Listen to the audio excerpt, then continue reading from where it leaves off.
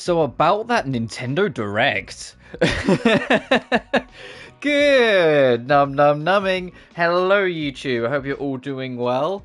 I am, because today is Honkai 2.3, which means Firefly's finally out. My wife, please, please be nice. Please be nice on the rolls.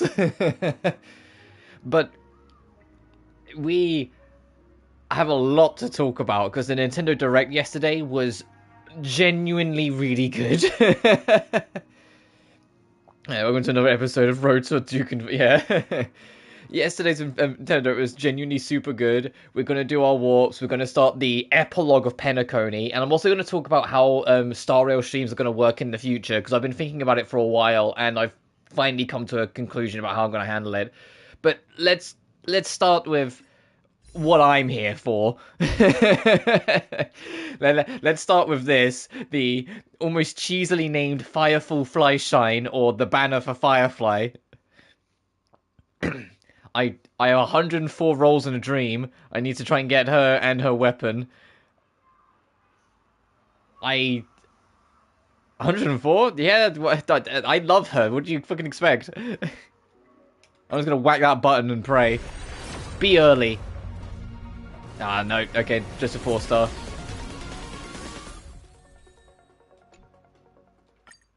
Just then, if I fuck up the 50-50, I still have a chance. Just that's why I'm like, be early. Oh, I like, I forget her name. I love her, though. I like her a lot. You're not being early. So you're insane.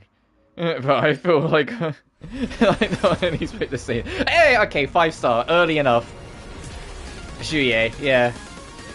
Please win the 50-50 so I can just work on the fucking weapon banner. Please. Please. Just, let's not do this bullshit we do every single time I roll in this game, where I fail the 50-50. Just this once. Hi, Misha. Just this once. Please.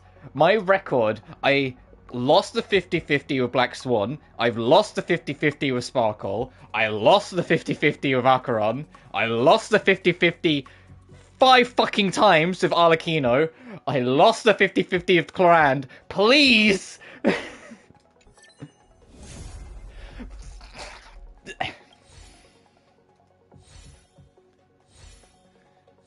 Hi, Bronya.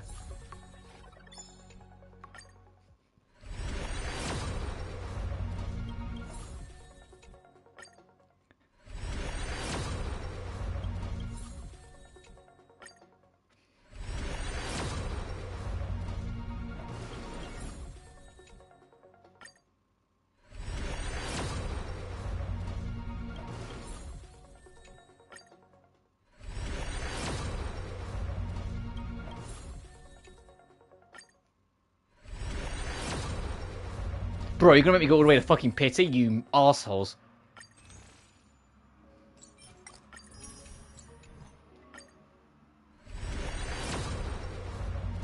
Bruh!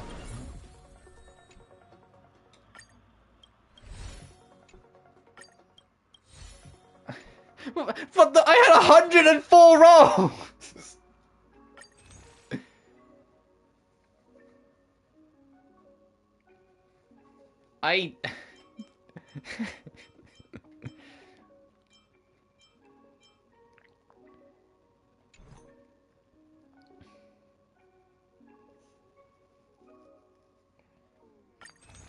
Sometimes. Sometimes, man. Sometimes.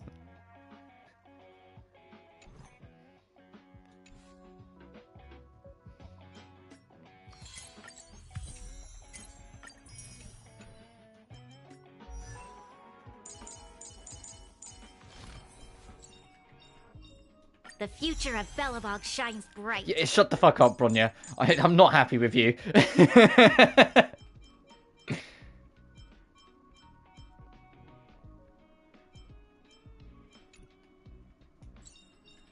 Serving under the 10 Lords as a judge of souls, I come to the world of the living to enforce their will.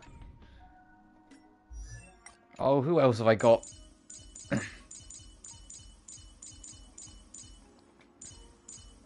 Who else did I get the Adonans for? Oh no, I got Misha a couple times, didn't I?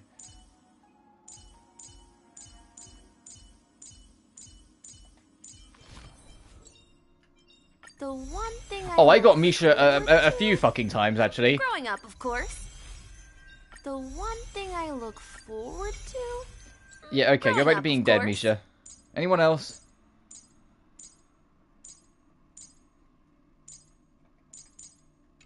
I hate my luck sometimes. I genuinely fucking despise my luck sometimes. I just want to go scream into the void. I just...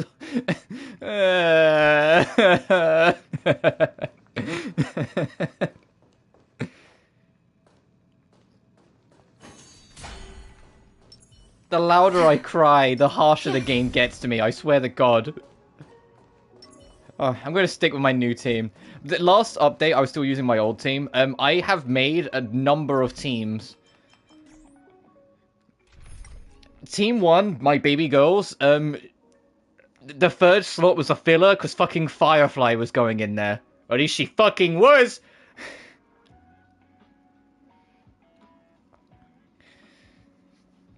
Then I have lesbians, because they're all lesbians. Then I have Monday, because it's the team I use to kill Sunday. And I have Flat Quantum, because it's, they're all Quantum.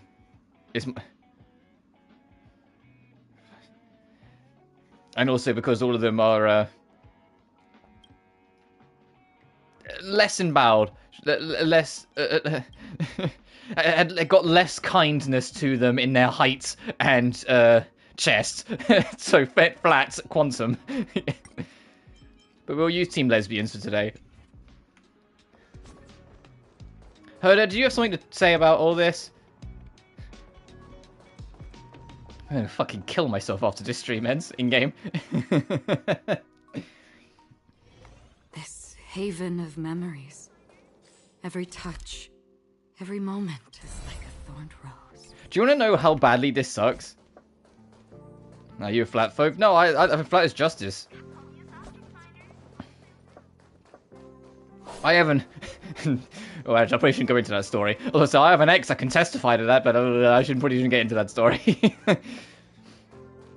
Fuck it. Life can't hurt me any more than it already has today. I had a girlfriend back when I was like 19 who was pretty unlucky, shall we say, in it, and I will take credit for single-handedly giving her a lot of self-confidence about her chest. Because I would not stop every single time she made a joke at herself, like, you know, at her own expense, about how unlucky she was in that sense. Every single time she did, like, that was just like, well, you know what you're getting for the next 3 hours? Me praising you endlessly and loving you endlessly. And like, I still take credit that I was like single-handedly involved in making her have a lot more self-confidence about her body, because I would not shut the fuck up every single time. And to be fair, we're still good friends. It was just one of those things where it's like, she wanted to go traveling a whole bunch. I'm quite comfortable where I am, at least for now. I didn't want to stop her from doing her thing, so we just went our separate ways. But we're still close friends and we still chat a bunch. Which is why I was hesitant to say that, because I know she'll watch this and just go, this son of a bitch.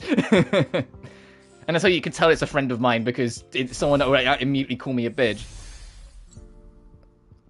Because that's like the favourite word of our friend group. You know, before we do the story, I need to like vent some of my frustrations out. We're going to do some like Spiral Universe. Not fucking Spiral Universe. Spiral Abyss, what I was thinking of, but Simulated Universe is what it's called. I'm going to vent my frustrations, then we'll get the plot. We've got all day.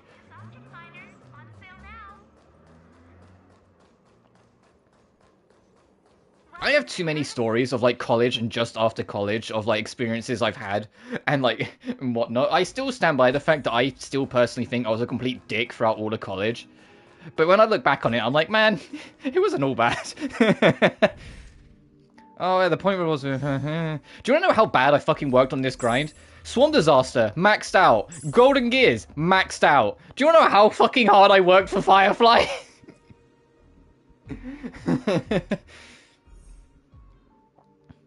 I am so pissed off. I can't... Oh, there's a new simulated world, isn't there? Oh, do I have to do something to unlock it first? I'm sure there was a new sim world. Herder, is there a new sim world?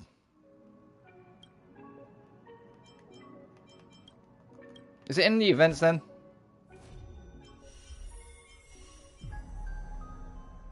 No, that's different.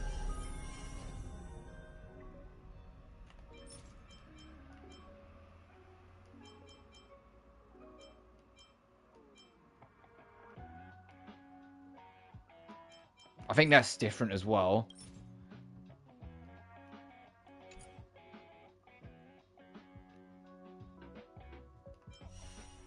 That's the new story stuff. Look how beautiful my wife is. Oh, and Jade's here as well. Attitude showcase. Oh yeah, I can at least show her off. Let me do that. I might be able to get one more roll. I haven't even got the fucking weapon. I'm waiting to get both Firefly and her light cone. This is bullshit.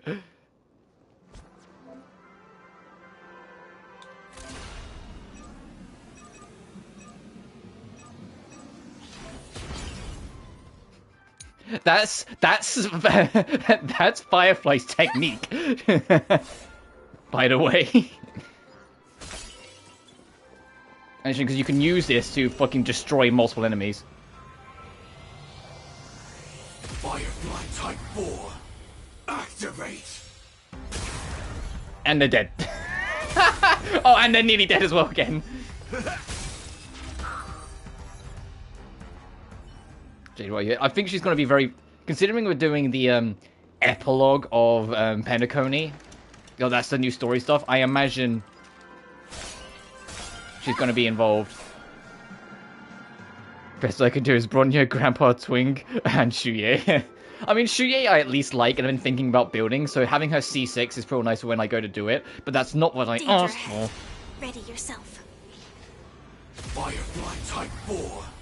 Activate. Her skill, consume a portion of her own health to regenerate energy, deals fire damage to a single enemy, advances this unit's next action.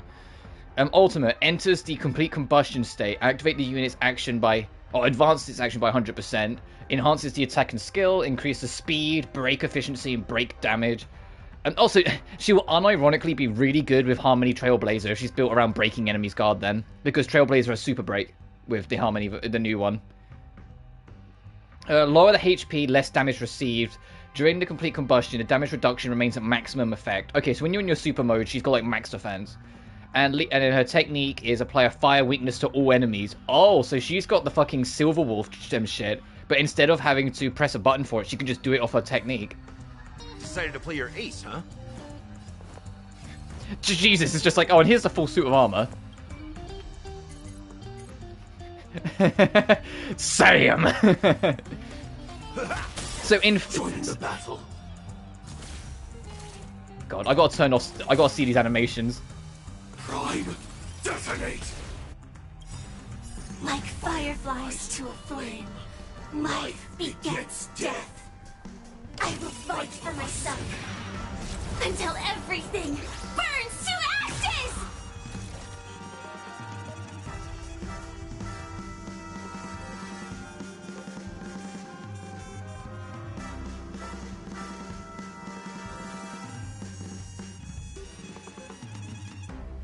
Sorry, I was just quickly closing a window because construction's going on outside.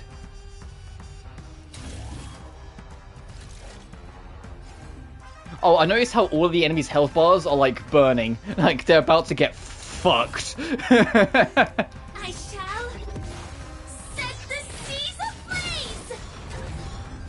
Stay in step. Dreams do come true. Oh, also, starting with this Have the update, upper you get hand. a free Harmony Trailblazer, so if you already have her, you get a free Edolan.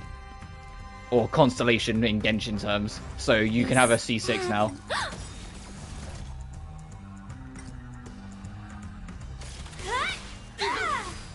So, you in the mood for another beating?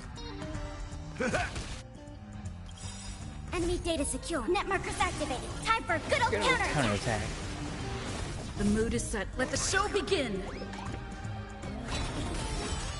Nice like a good brew. Full-bodied and sweet. My friends, indulge yourselves. My friends? Indulge yourselves! Gallagher is unironically a fantastic 4-star healer. By the way, for anyone team building, because his triangle is literally just heal someone, and his ult puts like a blood charge on enemies, so when you hit them, you get health back. So see, he got like about 2,000 health back from that. He puts like a blood singe on them. Let's improvise. He's unironically a pretty fucking good healer.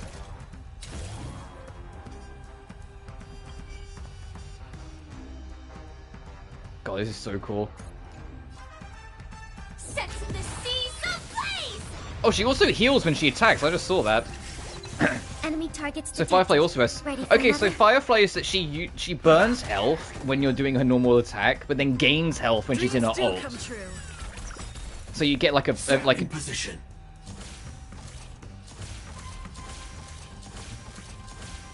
I like that she get like the fucking jet boots activate. Harmony, Blazer, Venturine, Sparkle. I'm gonna be real with you. That's a near perfect fucking team. Sam, awaiting. In fact, I'd even go as far as to say that is a perfect team for Sam / Firefly, because it's built around break building, and Harmony Trailblazer will boost that like crazy. Sparkle will ensure anyone who needs a turn gets a turn, and Venturine will fill the role as support / medic because of his shield game. That's actually a fantastic fucking team.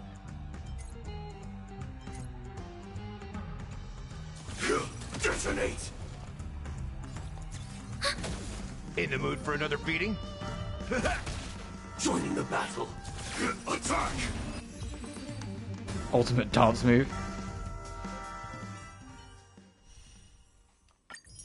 Oh, and while we're here, Ruan Mei is getting a rerun.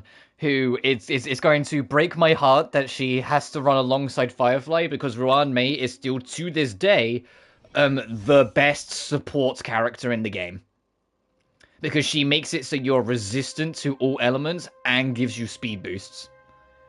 So everyone gets their turns faster and you take far less damage. Yeah. But I won't be getting her. Well, I mean, I might have tried to get her if I didn't fucking have the worst luck in the world, but that's not happening. Or as if it was a think of football. I mean, I can see it. Existence is unity. I won't surrender. Dodge this! Naughty child.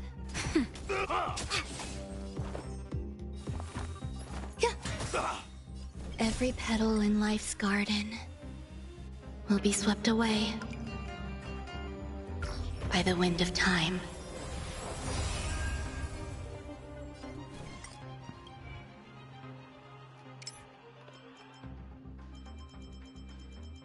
If you want to know how much that resistance boost is working, by the way, plus 88%. This is why people want, like, get Ruan Mei and heavily recommend Ruan Mei. 88% resistance? Oh, that's boost, never mind, ignore me. I don't know where the boost is, but damage boost, I think that's also Ruan Mei. Like, that's damage boost, that's not resistance boost, I misread. But that's Ruan Mei's boost. Do I need to explain why people say, like, she's almost, like, almost mandatory to get? Music across the board. When she's maxed out, yeah. This shall rise, Venus! Dodge this! Time for a shot. Nap time. Eternal.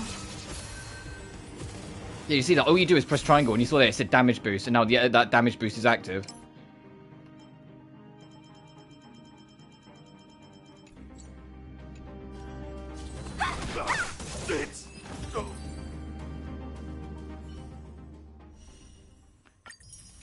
Alright, is that enough for one more roll? Please, you can see I'm aiming for the top left, right?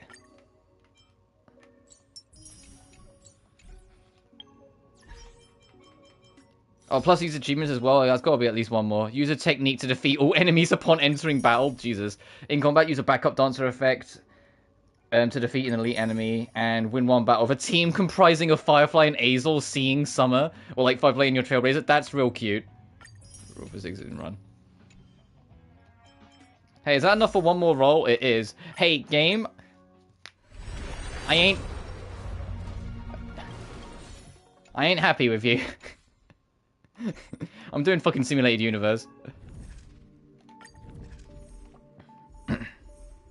What boss do I want to vent my frustrations on?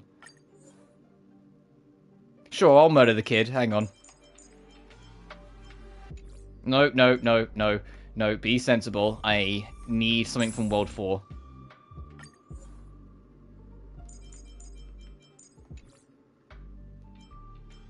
Or do I right now? Nah, I'll do World 3 then, fuck it. Oh, I already had the Team Lesbian set up. Awesome. Alright, let's just go for it then.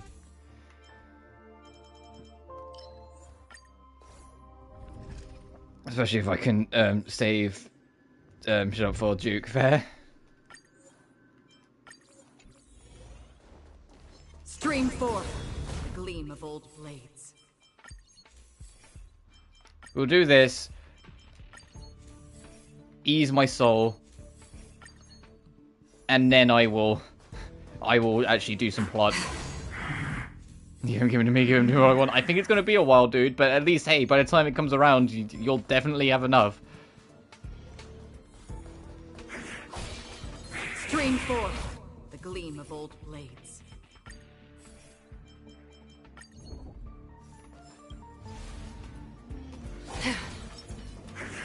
Let the show begin. Oh, you're just a basic enemy. Whoops, I thought you was an elite for some reason.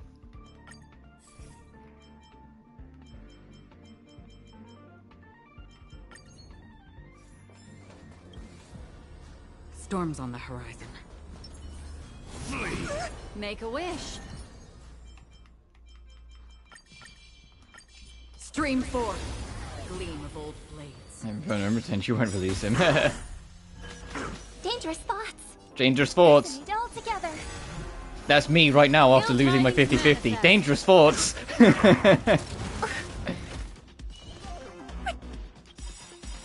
me. Protect me.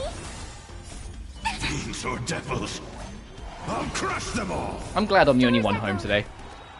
So I can just be loud and annoying. I'm glad I'm home alone today because I'm fucking losing my mind. I weep for the departed. It too shall fall.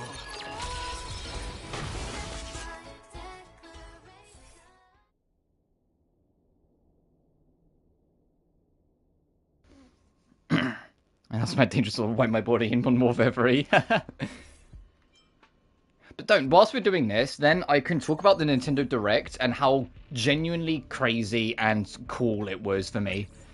It opened up with Nintendo doing a finishing the full circuit of the Mario RPGs. Because we had Super Mario RPG get a remake, we had Thousand Year Door get a remake. Now we're getting an actual new mainline Mario and Luigi game. Mario and Luigi Brothership is what they opened the show with, and I was like, hell yes! Like, I loved those games. I love Superstar Saga. They're great fun turn-based RPGs. They've got like so much fucking spirit to them. Hell yeah, they're getting another one. I was doing 5 to 6. Damn, fair enough. We got fucking Marvel vs. Capcom back in 2024. There's a Marvel vs. Capcom fighting collection. It's got to have like X-Men versus Street Fighter. It's gonna have like Children of the Atom. It's gonna have Marvel vs. Capcom 1 and 2. It's got the Punisher in there, which is just fucking like, what the fuck are you doing here? But but that looks like, I'm so happy that that's there and that's a thing. We had fucking Ace Attorney Investigations 1 and 2, meaning it's the very first time Investigations 2 is getting an official localization ever. And so then people finally got to experience it. And there's also a whole bunch of really cool details. I think it's a pre-order bonus, but when you get the game, they remade several tracks across both games, like in like full new synthesized orchestra.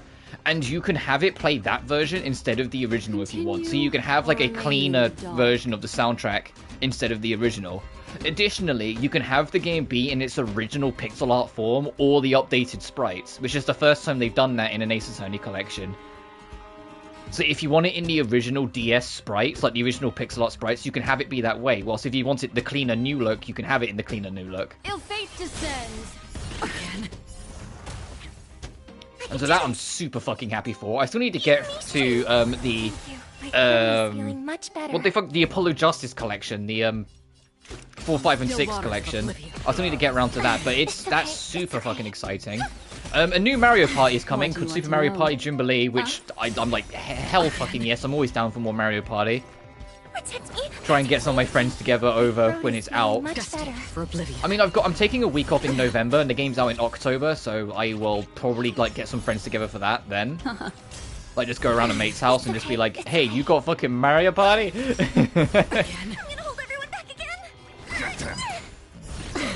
Yeah.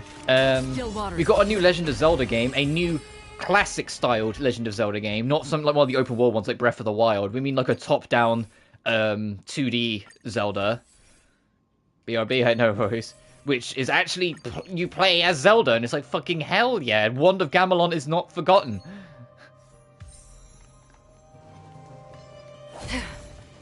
And the fact that that's like the most viewed trailer on YouTube of the event, like speaks volumes to how much people have been wanting a Zelda game where you play as fucking Zelda. The Danganronpa creators are making a new game, and I can't stress enough, when I was watching it, I was like, this is just Danganronpa, but not. Like, it feels like they want to make another Dangan, but aren't quite sure how to approach it, so, like, they're, like, making an experimental game. The only trouble with it is that it's a strategy RPG, and I'm not the biggest strategy RPG fan. I'm like, we'll fucking see. I'm not really into, like, these tower defense RPGs and that kind of thing. In the same way I'm not really into tactical RPGs, but we'll fucking see. I will say though that I think the designs look ugly as sin, but I love that. Like, I don't know how else to put, like, I don't know how else to explain that, but I think the designs for the not Danganronpa game, I forget what it's called. It's like 100 Miles something, or like 100 Academy or whatever. The designs, some of the character designs look genuinely really bad, but I kind of love the fact that they look that way. For Oblivion. Like, it kind of reminds me of, like, some of the V3 designs, where, like, I like some of the designs in V3, I take one look at them and go, what the fuck happened here? But I love them. And it's giving me the same sort of vibe. Memories are ever beneath the waters lies an endless abyss.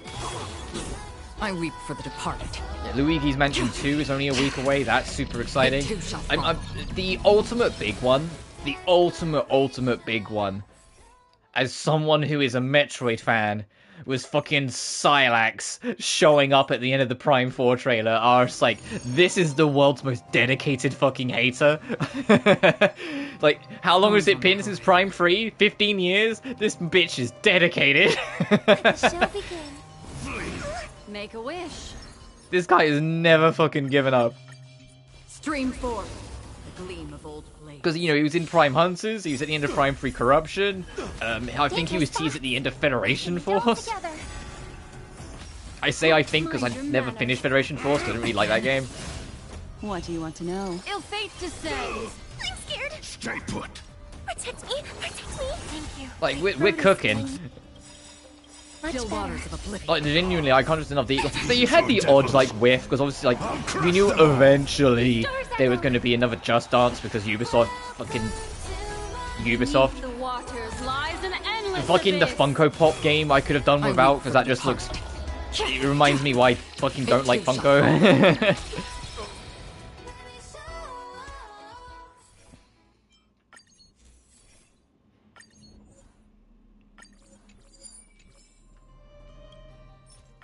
But, like, genuinely, there was so much else I'm really happy for. I don't know why... I do know why they made it a separate app. It just looks weird. They made, like, a mature section for, like, the N64 emulator. And fucking Turok is on there. I'm like, is that really a game that I would classify as mature? Alright, I guess. And also Perfect Dark. And Perfect Dark, it's similar to when GoldenEye 64 dropped. A whole new generation of people are going to find out that that game controls like ours. It's a fantastic game, and I love it for its time, but it has not got a great control scheme.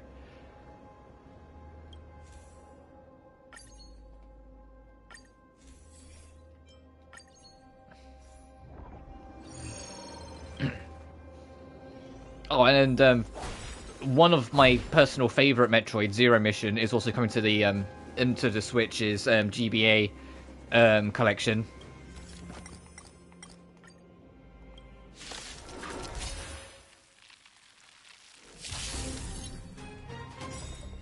Dangerous thoughts, harmony and unison. Destiny is ill tidings manifest. I'm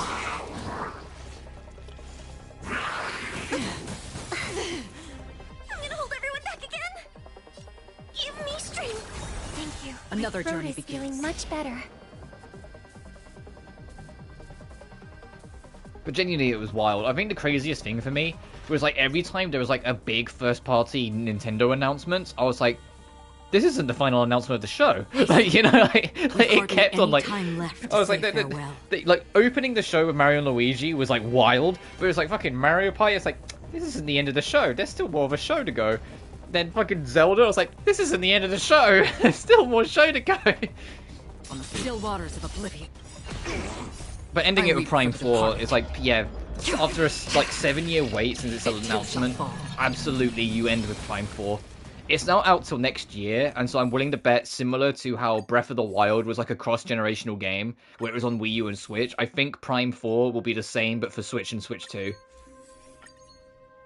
Or whatever they end up calling the next hardware. Because they still just keep on calling it the Switch successor, so we don't know.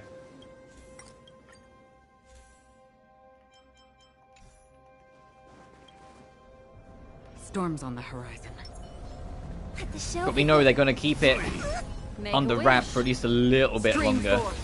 Because they probably want to see how far they can push the Switch sales before the Switch 2 drops. Stay focused. Because it is getting close. It's getting close to the PS2 now. Mind your manners. Like, I know in the US it's only like 1.5 million off like just US sales. So like it is fucking getting there. Dangerous thoughts resonate all together. What do you want to know? Ill tidings manifest. I'm scared. Stay put. Protect me. Protect me. Destiny's hand has truly These are blessed me. devils.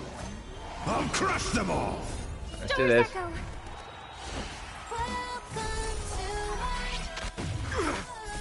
Beneath the waters lies an endless abyss.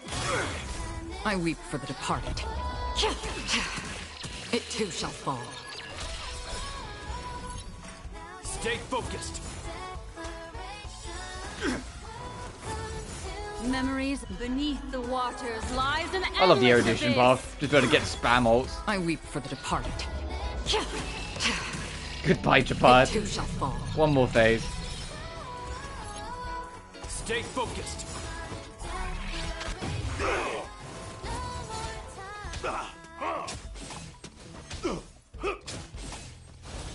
On the still waters of oblivion, destiny isn't just. It's Another blood debt repaid.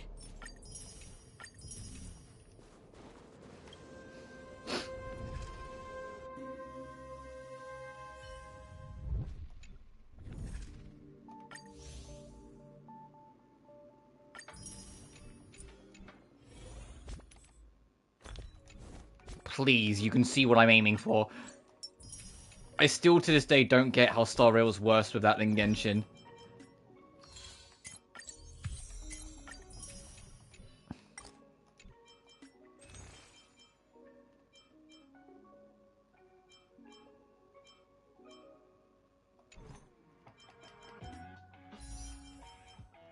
Hey, what one standard? Hey, make me feel better. Never mind.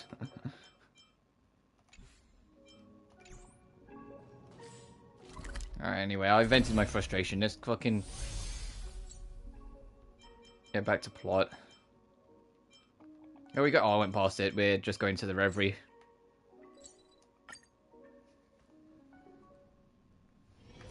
This haven of memories.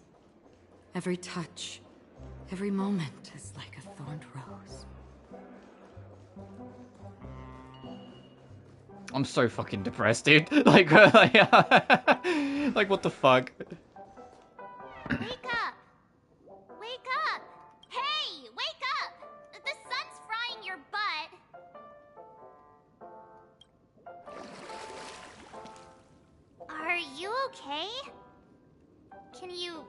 me? I didn't hear a peep from your room, and it really freaked me out. This conversation is such deja vu. What are you talking about? Are you still half asleep or something? The Order's dream is over. Even though it's been a day, I still break into a sweat when I think about it. Our trailblazing expedition almost ended in Penacony. I'm so jealous that you got a good night's sleep. I was traumatized and too scared to even close my eyes. Sorry to hear that, dude. I thought if I fell asleep, I'd never wake up again.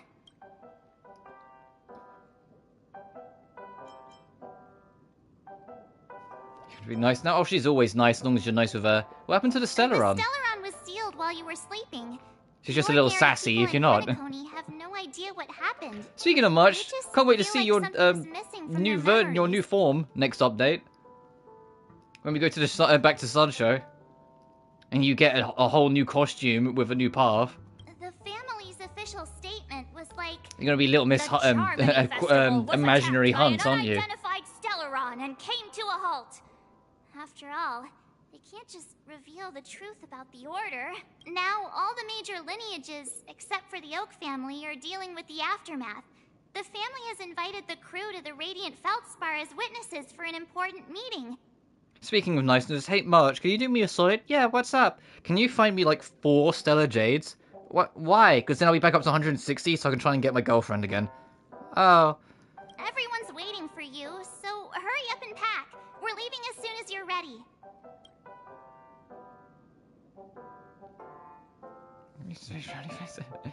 Talk much soon when you're ready to set off. After all this craziness, nothing is better than staying safe in reality.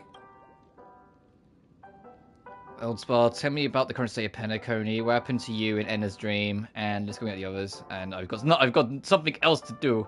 It's a massive airship, and it's awesome. I heard it's never shown to I'm your girlfriend, remember? Yeah. Only VIP Well. guests of the family get to board it and enjoy the breathtaking views of Penacony. The Iris family sent us a bunch of souvenirs. Fruit baskets, plus this fancy button model.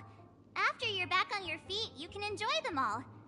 We are pretty much so. I'm just curious when we're going to start learning more about your memories, March.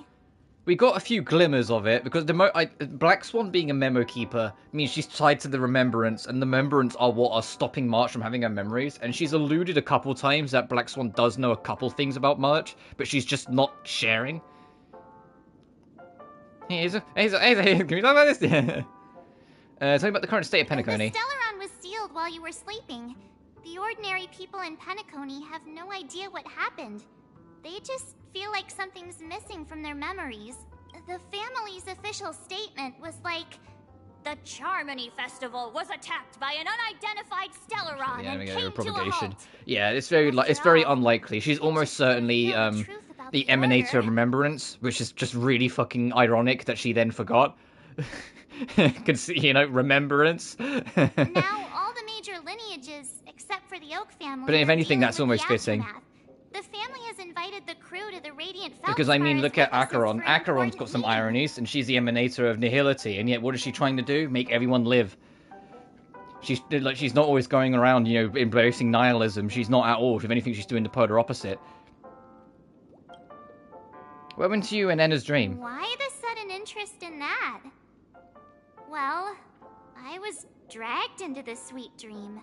Either that, or if she's not an emanator, she's at least heavily tied to the remembrance. Like, that we at least know. She's heavily tied to remembrance, but for some reason they removed her. The other one is that, if you want to, broaden her horizons and embrace the entirety of the Honkai lore, she's likely has at least some ties to Elysia from Impact Third. Whether she's a sibling, or a daughter, or a descendant, or something, we don't know. But she probably has at least a couple ties to Elysia. And then I dreamed about stuffing my face with delicious food and going on a shopping spree. Sunday didn't seriously believe that was the life I wanted, right? Breaking free from that cheesy illusion was just a piece of cake. Let's go. Yeah, let's go. We've got some time before we board the ship, so let's catch up with everyone at Dream Jolt Hostelry.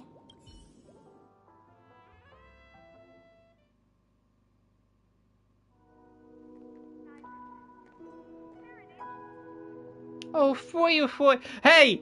And I'm just like, I was like, hey! Hey! 104 fucking rolls! Get out of here! How extravagant. Just like Epsilon. How was it? Did it live up to your dreamscape expectations? You already asked that when we first got here. Yeah, and you said no back then. But after all this madness, I'd say you've grown fond of it. You know, I was thinking that Firefly was a little undertall. I completely forgot how tiny Silverwolf is when Firefly looks tall compared to her. Just a heads up, you're still on the Bloodhound family's wanted list, so keep a low profile. And this time, it's Firefly in the picture, not Sam. That's gotta be a whole new experience for you, right? Oh, like Firefly as herself is acknowledged enough that the wanted posters have got her face. Indeed. In Kafka's words, that's also So she is, a missing one way or part of another, my getting life. what she wants, to be seen as her and not the suit. Still, it'd be quite inconvenient if I can't move freely. Could you help me out, Silverwolf? I knew you'd say that. Don't worry. I've hacked all the systems and left no trace. Don't do anything that may draw attention, and don't talk with guards. They might recognize you. Keep these 2 points in mind, and you can go wherever you want, unbothered. Thank you. No problem, Miss Samuel. I love this fake name. Oh, she's going by Samuel. That's cute. Now that we're done here in She's Penacony, which makes sense what will you because, do in your free for those who time? don't know, I heard a genius society. Firefly is from an How about army we called go Glamoth. stir up some Every single excitement? member of Glamoth was called Firefly. So her name isn't like a unique name to her. It's literally just like, oh, you're part of that army, you're just Firefly. You're a Firefly and your mech is Sam. And then the next person, your name is Firefly, your mech is Sam. The next person, your name is Firefly, your mech is Sam. So this is her making her own identity. This is her being an individual. Man, the Trailblazer account, yeah, I wish. Well, you know my script isn't over yet. It's also fun. It's taking a step back and having to remind myself these two are in allegiance with like the biggest terrorists in Star Rail. You know, like Silverwolf's bounty is something like 6 billion credits. Firefly's bounty is something like 9.2 billion. Blade is like 9 point something billion. Kafka is 10.5 billion. Like, you know, like these are like the most wanted criminals in like the star system. And it's just like, look at these cute little ladies, like having a little banter, and it's just like, no, they're like the most wanted eco-terrorists ever. Not just eco-terrorists, just terrorists. They've destroyed planets. I didn't bring you back to hear an answer like that. So no Duke Don't Inferno. worry. Yeah, I was saying you got to look at the script says fucking that height I'll difference, experience bruh. 3 deaths, Silverwolf. Also receive an unforgettable reward on the planet of festivities. How can she be so sassy and yet so small? How will I know if I don't try? All possibilities exist until the outcome actually happens, right? You may not realize it, but you have a bad habit. Whenever you seem to be asking a question, you've already made up your mind, and no words will dissuade you. Anyway... That said, in the Glamoth trailer where they showed like a lot of other Fireflies, there was one that they put a like weirdly hyper-specific focus on near the end of the trailer that I think might at some point show up again. I say might, I might be misunderstanding because to be Firefly is supposed to be like the last of the Glamoth. Like she's supposed to be like the last remaining survivor. So maybe it was just more someone that meant something to Firefly. but now it's also another one of the Departed. That trailer was miserable, by the way. The trailer where they show how Firefly became the last of her kind. I mean miserable as in like in a good way, not that it was bad. And you see like all these like really sick ass mechs charging in to fight the swarm, and then one of them's like to like destroy the swarm once and for all, suicide bombs, and the causing explosion murders every single other thing in the general vicinity, with Firefly alone being the only survivor of the entire war. Like she's just surrounded by bodies of like her comrades. Like she's literally just surrounded by burnt corpses. And she's the only one left, and she's just standing there. I was just like, this is not what I play Star Rail for, guys.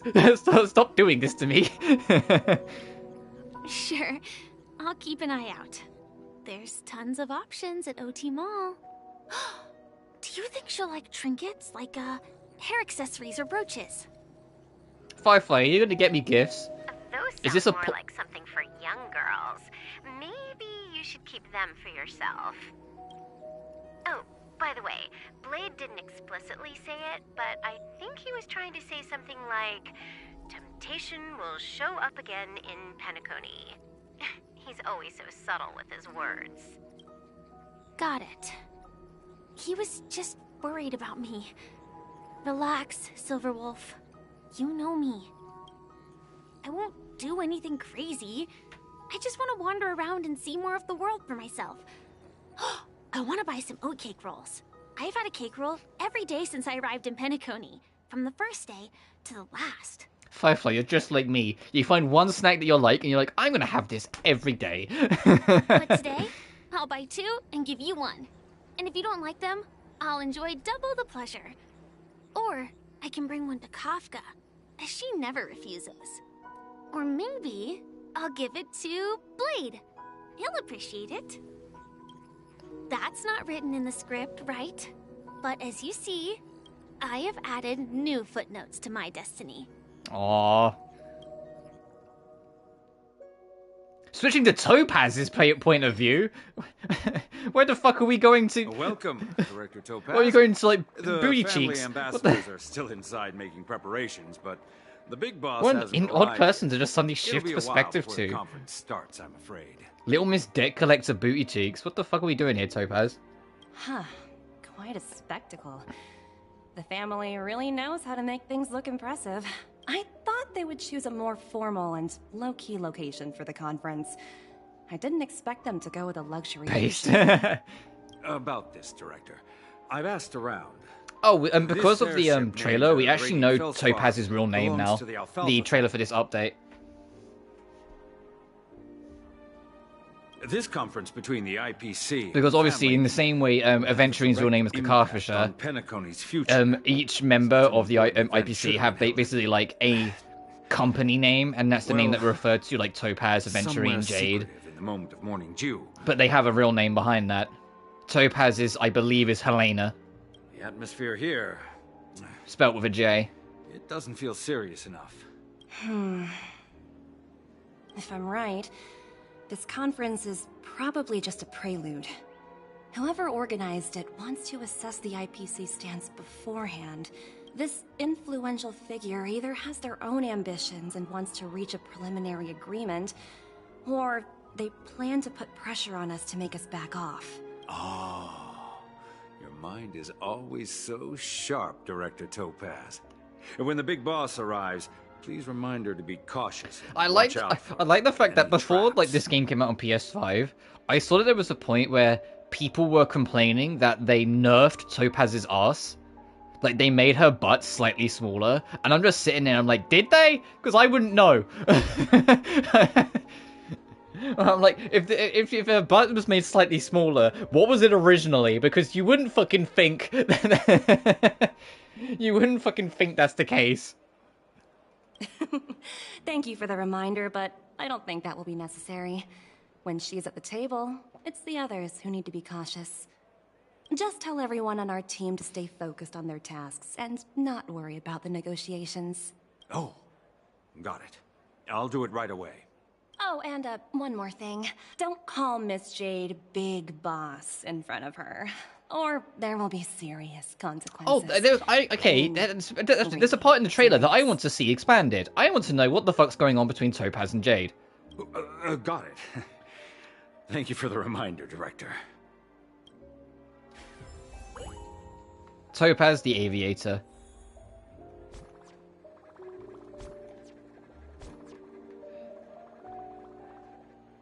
You're so pretty, Topaz. I wish you weren't a debt collector. Numby, what are you doing? Come on, Numby.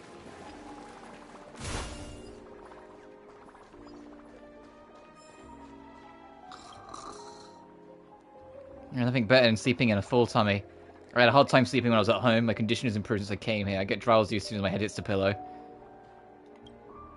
If I go into the what's it ceremony, let me lap a little longer. Snore, snore. 18 treasure chest. The Radiant Fled Spa.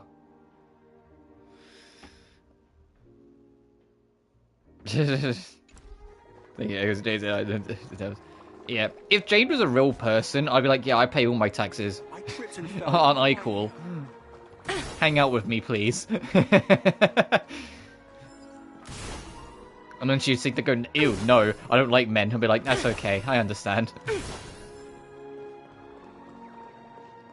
Oh, you know something dangling from the ceiling? What? Oh. Oh, there's more goddamn birds? God damn it, I thought we were done with this.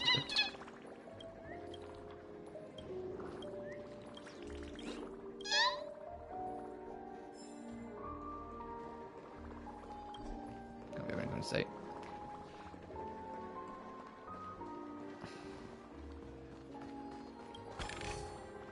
Hard work pays off.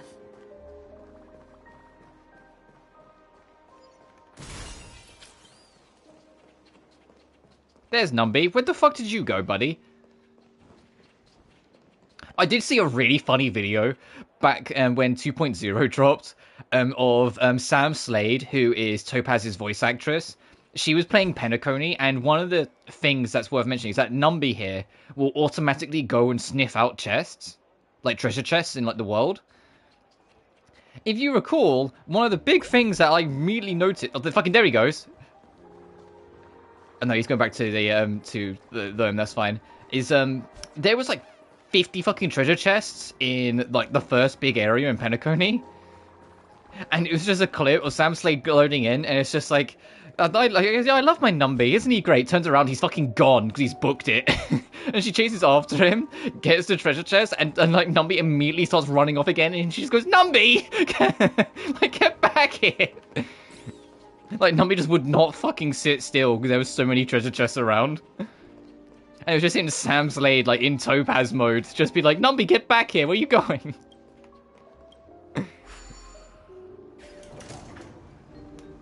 None of the important figures have arrived yet. Huh. Looks like the conference won't be starting for a while. Such a bustling place. I think I'll take a little walk around. Oh, hey, I got more gems. Hey, fucking Firefly, please, I am begging you. I don't want a middle-aged man.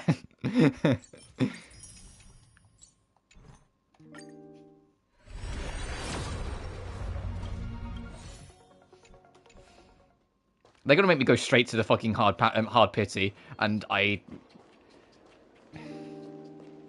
Next week, I get paid. Next week is my payday at work. Next week. Next fucking week.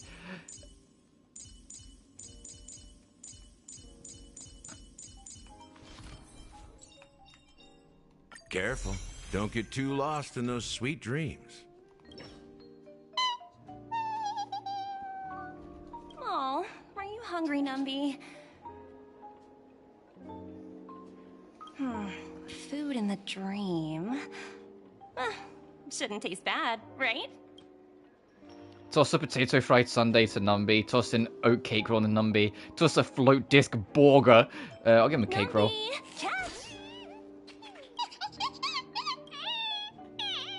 I was eating the oat cake rolls. Numby seems a bit uncomfortable. Ooh. Oops. Not to your liking, huh? Sorry. I'll treat you to a nice meal once we get back to reality.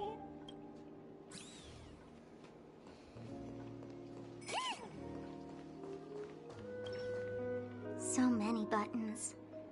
How many centuries would it take to press them all? That Family Guard is sounding awfully Sparkle-like, and these are all the Sparkle's buttons. Huh. Didn't expect those pooches to actually recycle them all. Huh? What are these? For your safety, please stay away from those Fuck objects. off! Sparkle! Sparkle!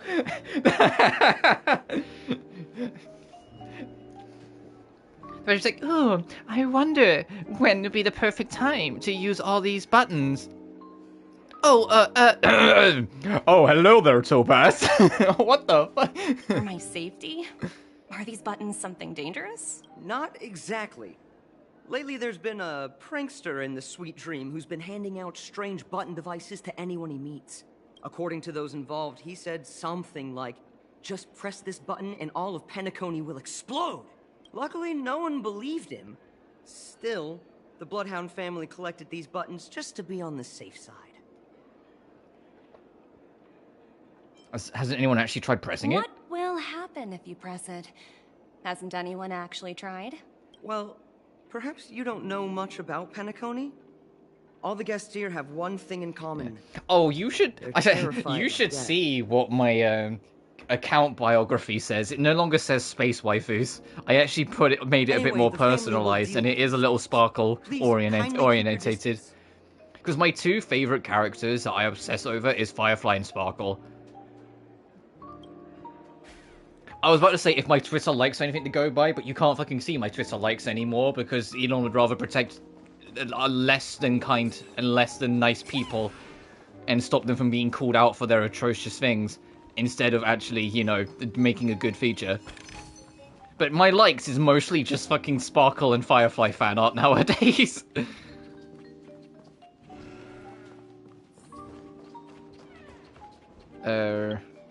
Yeah, there it is. I am normal about Sparkle and Firefly.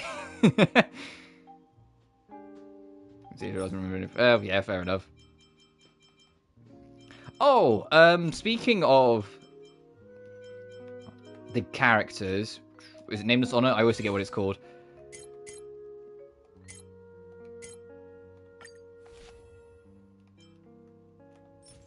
The bonus reward for buying the battle pass is you get Firefly and Sam in like red, like Firefly in like a red coat and Sam with like a red cape for like your profile icon.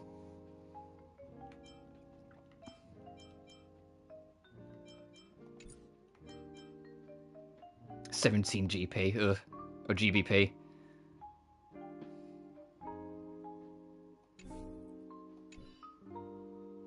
I haven't degenerated enough to spend money on stream yet. I haven't fallen off the off the edge yet. Oh, free stuff. Dude, if I ever like took off and like got big as a streamer, I would do the exact same thing that Shenpai does with her Honkai Star Rail streams. What she does with her streams is that she has a rule that says your money, your rolls. And essentially, if you donate money to her when she's on Star Rail, you can ask that money to go to a roll. And she will, because in her eyes, it's not her money. So if you so some people will put in enough money for 25 rolls and will donate it in and will just say, fucking Aventurine, to give an example. And she'll go, alright, so she'll spend the £25 on that, and then roll for Aventurine with it. If I ever got big, I would probably do the same thing. There's also a really funny amount of people who, donate and just go standard banner, and she's just like, what the fuck is wrong with you every time? She's like, why are you doing this?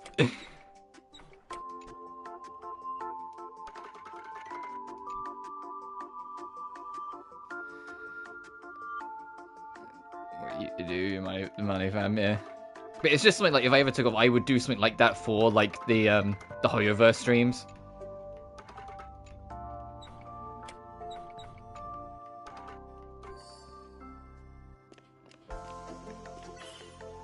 Because I have to kind of specify Hoyoverse as like plural. Because we are rapidly approaching Zenless.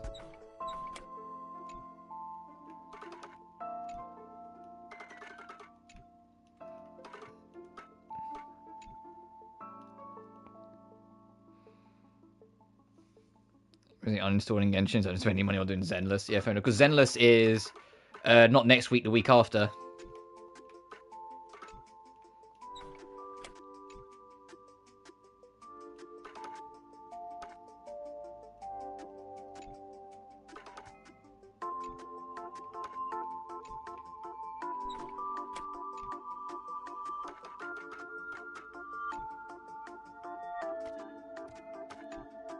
I have no idea how I'm solving this puzzle, by the way. I'm just kind of fucking around.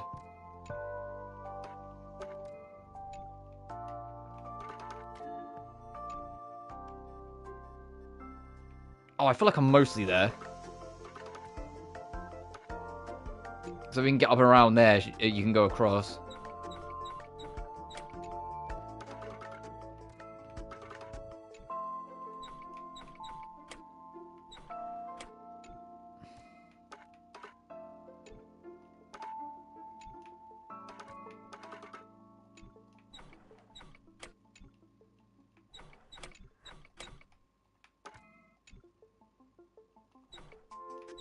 Hey, there we go. Okay. And my birthday, by the way. Woot woot. Hey. Oh, and now it's going to be build this path over here, right? I was probably doing it in the wrong way. Yes. Do you know what you're doing for your birthday? Like, whether you're, like, streaming or doing something at home or what? Or going out?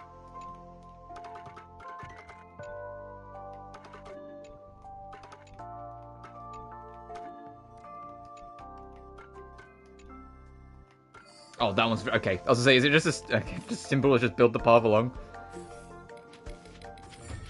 Because I went to a steakhouse on my 25th last month. Ooh, free stuff. Entirely, but... The stream's one of them, fair enough.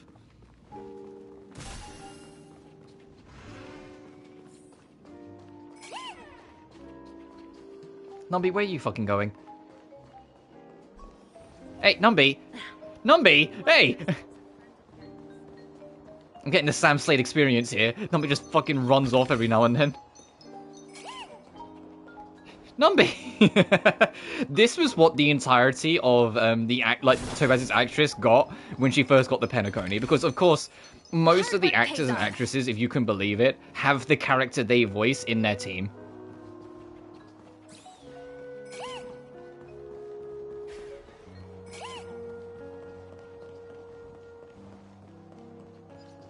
It's okay, Numby. You can get stuck on people. I can see what you're going for. Ooh, free stuff. My favorite one is Molly Zhang. She calls... Molly Zhang is Zila's actress. She refers to Zila as her daughter.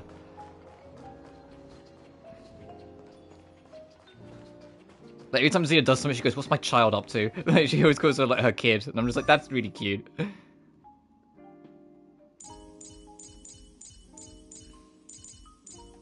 This one. Greetings, madame. What can I do for you? Hello. Could you tell me more about the Radiant Feldspar?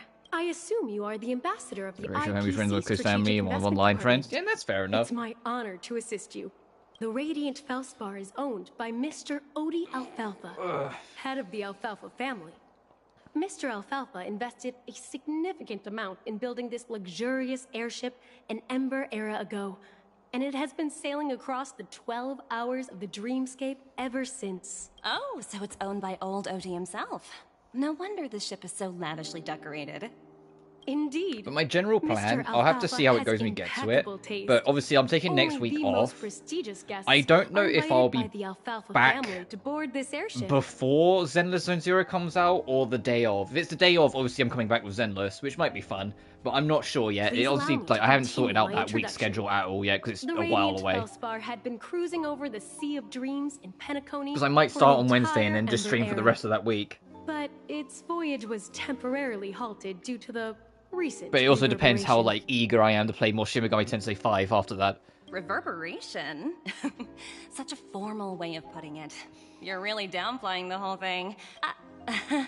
I apologize. Please continue. Following the previous reverberation in the Sweet Dream. I also wonder when we're the going to meet Radiant more Felspar of the had Ender to 10 suspend Stone its Hearts. voyage Because temporarily. we've met 3 of them now. And we know of a 4th one. We've met Topaz, we've met Aventurine, we know of Jade, like, properly, and we're about to meet her. And they've referred to a diamond once.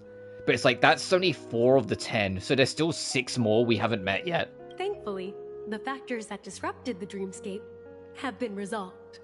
However, due to, well, certain special reasons, the Charmony Festival, originally scheduled at the Penacony Grand Theater, had to be temporarily postponed. Yeah, it's almost like we had to have, like, temporarily postponed from the Grand Theatre. Yeah, it's almost like we had a battle to the death with Sunday there. So, Mr. Alfalfa suggested relocating the But one of the Charmony things I wanted to talk Festival about whilst we're to going through this, I Radiant said that I want to Felspar. kind of, like, explain what I Taking plan to this do with Star opportunity to Rail, announce like, the after this. resumption of the What I'm airship's going to do voyage. first is I'm going to go back through the playlist. As of right now, as I'm streaming, the Star Rail playlist is split into 2 groups. Like, it's one playlist, but it's split into 2 groups. My first experience with it, and then Penacony. What I plan to do is retitle and reorganize and change the thumbnail on a few of them to make them all split by story arc. So I will have, like, the first stream will be her to Space Station, and it'll have a Space Station themed thumbnail. All the ones in Bellabog and Eurilo 6 will have a Eurilo 6 themed thumbnail. Then it will be the Sunshow Lawfu story arc. Then it will be Penacony story arc. So then if there's another story arc I pick up and do that isn't the main one, as in, like, whatever the next planet is, because I might do Sunshow Lawfu if it's a main quest next update, the new Swordmaster arc. I will call that the, like, Star Rail Swordmaster. You know, like, for, like, the Swordmaster story arc. That sort of idea. So then it'll be easier to identify in retrospect, like, what was what. Because, like, you know, like, with Genshin, because I've been streaming since, or playing it since 1.0, every single video and stream is titled by what version update it is. So it's easy to identify through that. And I want something similar for this, but I started late, so I can't be like, oh, yes, 1.4, but we're doing 1.0 content. Because that's what it was at the start. Like, Zenless will probably be the same. Zenless, I'll probably call it 1.0, like, on the stream title, and then just update it to 1.1, yada yada, as it goes on. Ah, well, that would meet the family's needs and also create momentum for Mr. Alfalfa himself. Quite fitting for a legendary tycoon like him. Thank you for explaining It's also going to be very this me. problematic when Zenless Goodbye. comes out, because fucking free gacha games? Oh boy. Fucking free, time-taking games? I'm not going to have time to do anything else. I say that. I get my dailies done pretty damn quick in both Genshin and Star Rail. The talent motivation department? Again? Internal review? Will it ever end? I'm working on a major project. I don't have time to squabble with you guys. The way I handled the Eurilla Why is she case putting her was fingers to proof her by right senior ear when the management. headset's I so have clearly on all her of the left ear? project logs and calls are complete. By the way. Can't you check on them yourselves? I could see the headset, Topaz, unless it's, like, going over both ears, and I just can't see the other one. I just don't understand. Why are you so fixated on this minor case and constantly escalating it? Seriously, what's your purpose? Sounds exhausting. Why not just hang up? Oh, hey, it's, the character that everyone thinks might be Topaz's girlfriend. In my opinion, you handled that project quite well. A little ball of ice in exchange for the Astral Express's good favor. That's not a bad deal for the department. It's been a while, little Yelena. I've been looking forward to working with you. Never imagined this day would come so soon.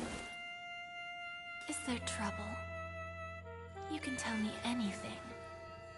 Just like old times. I'm not going to It's say been a they're while, lesbians, Madam Jade. I'm but they're honored to have the lesbians, opportunity to work with right? you. Come on. Come on! What the fuck was that? Like, the fucking grace of the cheek. Topaz, like, eyes sparkling and smiling back to her. You can tell me anything, Topaz. These two fucked, right? Like, and the sexy jazz music as well. Like, these two have a history. I refuse to hear otherwise.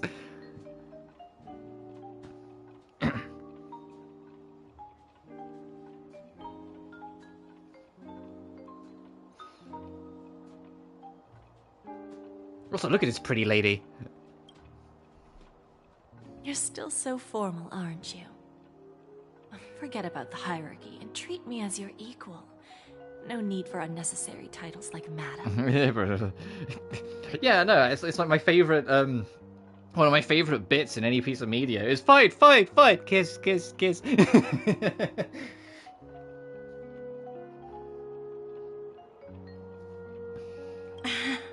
I'm sorry, but it might take some time to get used to that. After all, you are a senior. Well, now that we're both members of the 10 Stone Hearts, I need you to be at your best. Especially since the upcoming negotiations leave no Bring him and room let for them error. fuck. Also, Jade, real talk for a second. Why have you got like such a elaborate goddamn design? Like, you've got like a blue side with like you got the white side of the shirt, you got like the sleeves but they're cut off so you've got like your forearms free. I can see like a wrist thing from this angle. You've got the giant hat with like the two bows. The necklace looks, well, you've got two necklaces, I just realized. Like, you got the belt, it's like the gold, like, it's like around her waist instead, or like you've got such a, like, how long does it take you to get dressed in the morning, Jade? Like, an hour? Like, for real? As sharp as you are, I'm sure you've figured out the true purpose of this conference, right? I believe. Also, she's got snake eyes. I don't know if that's been himself identified, but to she test our has limits like slit eyes before instead of the normal eyes. She has official snake eyes. negotiations between the IPC and Penacony. And as her signature weapon, for anyone who's interested in getting her, she uses a whip in combat, because of course she does. She uses a whip, her ultimate is her stepping on you, and she summons a snake that eats you. That's true, and it works in our favor. Do you know why? And I believe she's voiced in English by, I forget how you pronounce her name. Is it Faya? Faya Mata? If we can reach some sort of agreement with old Faye or Oki Faya, one of the two. beforehand, I might have to try and find it in a gauge our minute. opponent's boundaries, our future negotiations will go much more smoothly. Who That's you've the probably, obvious benefit. who if you've probably heard in more animes than you'd ever realize. Like, she's one of them.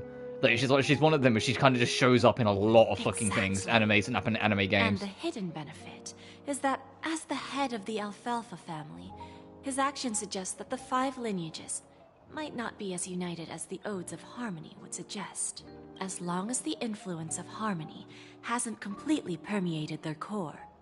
Personal desires will always have their way. It's similar to the power struggles within the Sorry, IPC. that was my bad. I was lost in those eyes. The supposed all-for-one philosophy shared by the 5 lineages. It's just The a Plant Family slogan love, now yeah. that the Dream Master has gone. Ben got you inside your own device, yeah. After the downfall of the Yoke family, old Oti's faction became the dominant force in Oh. Penacony. This, bring up the thing. This is coming to Genshin. Even if we consider only I think it's in the succession next order, update. They're he's going to the bring the longest ability to serving bring up and the most senior dialogue among all list, family heads. or like the conversation log, which is just like, why wasn't that there at Yes. launch? That's Why do we have to wait exactly why we until need to handle the checks conference notes following an 4.8? agreed-upon strategy. It's like playing a game of chess, where every move needs to be carefully thought out. Absolutely. Ben, the more things that The keep on 3 steps of changing with Genshin as we're negotiation. approaching 5.0, Listen, the more I'm test, kind of and scared at how strike. big of an update That's what 5.0 you is going to taught be. Like, I feel like that's going to be a gargantuan update. Like, with the mounts, with upping the level cap. I mean, like, it's like systems is in gargantuan. Like, it's going to really change shit. Clear. The graphical Although, tune-up you it's going to seem have get... changed the order in the Yarilo case. That was based on my personal experience. I apologize for interrupting your conversation, but the family head is ready to meet the ambassadors from the Strategic Investment Department. Right, so let me have a look at this goddamn thing. She's a Final Fantasy character because she's got like 7 belts. She's got a belt around her sleeve, there's another one on the other side, she's got the garter belt thing. I say garter belt, you know what I mean. She's got the thigh strap because that's literally a fucking Star Rail staple for some reason. I don't get it. I don't get the one thigh strap thing, but sure, Star Rail, you do you. It's the same, like, Topaz has one on as well. I don't know what this game is with the thigh straps, but here it is. She's got, like, it's almost like she's got 2 coats merged into one. And it's got a hook to the side. She's got a lot of jewelry. I can see a ring on each finger. She's got the 2 necklaces. She's got a bracelet. She's got another bracelet. She's got 2 bracelets on the far wrist. She's got earrings. The goddamn hat. Like, yeah, okay. Like, they really, like, glamified Jade. Time to get to work. Let's prepare ourselves and meet that esteemed supporting actor. Remember, our goal is to create an opportunity for the IPC to enter Penacony. Aventurine has already made a small opening, and you and I... Also, although it's only subtle... tear it wide open. Why are her boobs alive? Like, she's just standing still. Why are they, like, moving around so much? Like they were on a mission with Jade's design, I swear to God. They're like, let's just make, like, the Kuma's worst biggest wet dream. Let's just make that the character design, and then watch the fans frolic in.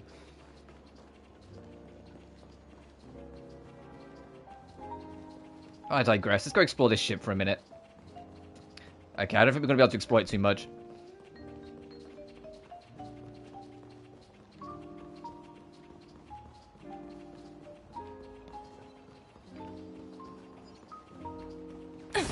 Okay, I don't think there's actually much we can explore. I think it's going to be a very short venture. It'll probably be later on when we come back. When Sparkle's not so subtle ultimate plan. For her to put all the buttons up here and get all the buttons up here, she's clearly up to something.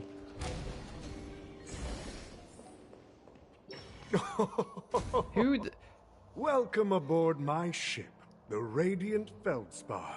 Smart and charming ladies. Who's this, Grandpa? Please, have a seat.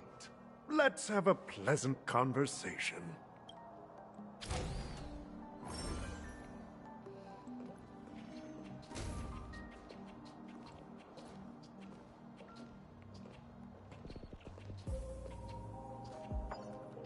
I mean, he looks like the head of a plant family, to be fair. Welcome aboard, my dear ladies. Forgive me for any lack welcome of aboard. Why are you attentiveness sitting that so might have fucking led far to a away from me? lengthy wait I know outside. reason. No problem at all, Mr. Alfalfa. It's my honor to meet you in person. You may not be aware, but the book Odie Alfalfa, the biography, is a must-read for all Strategic Investment Department employees. I'm just gonna be a dumb joke, but stick with me here. It's the difference between elegant lady and tomboy. Look at how they're sitting. After all, to many, you are the legendary figure who single-handedly built the Penacony economy. I expected no less from the 10 Oh, hang on, stonehearts from OT, the hang on, OT. So to interrupt this Strategic conversation, there's a treasure chest in the back. Let me just You're one minute. definitely skilled in the But art of that's my conversation. personal luggage. Well, there might be some jades in there, so don't worry about it. I just need to confiscate this. I always enjoy talking to smart people because we don't have to beat around the bush. We can just get straight to the point instead. Since I invited you IPC ambassadors on board, I'm sure you've figured out the topic I'd like to discuss, yes? The future of Penacony, if I'm not mistaken. Precisely. Those few words represent a terribly complicated situation indeed. Let's take that golden-haired guy who's not showing up, for example. He put in great effort and almost got himself killed. But what was it all for? Wasn't it eventually to create an opportunity for you IPC to regain control of the precious Astana? The wisdom and experience you've accumulated over 10 Amber Eras are truly impressive. Let's assume your assumptions are correct, Mr. Alfalfa. How would you respond to the IPC's actions? I appreciate your composure, Miss Jade. You must have witnessed much in your worldly experiences. However, perhaps you don't know much about Penacony. Old Oti won't sit idly by when faced with a greedy wolf.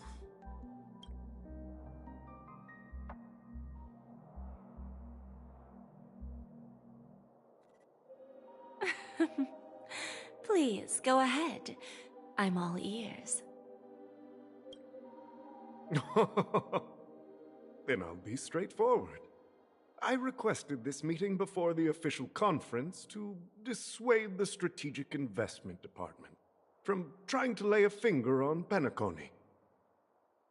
If you back off now, you can make a smooth exit and prevent the IPC from losing face during more important negotiations. One of our P-45 executives was attacked and nearly killed in the Dreamscape. The IPC can't simply ignore this incident. Moreover, considering the turbulence during the Charmony Festival, Penacony's credibility has taken a hit in the public's eyes. Despite your determined attitude, the issues plaguing Penacony are real, are they not? You use the term real, Miss Topaz, but let's not forget that this is the realm of dreams. If you want to succeed here, you need ambition and unconventional thinking. Curious about how I plan to respond to the IPC? Well, I don't mind sharing. My actions will help Penacony take a significant step forward by self-listing and going public. Going public? If I'm not mistaken, you want to bypass the IPC and go public on a universal scale. Precisely. Instead of watching the IPC gnaw away at Penacony, I'd prefer to open the doors of the sweet dream to the entire universe. Starting today, anyone in the cosmos can become a shareholder of the land of the dreams. This is the path of harmony I'll choose.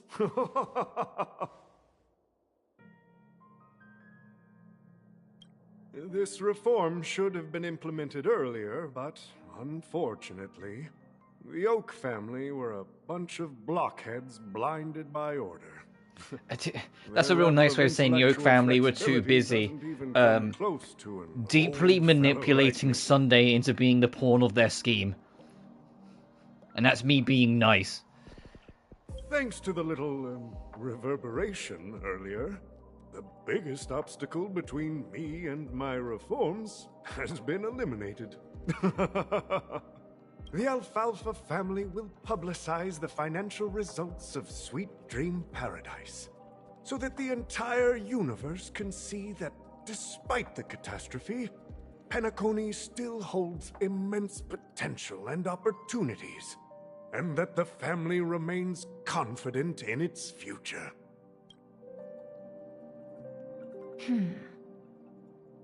Crisis and opportunity are two sides of the same coin. So, you've been waiting for the right moment for Penacony to regain the spotlight. And if Penacony should seize this opportunity to overcome adversity, even if the IPC tries to intervene, every move we make will be scrutinized by trillions of people.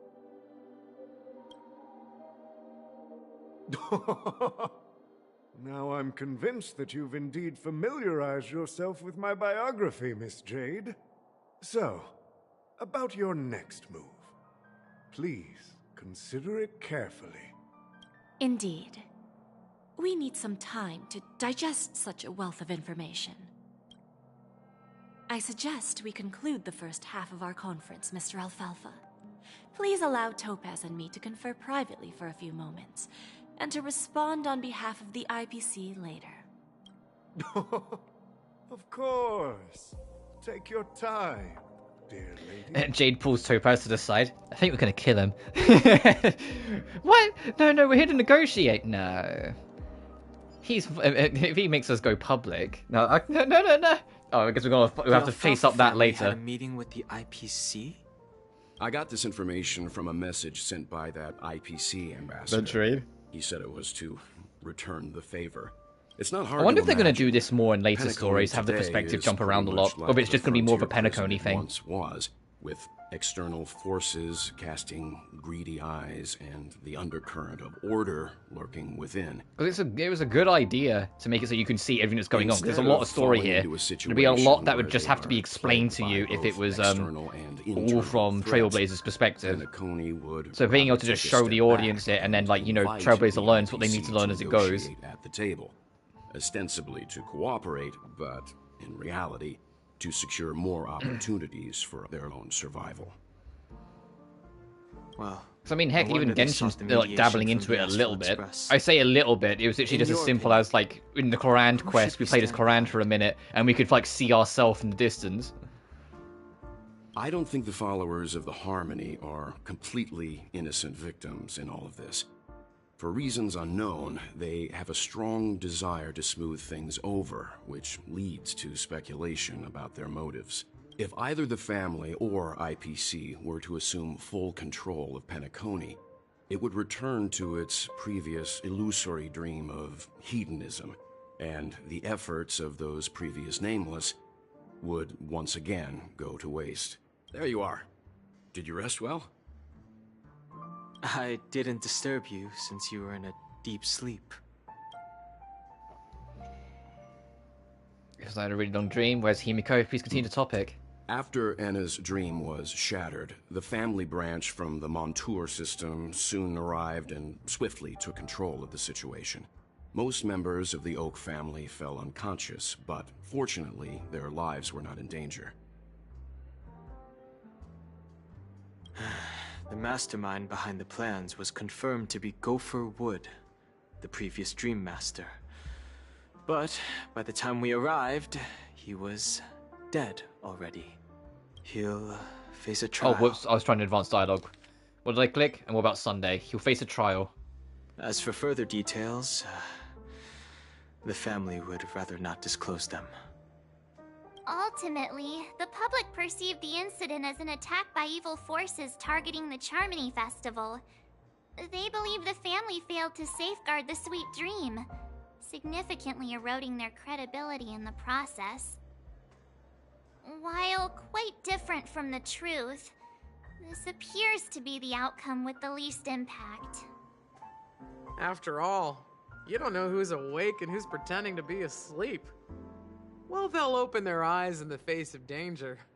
Once the danger subsides, they'll embrace the sweet dream again. Here's a toast, with 3 glasses of Glory of the Trailblaze to all of you. Yeah, it's good to see you all again. Although we might be saying goodbye again after this reunion. When will the Astral Express leave Penacony? We'll stay a bit longer, but not too long. So, this is our final meeting then? If this is a farewell, then it seems to be missing something. Music? Atmosphere? Maybe a special drink to honor those who are not here. Let's see. The mixed drink should be solemn, dignified, and unique. As we'll use it to pay respect to those fallen heroes.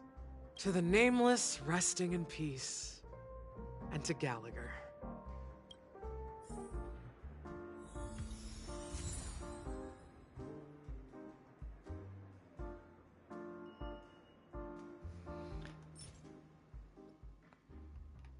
I have no idea what that track is referring to.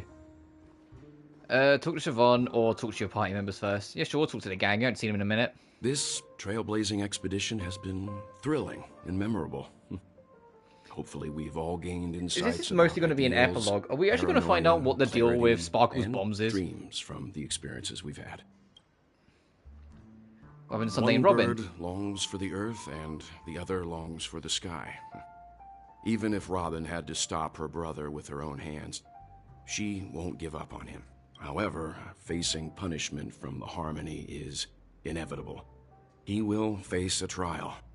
As for further details, the family would rather not disclose them. I mean, it's still heavily theorized that Sunday's going to get recruited into the Stellaron Hunters.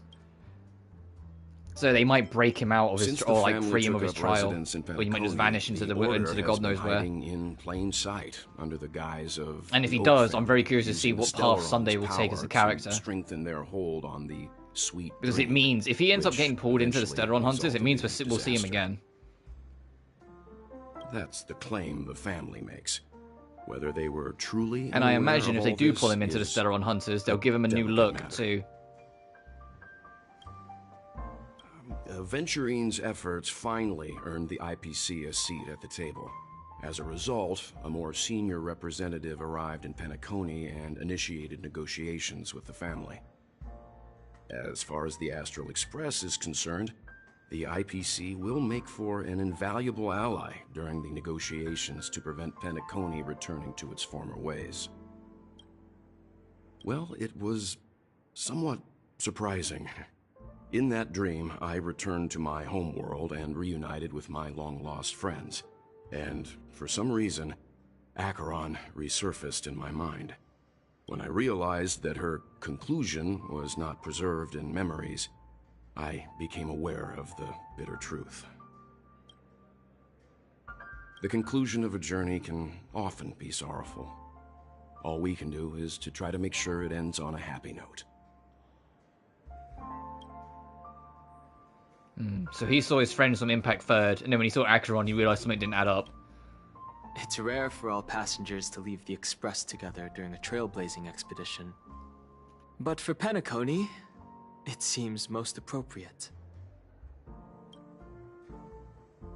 Given the conductor's presence, there's no need to worry about it. However, it's crucial that we soon return to inform Pom Pom about the Nameless.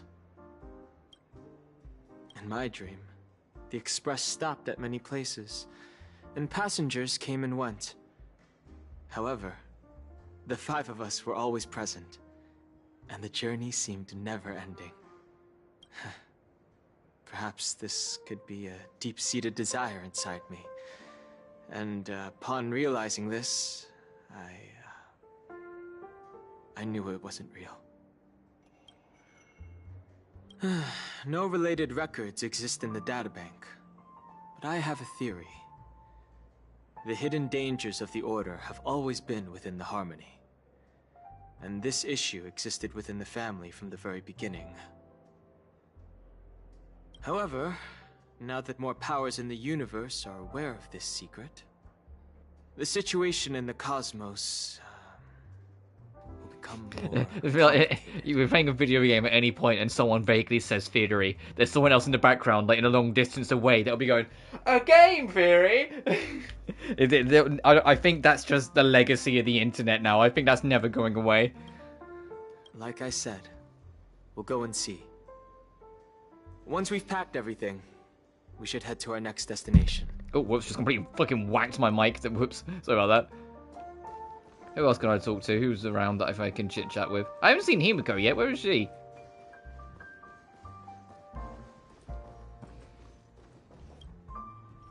Guess what? Something weird just happened when I was on my way over here. Someone gave me a strange gift. If it's a red button... So I unwrapped it and found out it was a button with a fucking sparkle, because I went, "Oh, hi, Marge!" Like fucking little gremlin she is. Penacony will explode. That sounds terrifying. Did you press it? Of course not. Who would press something like that? By the time I turned around, the person had already vanished. So I handed it over to a nearby hound. I heard there were many similar reports before the Charmony Festival started. I'm really worried about the future of Penacony.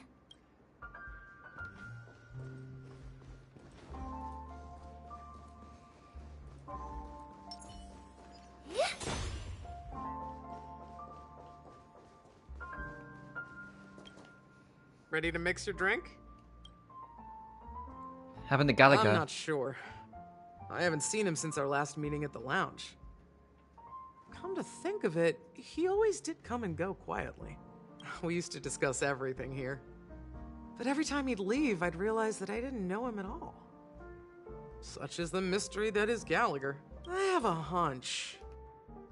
Perhaps he's already fulfilled his wishes and won't be coming back. Before we start, would you like to talk to your friends? We have plenty of time. All right, as you wish. Huh. I think I have an idea about what drink to make. Would you like it bitter or sweet? It's up to you. Choose the flavor that suits you best at this moment. Drowning sweetness. One of the most challenging drinks to make. A slight imbalance in the ingredients can result in an overwhelmingly viscous sweet taste. However, with the right ratios, you get a uniquely sweet drink with a lingering aftertaste. Not a bad choice. Let's start mixing.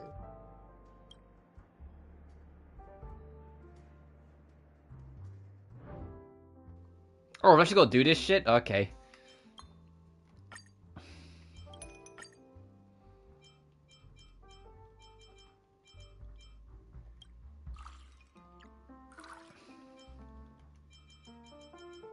It's been a minute since I did this, since I did this event. To drowning sweetness. It was a fun event, to be fair. Words always fall short. If you want to bring closure to past and I like events that at this literally lounge, everyone, there's no better everyone, way than mixing a drink. I mean everyone, when you get to the end of the event and Siobhan just says, make a drink that you think best suits me, everyone just made the drink the lesbian flag. like every single person without fail just went, hang on a minute, I'm just gonna make the colours the lesbian flag. And then gave it to her and she goes, oh, it's perfect. It's just like, there it is. Blend all your memories and emotions together and stir them well. Either that or they With give her the filter of sapphic flag, time, one or the other. What remains in the glass is something to savor. Well, it's done. Here's to the nameless resting in peace. And to my friend, Gallagher. The spirit of freedom will spread far and wide among the stars. And its legacy will be more timeless than a pastoral song. Siobhan, the fact that you're just an NPC is a crime. I wish they did more with you. We're not accepted by the outside world, so we've gathered here. And one day, our souls will return to the same place. Cheers.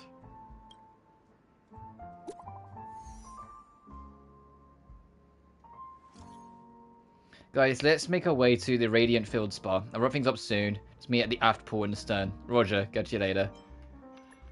What have you been up to lately, Miss Himiko? Hey, I was about to ask the same thing! It's a secret for now. Be patient, you'll find out at the opening ceremony. Hey! I can't wait. I like that emote. Imagine having an emote of yourself, Chibi. Like, I would use that all the time. It's a wonderful life.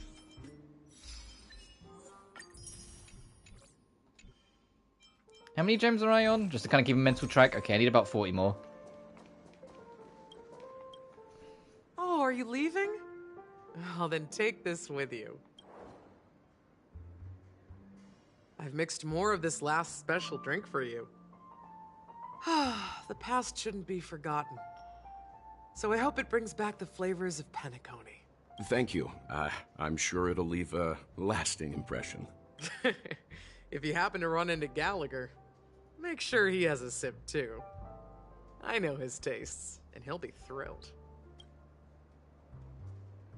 We will. Alright, enough with the heavy stuff. You guys have important things to take care of. So let's not dwell on things. Whether it's the Astral Express or Penacony, there's still a long journey ahead. So let's lift our spirits, guys, and embark towards our tomorrows. Jade's POV? What? We're gonna play as Jade? Why not just just... a tricky opponent. I didn't expect him to take the risky step of going public at such a critical moment for Penacony. Indeed. He's definitely bold. It's that kind of boldness that made him the Odie Alfalfa he is today. Still, the outcome is uncertain. Shouting loud doesn't necessarily carry any weight. What about the phone call I asked you to make, Topaz? Ah, they agreed. But it'll take some time before they arrive. Just as it should be. The sweet dew should be served after the bitter poison. Looks like we'll be skipping the exchanging apples step this time around. Now that we're dealing with a greedy merchant, a simple apple wouldn't make a difference. Well, I guess I included myself in that remark too. Now I'm a bit curious, Topaz. Do you think Penacony is a quality asset? Yes. Despite its recent calamity, Penacony remains a top-quality asset within the cosmos, with good credit, lucrative potential, and promising prospects. Well, that's obvious. But what I truly wanted to know is, this project is obviously too bland for your taste, isn't it? That's true. I wouldn't be here if it weren't for Venturine. But despite that, you trust him. You even entrusted him with a cornerstone. Something as precious as life itself, to finish this gamble. Are you not in the same boat, Miss Jade? Without us playing along, your Jade Stone wouldn't have made it across the border so easily, allowing you to see all desires that flow through dreams to gain a bargaining chip in negotiations. That's why I'm willing to stake my Topaz Stone to cover for you. It's like one big, elaborate game of chess. Once that kid sets his mind to something, nothing can stop him. Not even fate. Well, at least he's still alive, and that's the best outcome. Looks like, we've strayed off topic, Miss Jade. Should we discuss our next steps? No need. I'll go it alone. Meanwhile, you can go greet our honored guest and wait for my message. Okay. Is that Robin? Huh. She's also here on the Radiant Feldspar. Is that actually Robin, or is that Sparkle? Yeah. Jesus, look at this!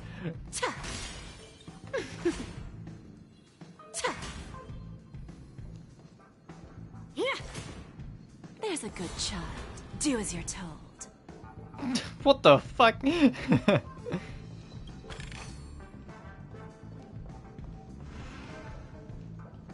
was a treasure chest back here I wanted to get as well. That one. Not exactly eye-catching. Is that all? Hardly worth the bother. Oh, she's gonna be this sassy about everything you pick up? Not exactly eye-catching.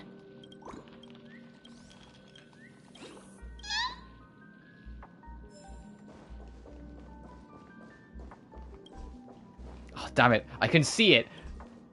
I can see the thing.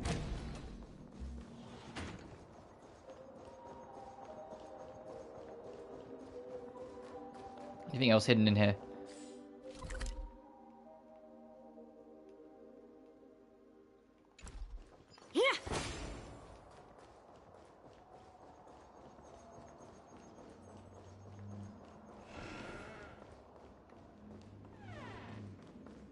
Oh, that's the only way up, okay.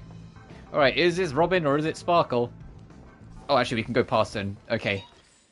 How many are you? Is it 10 or 20 in here? There are 10 birds in here, okay.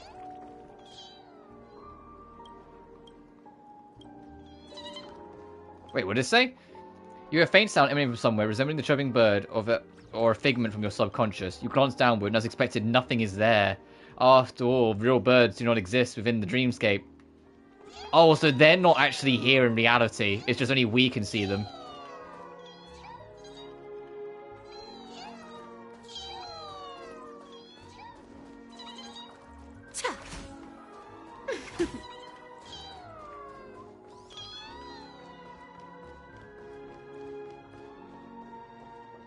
Oh, and this just leads back around to here then. Okay.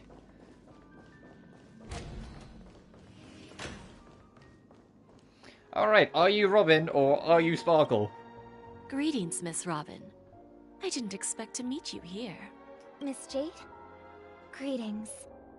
The opening ceremony for the Charmony Festival has been moved to the Radiant Feldspar, so I'm here making some preparations. How about you?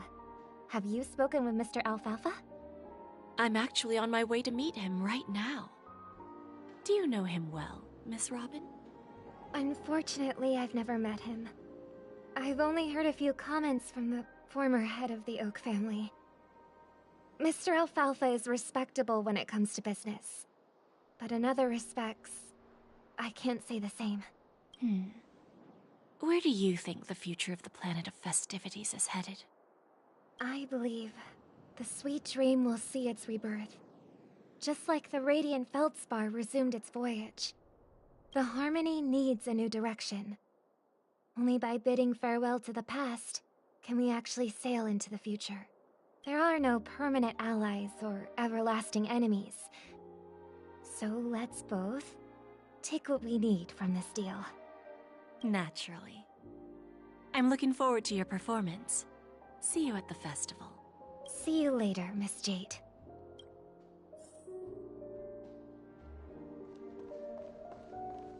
I'm not sure. I think that might have been Robin. It's hard to... I'm not sure. Anyone could be fucking Sparkle.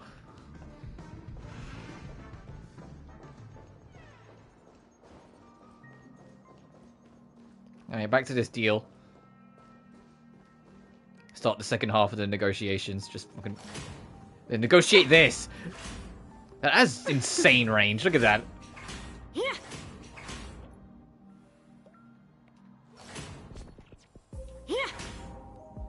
There's a good child. Do as you're told. Sorry, I'll stop fucking around. Let's carry on. Thank you for your patience, Mr. Alfalfa. Let's continue our discussion.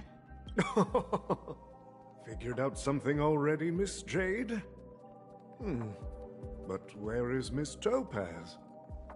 Topaz has something else to take care of. You'll be seeing her later. Talks can still continue between the two of us. Is it just me, miss? Your tone sounds very different now. I need to set a good example for my junior. It's not a good habit to be too loose-lipped during negotiations, right? Now we can speak frankly and openly.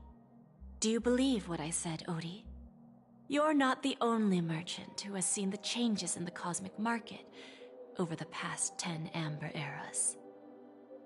Interesting. Now that's interesting. Good. It's good to be straightforward. Openness and transparency are my things. So, tell me, what's your next move? Unfortunately, I'd like to speak the harsh truth before laying out my plan. Let's cut to the chase. First, your plan won't work. Penacony has no way of sidestepping the IPC and going public. Second, you can't stop the IPC from entering Penacony. We've got all the time and connections in the world to find a way in. We'll keep tearing down and rebuilding this place until the Asdana system gets used to the IPC's ways again. Now, I'm repeating your words exactly. If you don't want to be a laughingstock and have everyone gunning for you at the official conference, you'd better drop your little pie-in-the-sky plan. Whoa, interesting. Indeed. You surely have a way with words. Now, I'm curious to know what you have up your sleeve. Mr. Alfalfa, let's not forget that the IPC controls the biggest interstellar publicity platform. More than half the news networks in the universe take their orders from us. The moment news spreads about Penacony going public, trillions of customers will immediately receive a message like this. The family's protection for Penacony has expired. Any mishaps in the dreamscape could result in permanent brain death. Care to guess how many ways we have to turn Alfalfa credits into worthless junk within a measly 24 system hours? with the entire cosmos keeping a close eye on Penacony. I assure you, it won't be too hard. You really think you can pull that off? Even from Pier Point, as distant as it may be, I'm more than capable of keeping you on a tight leash. However, if you agree to give up that half-baked plan to go public, the IPC will assure you that we'll never jeopardize the interests of the family heads under your leadership. After all, we also need allies here in Asdana. The IPC can assist Penacony with financing, starting by acquiring 30% equity shares. With our financial support, stabilizing and rebuilding Penacony will be a piece of cake. 30% equity, you say? Who can guarantee you won't want more in the future? That's the brilliant part of it all. The answer is simple. No one. There are no guarantees. It all hinges on self-awareness and mutual respect. However, the board of directors will consider the interests of the family heads to some extent. You're a smart merchant, old Odie. Isn't the whole purpose of this elaborate game to showcase your business acumen and seek more benefits for the family? It benefits us if we both take a step back. And if that's not enough for you, I'm pretty sure that another goal of making Penacony go public is to expand the influence of the Planet of Festivities and attract more customers. I understand your concern, and I have a solution for that, too. Fine. Now I see your sincerity. As the head of the Alfalfa family, I don't think I have any reason to refuse your offer. However, as their chosen one, I still need one final answer. This guy thinks he's the chosen one of Shippei? I think you're just talking out your ass, my guy, but sure. Go ahead. I'm listening. When I was a child, I heard the adults recite the tale of the ancient Ember Era, about the ascension of Shippei, the Harmony, and the downfall of Enna, the Order. The Order and the Preservation used to be close in ancient times. So, why does the IPC, as a follower of the Amber Lord, seek collaboration with the family instead of aligning with the Order? The answer is simpler than you think. It's all about credits. Everyone's favorite thing and the universally recognized currency among the stars. The IPC has the power to perpetually ensure their value. With each new world integrated into the credit system, the IPC adds another building block to its cause. Eventually, all exchanges, capital, and businesses will operate within a unified monetary system. By then, all planetary developments will be recorded in accounts with well-defined values and the ability for exchange and circulation. And the heart of everything will be Qlipoth's credit. Ah, and then the IPC will be able to exert influence over everything. Our intention is to establish enduring preservation, so I'm sure you can understand. This universe doesn't need two types of order.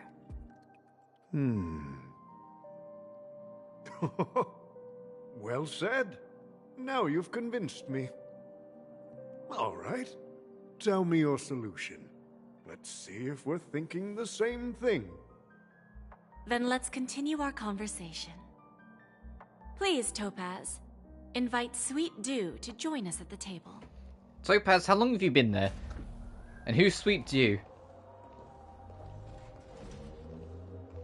Himeko? Himeko, what have you been up to? Thank you for your presence, Miss Himeko. Please allow me to introduce her to you, Mr. Alfalfa. This is Miss Himeko from the Astral Express, one of the future shareholders of Penacony. I've heard so much about you, Mr. Alfalfa. It's an honor to meet you as representative of the Astral Express. This stunning lady is the navigator of the Astral Express? It's a pleasure to meet you. I believe everyone here is familiar with the general contents of the proposal. After this round of financing, the IPC is expected to hold 30% of Penacony's shares. Then, the IPC will transfer 5% of that stake to the Astral Express and recommend Miss Himeko as an independent director to honor the sacrifices and contributions made by the former Nameless to the Land of the Dreams. While this decision isn't finalized yet, we are honored that everyone here recognizes the way of the Trailblaze. While the Nameless didn't embark on their journeys for fame or fortune, if this is the wish of both the family and the IPC, I will represent the Astral Express and fulfill my duty as a member of the board of directors. The entire crew has agreed to assist in the reconstruction of Penacony. Beyond that, in our future travels, we are committed to bringing the beautiful dreams of the planet of festivities to more worlds. Of course, all cooperation is based on one premise. The path of harmony in Penacony must not be distorted again, and such a tragedy must never recur. After the negotiations, went to the hotel room and got over the meeting with Topaz.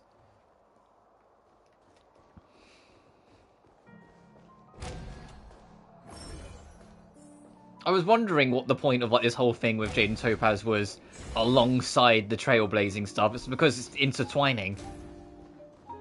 The reason why Himeko wasn't there is because she's here. Right, one more time for the road. Anyway, let's go.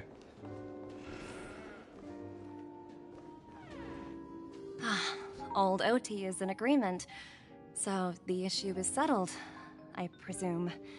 What about the remaining family heads? They will soon realize the situation. When old Odie answered the last question, he represented more than just the Alfalfa family. When should we schedule the formal negotiations? I'll handle the arrangements. It's all up to you. I'll step back and let you handle the negotiations and takeover. I won't be involved. But Miss Jade, this is... Aventurine initiated this case, and you were his project partner. If that kid hadn't overplayed his hand, I wouldn't have been pushed to the forefront. I came here today to help you sort out the toughest issue. I trust you'll be able to wrap things up quite nicely, little Yelena. Of course, there won't be any problems. And please, give Diamond my assurance. Diamond mentioned. Don't worry. Diamond has always trusted us.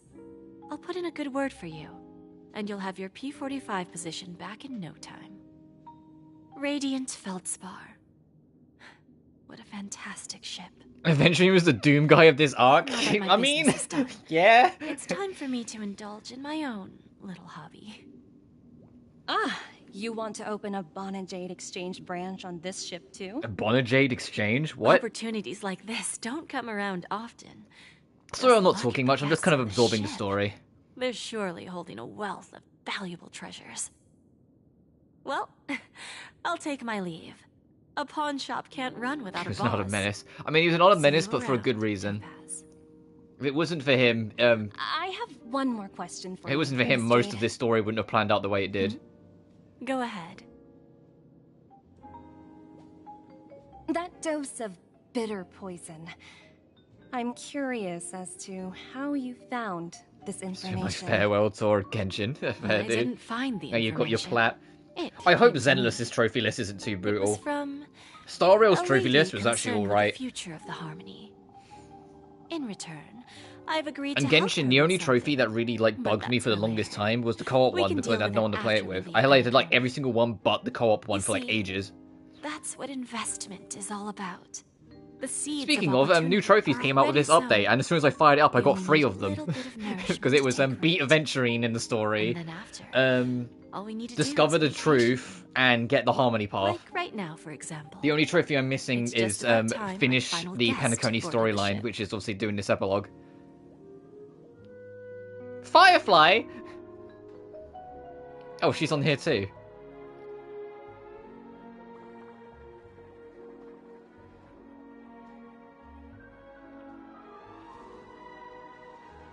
Oh, and there's our gang. I can see me, March, and Dan over there. Sneaking in was way easier than I thought. The family's security is as lax Oh, as she doesn't ever. have an invite. Firefly just walked in. So, this is the Radiant Feldspar. So luxurious. A pawn shop that grants wishes.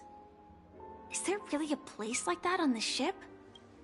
I'll find out for myself if the rumors are true or not.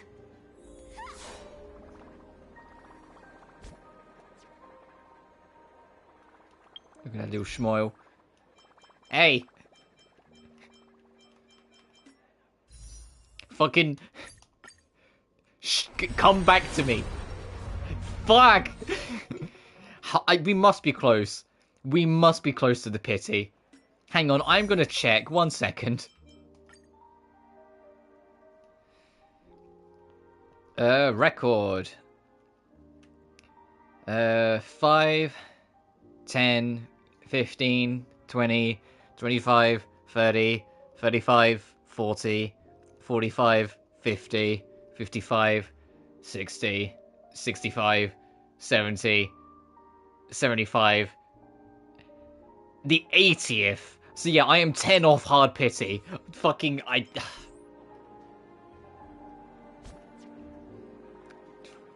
It's a good thing I love you. I tripped and fell right here. Just completely face planted. He's British! Like poking Britain spotted! You know what'd be really funny? If in payback for you getting Keishing before me, I get Firefly before you. Sorry, that was just his accent. As soon as I heard it, I was like, British man spotted.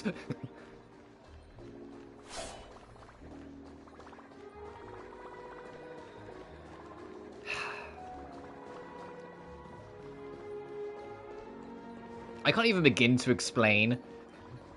Like, it's funny, and I just have to laugh it off, because I'll get her eventually, because I said I get paid at work, like, next week, so I'll get her regardless. It's just I'm waiting her now. But, you know, like, for fuck's sake. Like, if you want to know how, like, ready I am, that's the boss resource she needs. That's the, upgrade resources she needs. Would it be, where would they put it?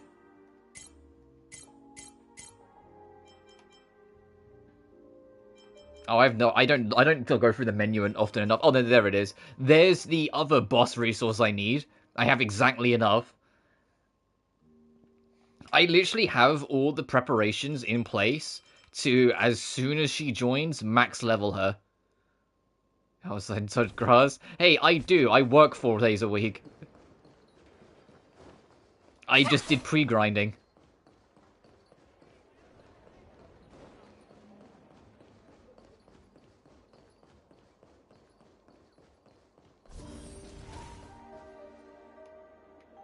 Is that her? Huh. Vanished in the blink of an eye. So the Astral Express is here too. Harmony Festival has no danger detected. But never let your guard down. There are a lot of treasure chests on this ship. Dude, that's unhealthy. What, that I did pre-grinding? It took me, 6 weeks on and off because I was doing other stuff. 4 more chests and 2 trash cans. Keep in mind I've been playing SMT5 basically non-stop for the past week. Like, I did all this way in advance. And the resource for, like, upgrading her talents and whatnot, that's literally as simple... Alright, fine, I won't be able to show you. As going to where it is, doing ×6 so you can drop to 6 at a time, By the way, and then I just like start the there's one fight and more press thing. triangle, and then I just go do whatever I'm gonna Alfalfa do. and I discussed it. I'll present a gift to the Astral Express on behalf of the family as a token of gratitude for the name. All right, now is this going to be proof that it's sparkle if the gift is a button? Please help me with the necessary arrangements. Right away, Miss Robin. Can I ask you something? Oh, greetings, miss. Is there anything I can help you with? Do you know how to get to the pawn shop? Pawn shop? Ah, you must be talking about Lady Bonajade's place, right? I heard she offers, special services there. I've marked the pawn shop. What is happening with these two characters' shadow in the back wall? Please feel Look, it keeps free like to just check it popping out. in and out. Lady Bonajade. I think I've heard that name somewhere before. Was it from Silverwolf? Come to think of it, she disappeared after mentioning that she was going to meet with the Genius Society. Silverwolf had a meeting with the things turned out Genius for her. Society? Is she having like a showdown with Herta and Ruon Mei again?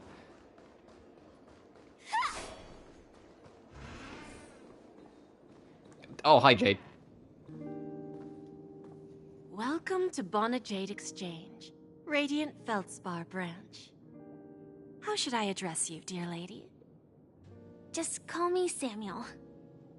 Samuel. Nice name. Oh, she is going by So what you Samuel. need, Miss Samuel. And what are you willing to give up? She is like that is the like her like the name she's given herself. That's real cute. I want to keep on living.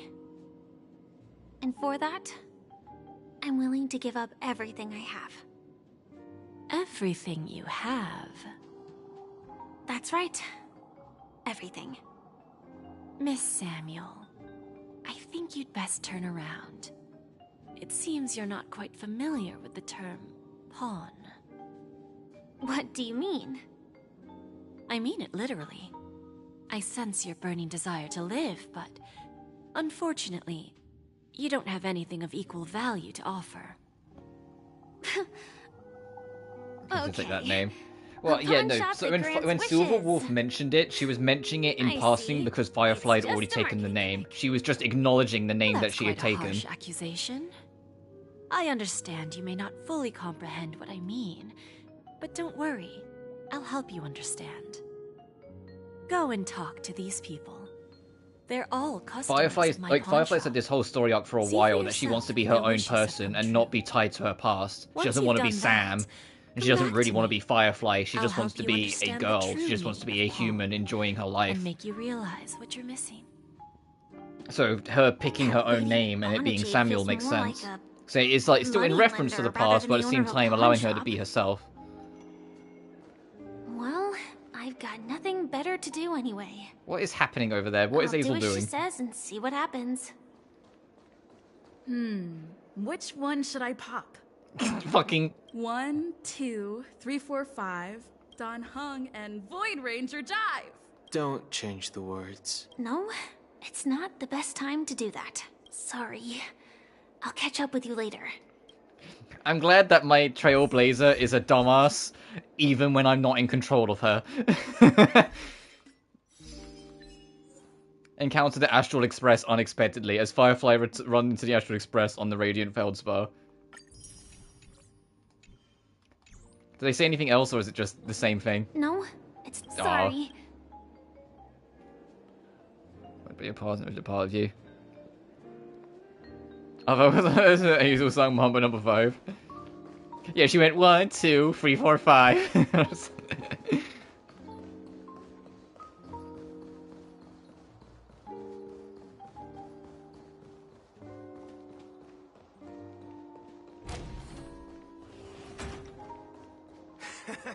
Got it. Oh, there's gambling machines even up here?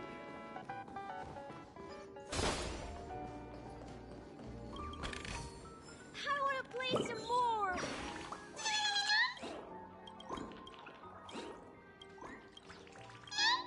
This is just for that. Ginny, it's crazy how Trailblazer went, like, in gameplay to a pretty alright character that serves their purpose to, unironically, one of the better characters to have in your team in the game because of Harmony. Like, the Harmony path is just insanely fucking good as support. It's just like, Jesus Christ, this is only the third path, and she's, like, really good. What are they gonna do with the Trailblazer come endgame, you know? Like, what's the end goal with the character at this rate?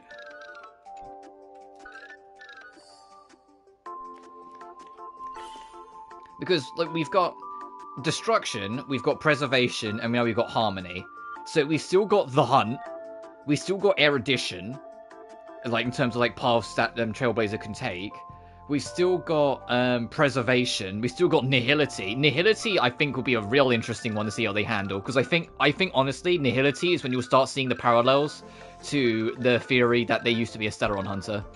I think that's when you will really start seeing the old, like, the parallels of their personality and who they are. So I'm saying that I think it's gonna be very similar to either Kafka or Silver Wolves or, you know, like someone from the Stellaron Hunters. I think it's gonna be very similar in playstyle to one of them.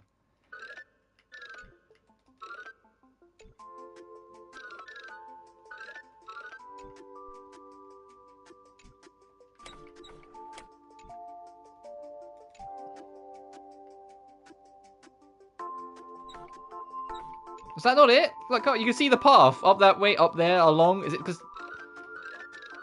Okay.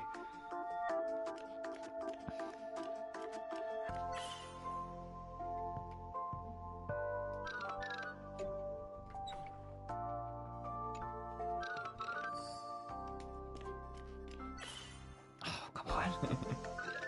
Oh, whoops.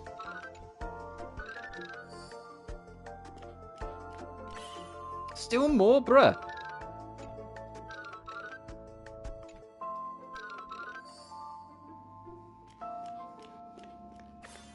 I suppose if these are like the last areas of Penacony, of course they're gonna go like extra hard on these puzzles. No danger detected, but never let your guard down.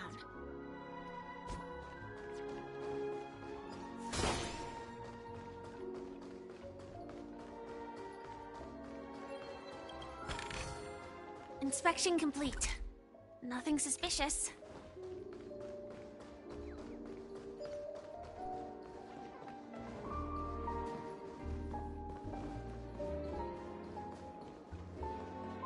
Actually, one more glance around. I'm only missing 2 treasure chests. But we've had our fun. After this update, it's not going to be the Trailblazer new form that will be a talk of the town. It's going to be March new form. And because March is, I guess, gets mascot privileges, she not only gets a new path and a new weapon, she gets a new costume to go along with it as well. And I'm just like, what the fuck? Why doesn't Trailblazer get a new costume for their paths?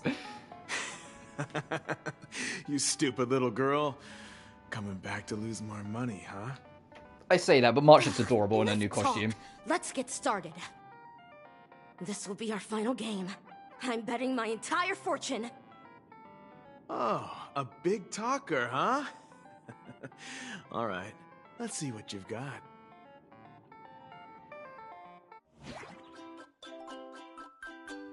What are we doing? What's with this music? Fucking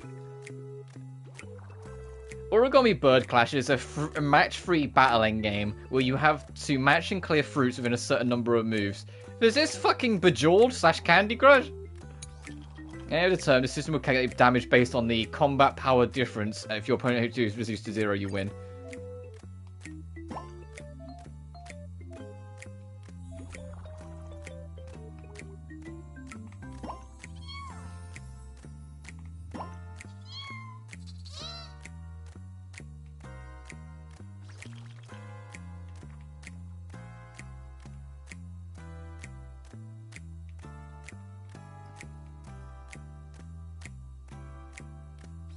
Can I match diagonal? No.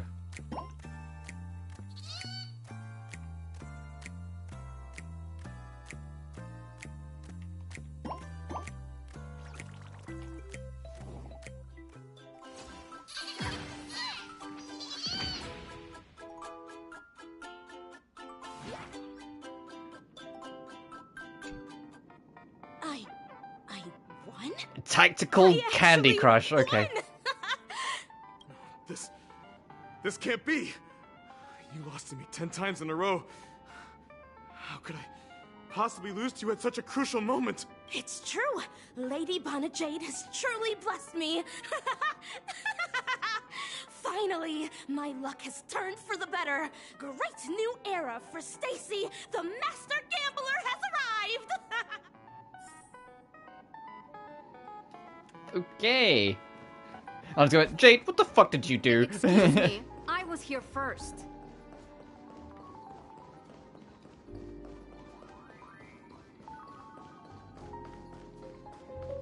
Do you know how hard it is to fight the temptation to just press triangle at any given moment? Now I'm playing as Firefly. Just like, alright, everyone dies. You know, like,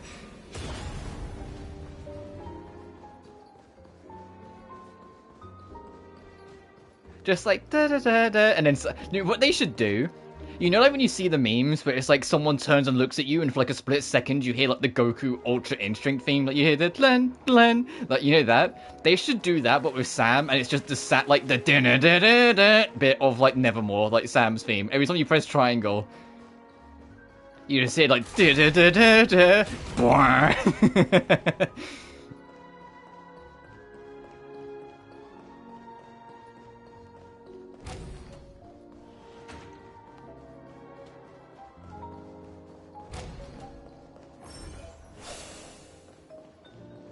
I'm also curious how many updates it will be till the next planet.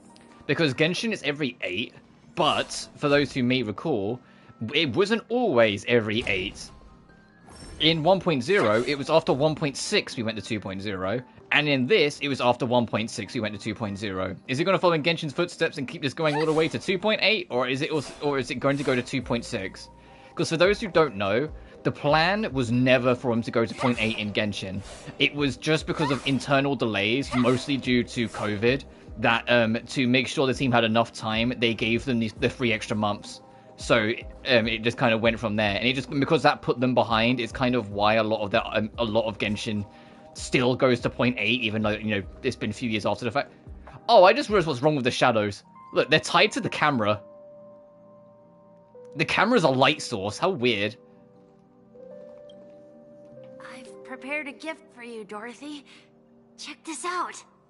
Whoa, what a beautiful That's why the shadows are being weird. It's tied to the camera, and because the camera's so close to them, it's making it a bit fucky. How did you know I love? I wonder if that's a glitch. I wonder if that's going to get if that's a glitch that's going to get fixed out then. Purple hue as the necklace. Because the update only just dropped, so there's usually a bunch of hot fixes throughout the day. Never told anyone about it. How did you find out, Del? So. Well, will you go out with me? I will. Oh, hell yeah, Del. Really? I mean, really? Well, to score the W. I never said yes before because I thought you had no idea what I liked. But this gift made me realize you were actually paying attention. Let me guess, this kid asked Jade, learn and Jade was like, everything "Oh, about I think she would like." So yes, I will. Wonderful. My wish has actually come true. So, shall we go, Dorothy? Let's go outside and enjoy the stunning views of the 12 hours. Yeah, let's go. At least someone's getting what they want in this fucking update. How many gems are we on now? What? They're nowhere near close. 104 fucking rolls and nothing to show for it. Hey, did you see that? I never want to hear anyone else tell me I'm lucky ever again. The last time I actually won a 50-50 it looked like a total lunatic. was Navia. Her? Hey, Hazel, what the fuck are you doing? And that was like, what, 5 or 6 months ago now?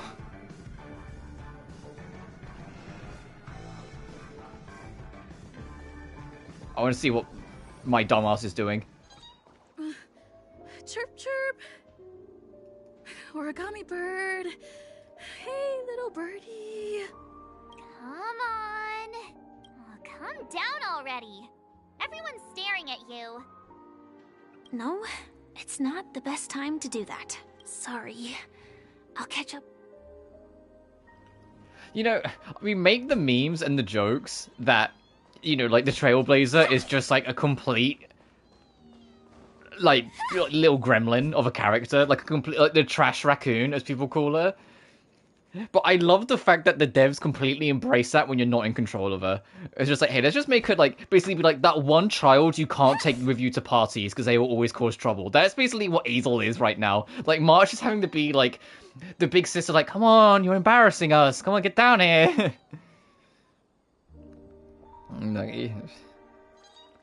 Please conclude my beloved share. That's the crazy thing. September Genshin's gonna be 4 years old. It's just like, what do you mean? How has it been 4 years? How is Natlan about to come out? And how is, after Natlan out, Sneznaya's fucking next?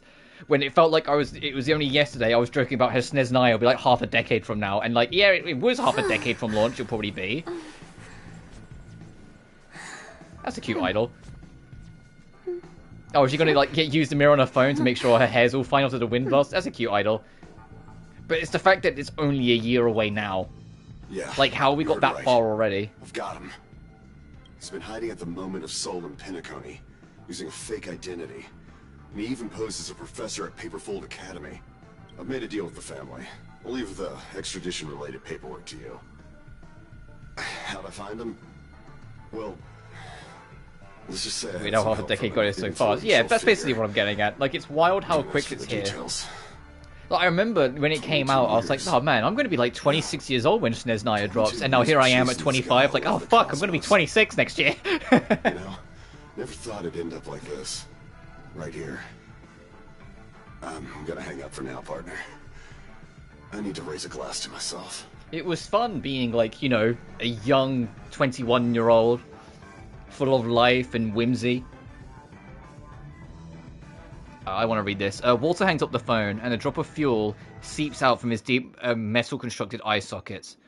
Those were the tears of an Intellitron. All of their wishes actually did come true. But I just don't understand. How did she do it? And what does pawn really mean? I should go back and ask. Watch yourself. Firefly breaks in. I've seen you do some weird voodoo magic, Jade. Everyone's getting what they want exactly. What are you doing? Oh, nothing. I'm just minding my business. Back, Miss Samuel. Yeah. I found those people. And it seems their wishes did come true after visiting the Bonajade Exchange. But I'm not sure what you want me to see. They all seem to be living fulfilled lives. Oh, whilst we're doing this, something else we can talk about? Hoyoverse has started hiring for their next game. Because, you know, fucking God forbid they ever sleep. Power to grant their wishes. And it's a little interesting. Because they're hiring Del was from a MMO consultants and MMO writers and MMO adjacent projects. So he made They're making an MMO. He put up his Or like seemingly making an MMO. in exchange for a gift. It's like, now that will be fucking interesting. They've done an action RPG with Honkai 3rd, they've done an open world RPG with Genshin, they've done a turn-based with Star Rail, they've done a roguelike character action game with Zenless, now they're doing an MMO. Poverty. Well, that depends on him. Let's just hope. If it's an MMO, I really hope they give you good, like they have character customization and good character customization. Because imagine being able to make your own character in like a Hoyoverse art style. Hell She yeah. had nothing to offer, so I took something else instead. I took away all her close relationships.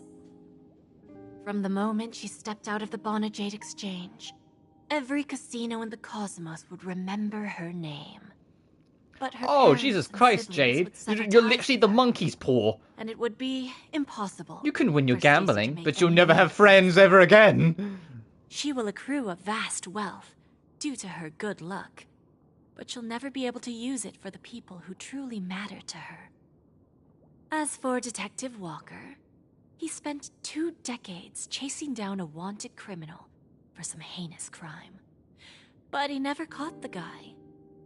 In his desperation, he came to me. He offered his own memory system as collateral. In due time, his memories as a detective will be erased, and he will completely forget his own identity and all the sacrifices he has made. Oh, Jesus Christ. Interesting, don't you think? I fulfill people's desires and grant them favors, and soon they come back to me with even greater desires. When people see others' desires get fulfilled, they develop their own desires. It seems like an endless cycle, but it does have a goal. In the end, I will get what I desire from this whirlpool. And patience happens to be one of my greatest strengths. So now, do you understand what you must give up, Miss Samuel? Or should I address Jade you absolutely knows her as a Stellaron Hunter. I was gonna say, she probably knew the second she saw her. AR-26710.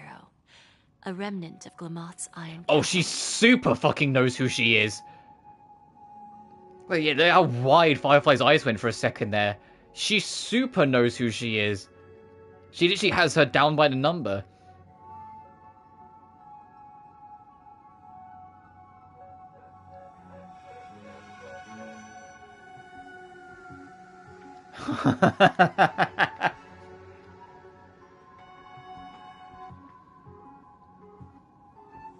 Oh, and I think someone figured out, like, her number is also a reference to, like, the very first time we as an audience got to see Firefly in any capacity. Like, I think it was the 26th of October or something like that. So, 26, blank 10. It's my favourite. You don't react to the braver trouble. Goes, oh, fair enough. So yeah, and everyone keeps on making jokes that the AR stands for Aiden Rudd, who is the voice of the SAM unit. It's like he's the the male voice. And everyone keeps on making jokes because every single person of the Glamoth Iron Cavalry, their title starts with AR, and because Aiden Rudd is the voice of the SAM units in all of them are just Aiden Rudd every time they talk. So people keep on making the jokes that the AR just stands for Aiden Rudd, the voice actor. Doesn't really think of Brian White because people in the dark turn on their cell phones and look for fireflies. I'm not surprised. You are much calmer than I expected. Entropy loss syndrome. Oh, and you also know about her disabilities, for lack of a better word. Isn't it? The higher-ups in Glamoth implemented such a failsafe within the genes of their warriors, just to make sure the Republic's most powerful I need you to check it out. weapons I would do. The problem is that I would only have a face level understanding and the appreciation price, for it because I didn't grow up with those the wrestling. iron I didn't grow up cavalries weren't with exactly seen as regular, like the independent history. I didn't grow up with these wasn't really actors and price to performers and wrestlers. You know, like it means nothing to me beyond this like a surface level of it's nice to see a tribute. What now? Oh, her entropy loss syndrome is the condition in Firefly's body that is literally crippling her and what makes it very difficult for her to walk in reality. She has to basically use the SAM unit as a crutch sometimes. She struggles to use her feet constantly. She's effectively physically disabled. Which is another reason why I grew attached to her, because her issue with her legs is very familiar to the issues I have with mine. Although not, entropy loss syndrome, my legs sometimes fail me. And I am talking about Firefly when I say that. What about Jade? Oh no, as far as I'm aware, Jade doesn't have anything. She just has snake eyes, and she's a Dommy mummy because she has a giant hat, because of course she does. However, you are different. You're now a Stellaron hunter, a living being named Firefly. Naturally, you want to continue your existence, but with the firmament front gone, the people who know the secret and can cure the disease are nowhere to be found. Are you suggesting that the IPC has a remedy? Well, there might be a silver lining. Jade's gonna do the whole... You've just seen that I can make miracles happen, but at a deathly cost. I am literally the living monkey paw. So I can get you your cure, but at the cost of something. And I bet I know what that fucking cost is gonna be, and it's gonna break my heart if it is. If it's gonna be something along the lines of you can't be around or near the Astral Express. Or it will, like, break or some shit. I see. It's no wonder you said I can't provide anything of equal value. Because nothing I own holds any meaning. So If she has to give up Sam, she'll just take it because she wants to be away from that body. That's in her favor. My own survival? So that's why it won't be that. It won't be that because it'll be in her favor to get rid of it because she doesn't want to be associated with Sam forever. It would endanger her, sure, but it's not the monkey's paw that it should be. It's not gonna fuck her over. Unfortunately, that's not quite the case. Partners. A nice way to put it.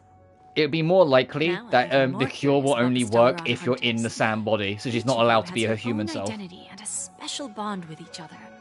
It's strong and intimate, and yet it allows for independence. Just as the 10 Stonehearts follow Diamond, you follow your own leader. I wonder what they are like, and if all Stellaron hunters are like you.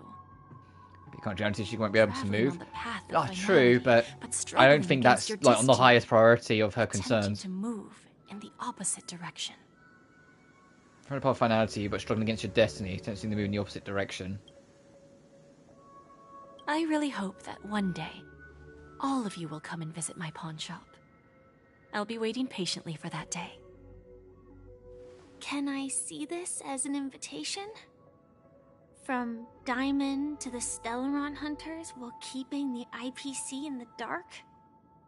Consider it more of a personal offer from myself. It doesn't represent the IPC or the Strategic Investment Department. So Jade wants to strike a deal with the Stellaron Hunters. Interacted with the IPC, but not the 10 Stonehearts. Our paths have never crossed. As for your offer, I can pass it along to my partners. But I have a question. You know who I am. And you must know that my partner is keeping an eye on this room. Silver Wolf, yeah, because If she she's hacked wanted with the surveillance, so she's just She watching. could let the entirety of Pierpoint know about it within a few mere seconds. What drives you to take such a risk? And extend this invitation on behalf of Diamond? Even if it could lead to your downfall. Simply put, you and I are the same. However, unlike you Stellaron Hunters or the Astral Express, we band together merely to obtain what we want. I like this screenshot. I like how Diamond is literally just represented with a diamond. Like, you know, Topaz behind her on her left, Aventurine on the right. There's a few other shadowy outlines because they're the other members we haven't met yet. I don't know who that is in the back, like, at all, if I'm honest, with the gun.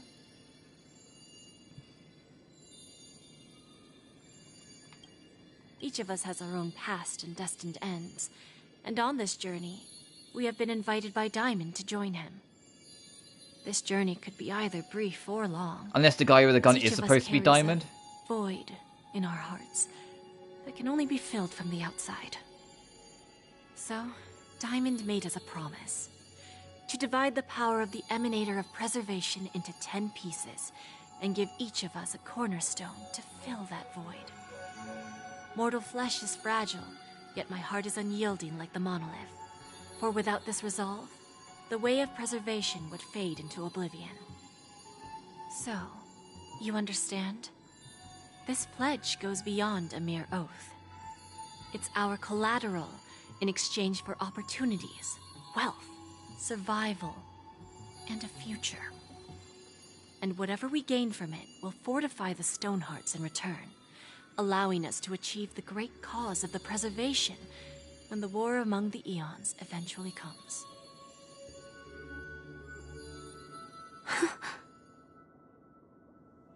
understand. Take your time, child. You don't need to give me an immediate answer.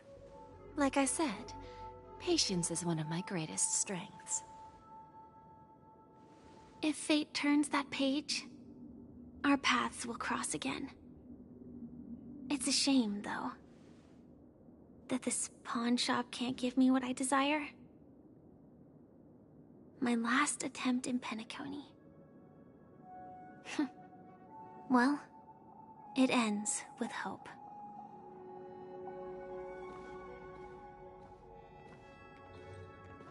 Lady Bonajade, I've come to deliver the collaterals promised.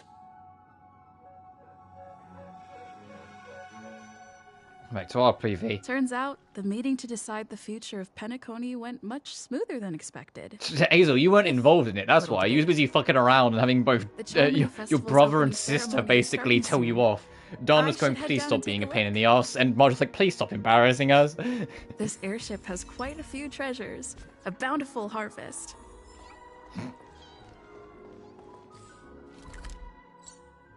Oh, the Clocky statue you can get more rewards out of. I don't think you can get anything else. Yeah, I don't think you can get anything else anymore. It is just more money.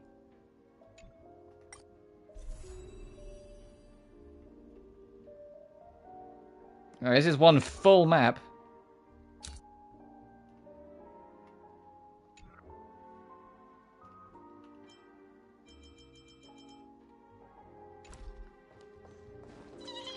How many of you have we got? I found a few of them.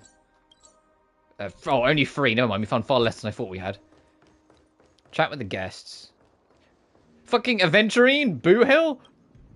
Remember, I can take you out with just one shot whenever I choose.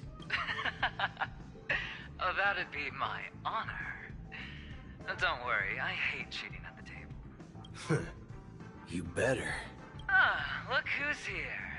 The great hero of the Astral Express. Aventurine, why aren't you here proper? Why are you just like only here in projection? Oh, you're here too. Long time no see, friend. Hey, Booty Hill. Hey, Aventurine. What are you guys whispering about? Do you always compliment everyone you meet, Aventurine? Whose side are you?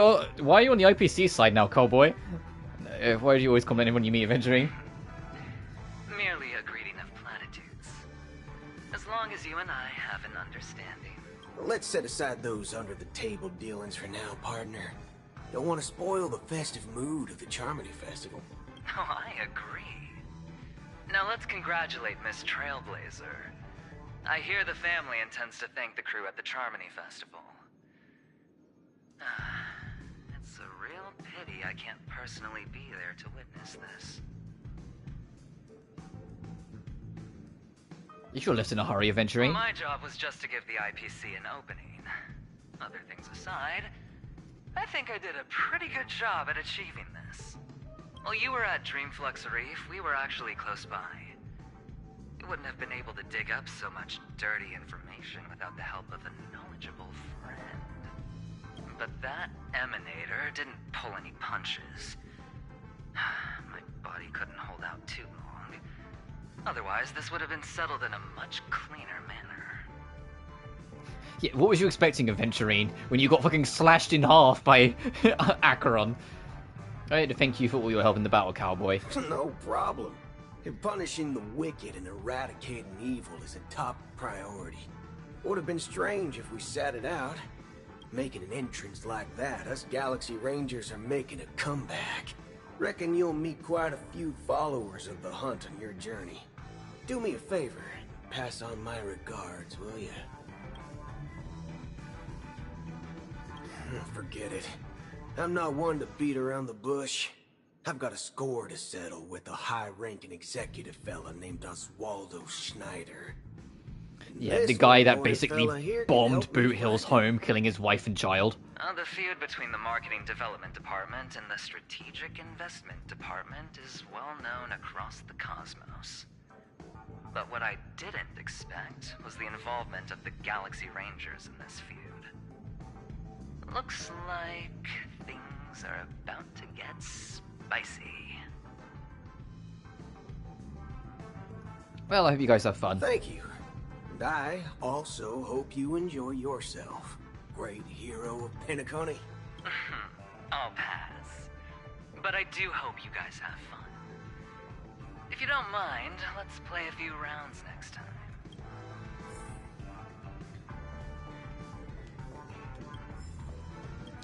A fabricated travelogue?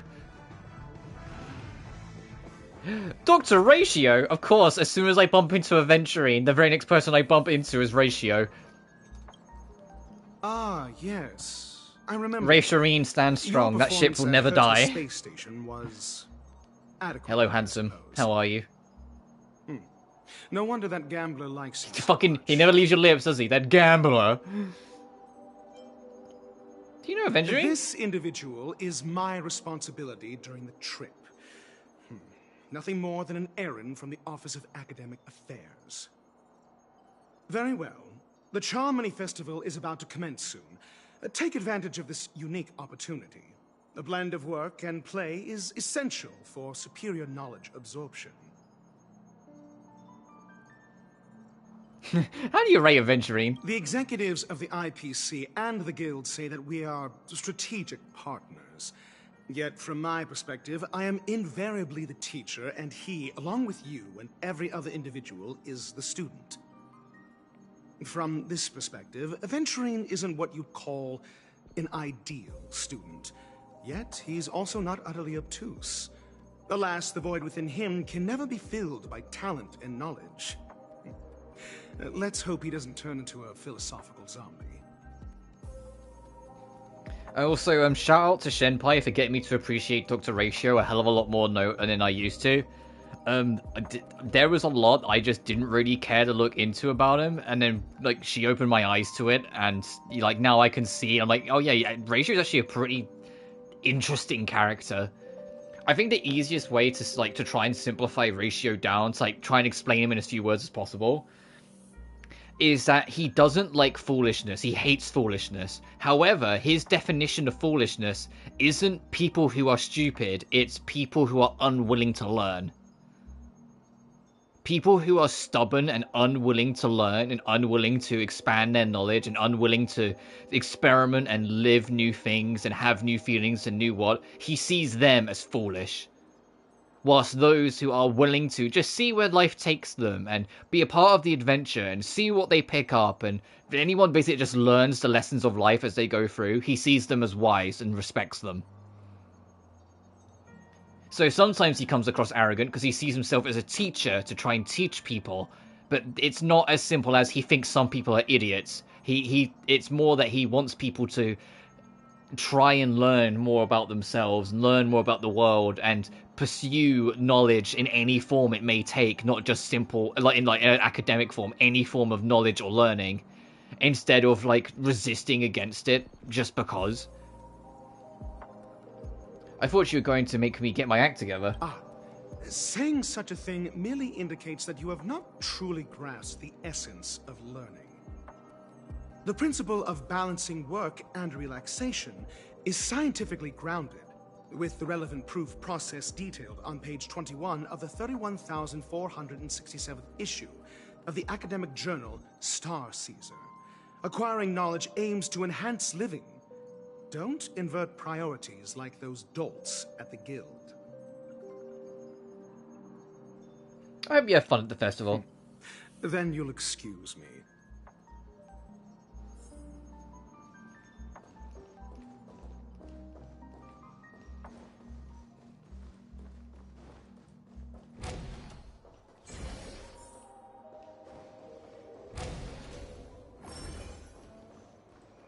Okay, that's Topaz.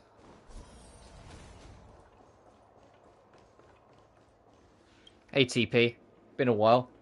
Well, if it isn't my old friend. It hasn't been long, and yet, here we are again. How are you?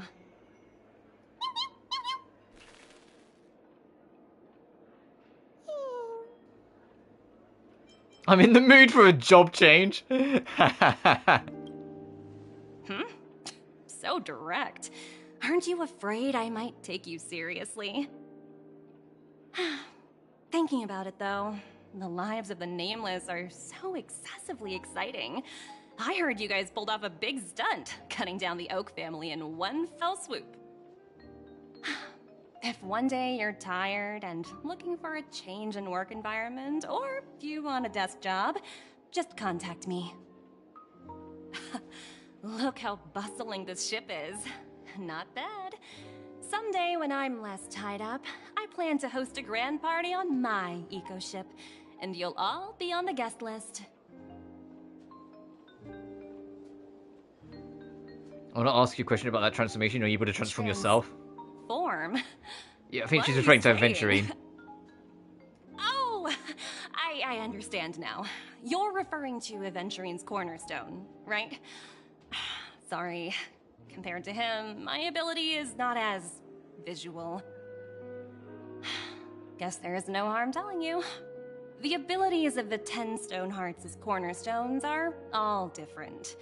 Some can even read your thoughts, grasp your desires. So, be careful.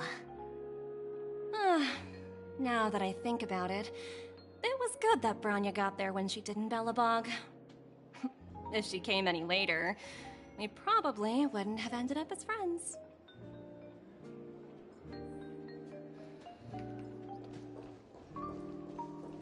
Oh, I was like, hey, take the lift or take the stairs. Either way, go upstairs.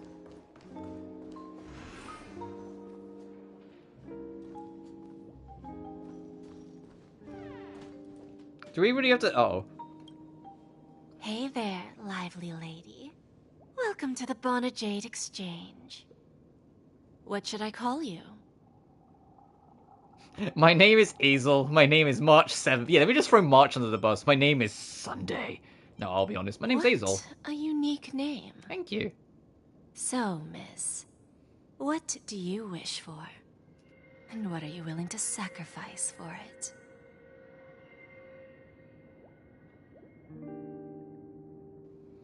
Make Nanook bow down to me. I want to be the CEO of the IPC. I want to revive Akavili. Oh, this is your wish. Lady Bonajay doesn't even blink. You're guessing she doesn't have any sense of humor. Oh. Ooh. Sounds simple enough. Very pragmatic. Then, let's discuss the cost. I'm listening. To fulfill this wish, the thing I need is simple. The tail of an animal. What animal? Well, it's a two-legged animal with black fur, a round head, and long ears. It's omnivorous and is prone to mood swings. Most importantly, it has mastered the human language and can communicate. Bring its tail to me as collateral, and your dreams will come true. It seems that Lady Bonajade is not without a sense of humor. You have to admit, her skills in using dark humor is superior to yours. Hopefully, there are scissors on the express. May fate bring us together again, Miss Trailblazer. Let's get out of here. Or my life's in danger.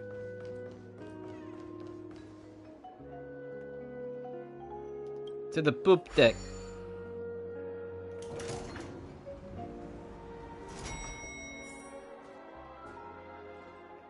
Oh, Genty, the Knight of Beauty himself.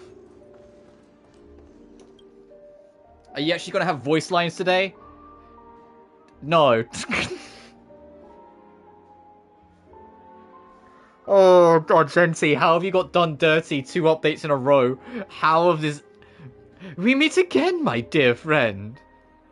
Your journey of the beauty is even more elegant than mine. My most sincere regards to you. We'll not be able to look at your path then. Sincere regards to you too, dear friend.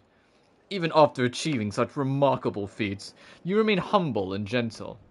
Such is the... Oh shit. Such is the true mark of knightly grace. I have heard of your valiant deed in leading others to vanquish the omen of evil.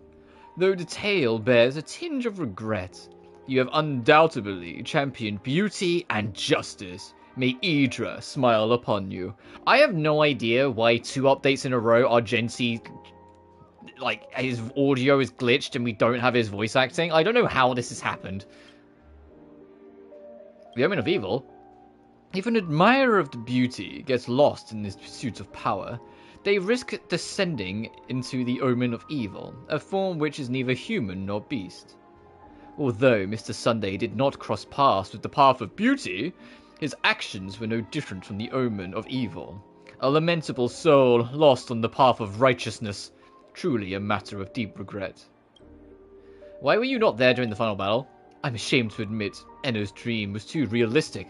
I couldn't bear to bid farewell to a fallen friend who had long turned into a beast. I lingered in that illusionary dream for far too long. His voice and smile were too vivid. I didn't pass the trial of beauty this time, spending much time in self-reflection over my own hesitation. Yet I wish for Idra to remain my beacon, a banner for me to strengthen my determination of the beauty. Hope you have fun. Thank you, and may the beauty always be with you. Fucking Argenti. Two times in a row, eh, buddy? Fucking maybe better luck next time, dude. The festival hasn't started. Let's take a quick break. Hi, we meet again. Who's that? It's really you. I knew I didn't get the wrong person. I don't think this is Firefly. I think this is Sparks. Because Firefly doing her bit was like, I don't think I'm gonna go. I don't think it'd be wise. You saw me? Yes, it's just I didn't get the chance to say hello. There's still yeah. some I think time this is before the Sparks. I Charming think this is Festival Sparkle. starts. Do you want to chat? You all can talk with Firefly, stopping in your tracks when more comes into view. 2 murder cases, a showdown with the IPC's ambassadors, the legacy of the Nameless, and a remnant of the Order who wishes to replace an Eon-created paradise with a dream. You guys even ended up shattering the dream. It's truly been quite a vacation. It's a good thing that you guys managed to overcome all those difficult problems. Congratulations! After the Charmony Festival, This is absolutely Sparkle. I don't believe this for a second. This is Firefly. I don't know where our next destination will be. There will always be somewhere. After all, you guys are on the path of the Trailblaze.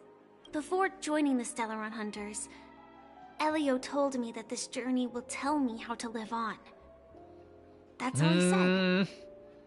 As for the rest... Now she's brought up Elio. Now I'm slightly less sure. Because I don't know if Sparkle would think to bring up Elio. So, I'll pay extra attention to any leads that will let me live on. This trip to Penacony is no different. No wonder he was interested in investigating the Watchmaker. Yes. Sadly, I was looking in the wrong place. But I did reap some rewards. Do you know Miss Jade from the IPC's Strategic Investment Department? Bonajade Exchange belongs to her. She told me her price, but... Don't take the deal. Those IPC people may have ulterior motives. I know. But what she wanted wasn't my answer either. Of course, I want to live on. But...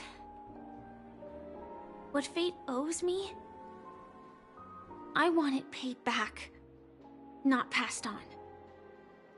No one else should be involved because this is a grudge between me and fate. Speaking of which, actually, I feel that I still owe you a formal apology for... Okay, maybe it is Firefly. Maybe I'm just getting too matter paranoid. with the performer of the Iris family. Even the smallest of lies can turn into a betrayal as sharp as a blade. I'm sorry.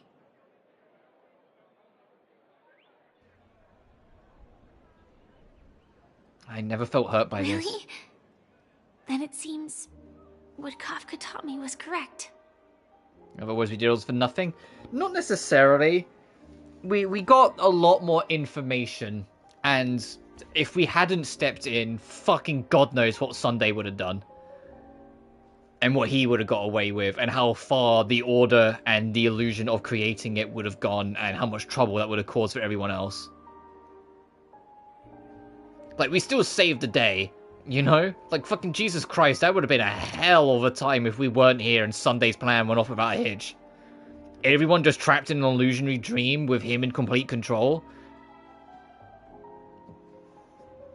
To me, hiding is Essentially much acting as easier God. than being Yeah, no, we honest. still saved the day. Yet, In that sense. I still want to try expressing my emotions as any ordinary person would. It's that girl! It's just that there was a lot of Harmony Festival's opening ceremony a lot of other people and factors at play. Everyone was in it for something, so us coming away empty-handed was almost expected because everyone's out to get something. The odds of us getting something is unlikely. But we got a hat, so who really won? Huh? We got a magic hat that allows us to summon, like, fucking Clocky, Clocky Rain to, like, beat up enemies with. Who really won here? I can't believe they've chased me this far. Looks like we have to say our goodbyes. Don't worry about me, just go and enjoy the ceremony. The script hasn't reached its end yet. We will meet again.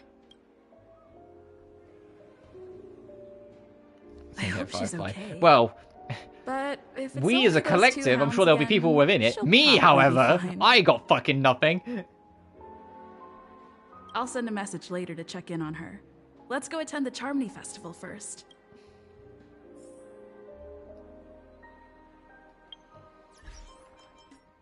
How many warps am I on? I'm still a ways.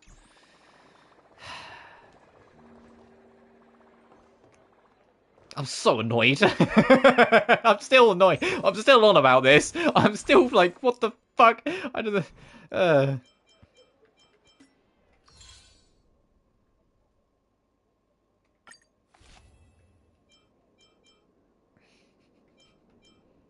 Fucking, I'm doing it. 1 second, guys. Just get this out the way.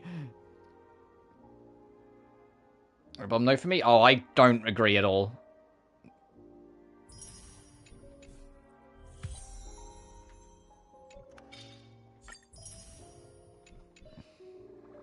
But who am I to stop you? It's the epilogue. We've had our big conclusion. We're just tying up the loose ends. I just want to find out what Sparkle's up to. Is it the very next fucking roll? Is it really the very next fucking roll after I spent money? Are you fucking serious, game? Are you actually fucking having a laugh here? Are you... Are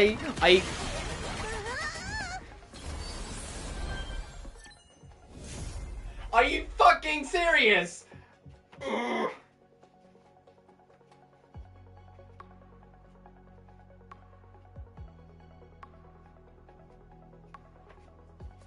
It's alright, I'm back. I'm back.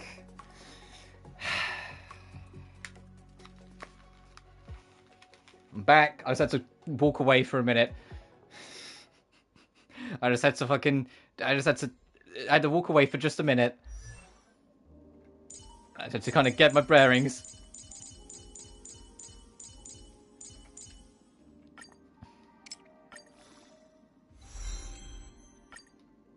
The final stop is close.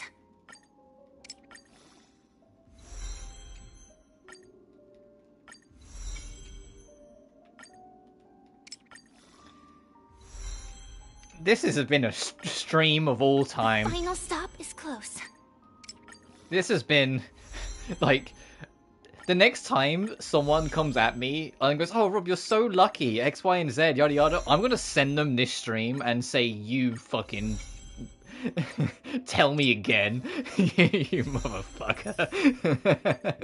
The final stop is close. I think the final stop's close. Maybe I can finally have my own dreams. Aw.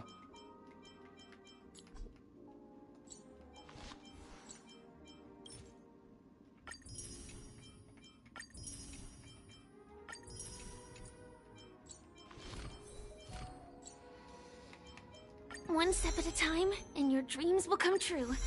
Right? I would, but thankfully I have my fusing now, so now we're square. Alright.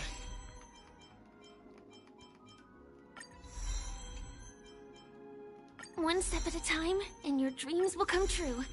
Right?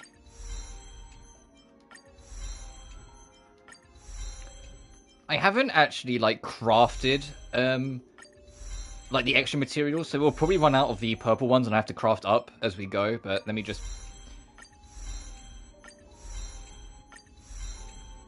Oh yeah, we're absolutely gonna have to craft up. Okay.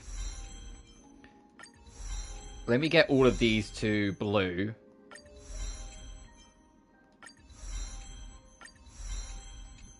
There we are. And then we can go as we go. I just gotta get Duke and I'm good, yeah. Difference is, though, by the time Duke's out, there's no way in hell you won't be able to, like, E6 him. Like, get him, like, maxed out. Because it'll probably be a while.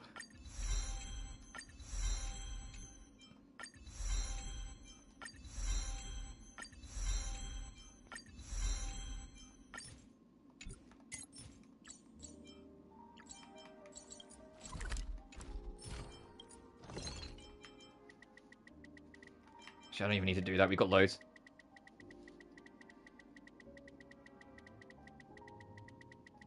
I may have overgrinded, but I wasn't really sure. I wasn't really checking how many I had and how many I needed, so I just kind of kept on doing it. God, Archer.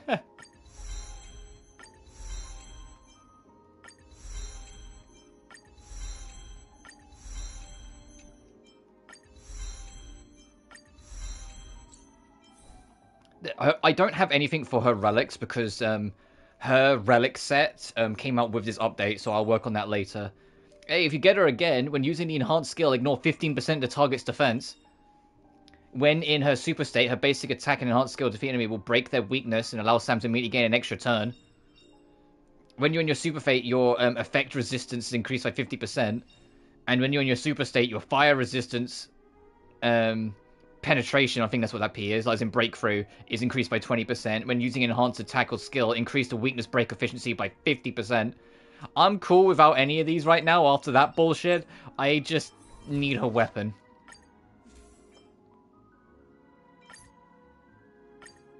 I'll take that off of Azel so she has at least something for now, because I'm not using the destruction path Azel anytime soon. And additionally, where is the teen lineup?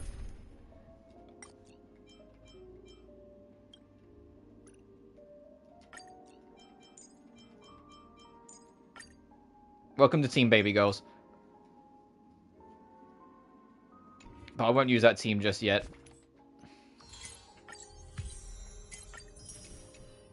Stream 4. Whoops. Fucking just eviscerated that chair. Whoops.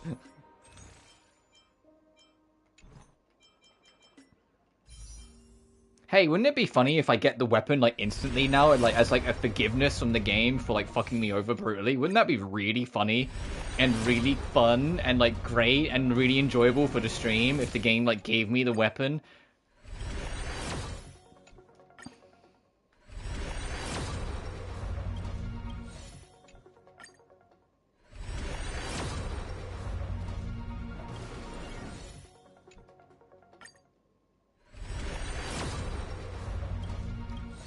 Yeah, fucking hilarious. We're all laughing. Game tools? What's this? Why is this lit up? Oh, it's like talking about the website. Okay. Let's How am I take out a of seat. spite? Everything is settled. But there's still some time left. Maybe I should take a walk. Forget it. I've done enough walking around already. Let's take a seat and rest for a while. Oh, Foy texted me.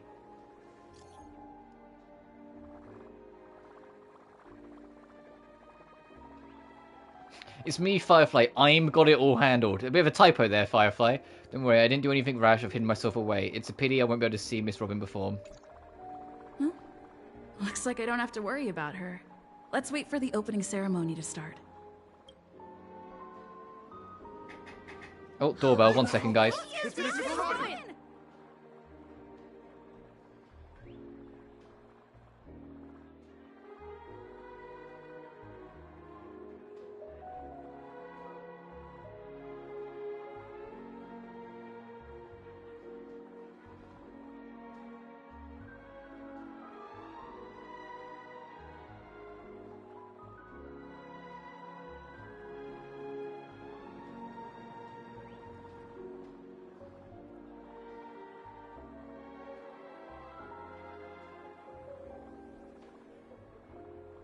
Hey, Miss Robin! I'm back. Hey, over here, Miss Robin! Miss Robin! Miss Robin, look! Marry me, Miss Robin. Jesus Christ, give her a minute. I'm your biggest fan, Miss Robin!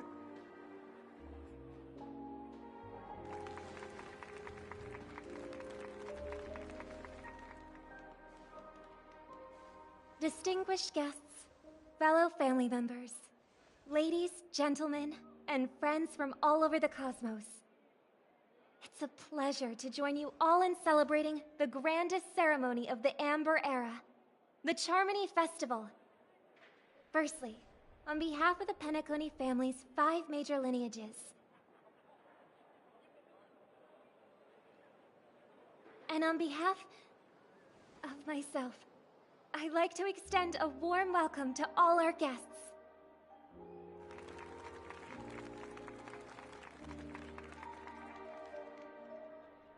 As you all may have noticed, this year's Charmony Festival is far from regular.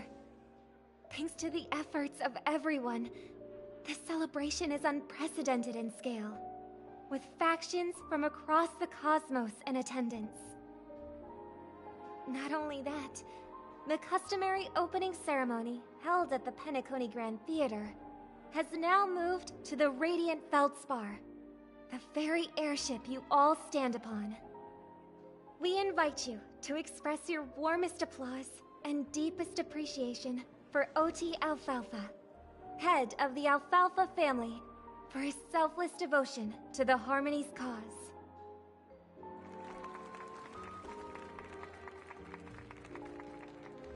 What makes this festival so uniquely significant? As is widely known, the Radiant Feldspar had to halt its voyage due to an anomaly in the Sweet Dream, sparking widespread discussion in the 12 Hours. Thanks to the hard work of Penacony's internal and external factions, we've finally gotten the Dreamscape back on track, just in time for the Charmony Festival. And as they say, good things come in pairs. The Charmony Festival not only celebrates this achievement, but also marks the relaunch of the Radiant Feldspar. And finally, the last reason. Does everyone remember we still don't know what Sparkle's up to. I think this relaunch is going to end in disaster hella quick. The family has poured their efforts into this festival, just to commemorate this legendary luminary. The father of Penacony, Mikhail Char Legwork, one of the legendary Nameless who laid the foundations of Penacony. In the most bewildering times of the planet of festivities, it was he who descended from the sky with his companions, who taught us through trailblazing where freedom lies. It was also they who led the vanguard in the pioneering of the Dreamscape, in exchange for what is now known as the Paradise of Harmony.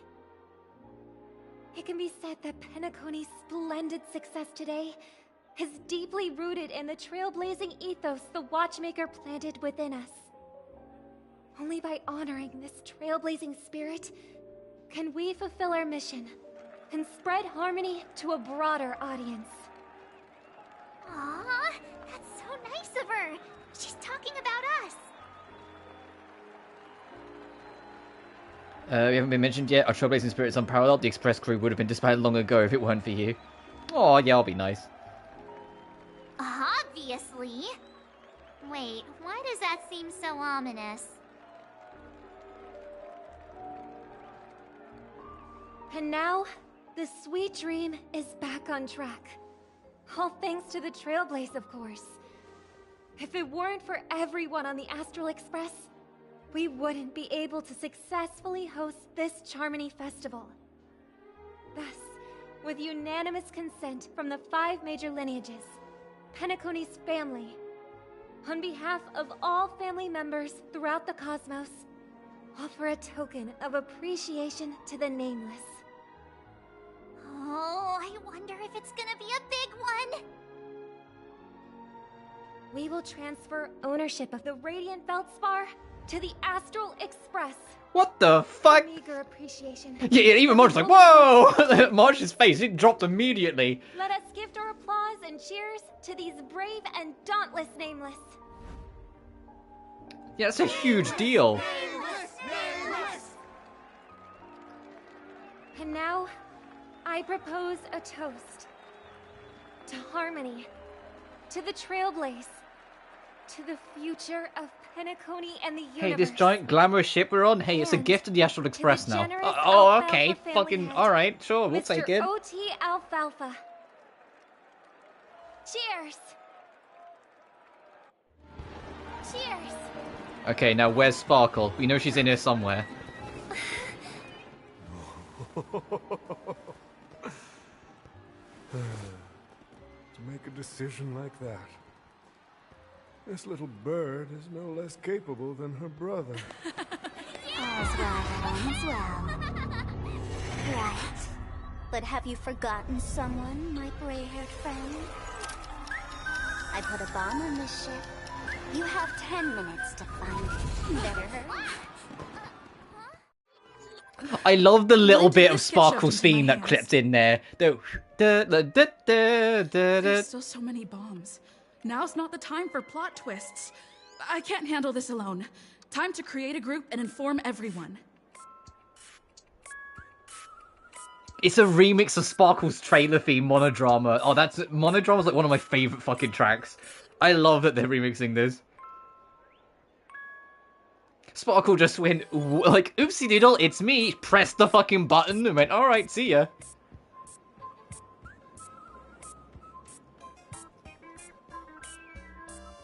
Now it's not the time for plot twists, yeah? So I'm just enjoying this track. I can't believe they put a remix of Monodrama in this. They knew people fucking loved Monodrama. I still stand by it. I think Monodrama, the trailer, and Monodrama the theme is like the best fucking trailer Star Rail's ever done. It's a fan-fucking-tastic trailer.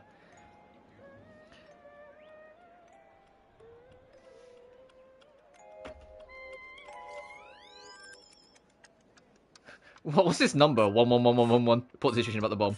We've got a problem, friends. There's an imaginary neutron bomb on the ship. What's happening? It's all thanks to that Mars 4. Miss Sparkle will explain the situation personally.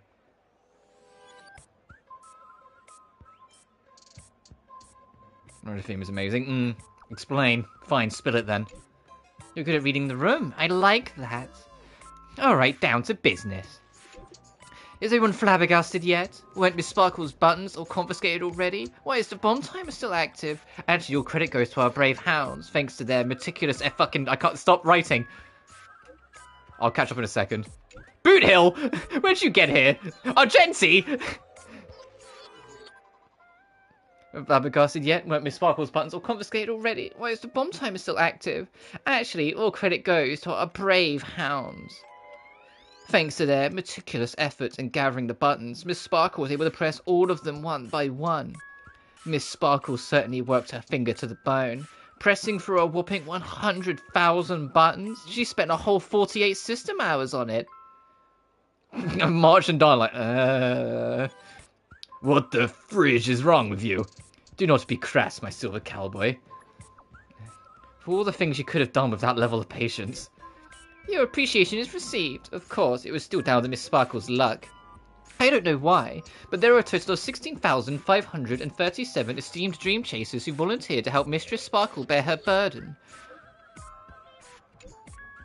I need to read that in a second. Robin, why is everyone in this fucking group chat? Do we literally get every single person on this fucking group chat? I will read all this in a second when it lets me. Because I'm not keeping up with all this. Topaz! Aventury! Help! Director Ratio! Let's go! Okay, let me back up so I can read all this. But there were a total of 16,500... Yeah, let him curse! Yeah, of esteemed dream chasers who volunteered to help Mistress Sparkle bear her burden. Girls who like to smile are always the ones with decent luck.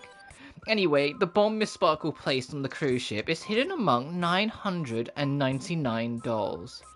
Your bright-eyed people will surely find where the real bomb is hidden. Good luck. How many? Don't panic. We'll deal with this together. Everyone, please don't make any commotion to cause unnecessary panic. I will arrange for the family members to prep for evacuation, but we'll still have to rely on all of you to find and defuse the bomb. I love this remix.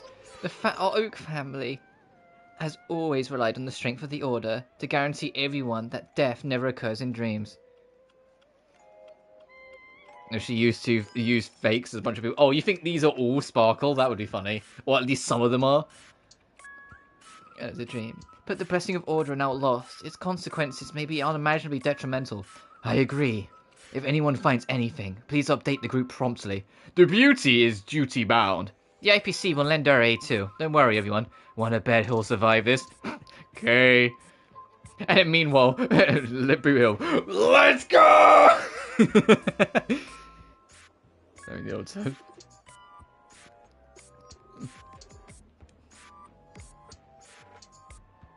I like how Dr. Ratio just went, yeah, okay, sure, whatever, and left. All set. Let's start following the plan. Find the bombs, 999 places to check. Oh, no.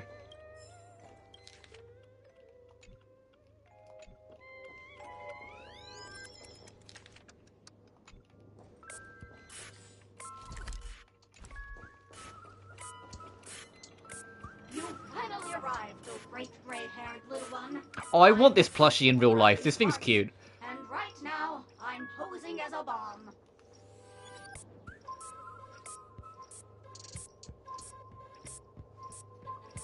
Great haired little one. Am I great or little? Explode, and that's all you're concerned about? Alright, fair play. All right, now that you've found me, it's my turn to complete my mission. Next, I'll count down from 5 and then explode. Plushie is a Fumo plushie. 5, 4, 1. Where's 3? Where's 2? Really that important? I'm not even a real bomb. Was it surprising, shocking, horrifying? No? Really? Fine. That's too bad then. You really ought to learn how to win a girl over. The constable doll finally falls silent. You open it up, more like tear it apart, though that sounds cruel, and uncover its true nature, a mere toy equipped with a remote speaker.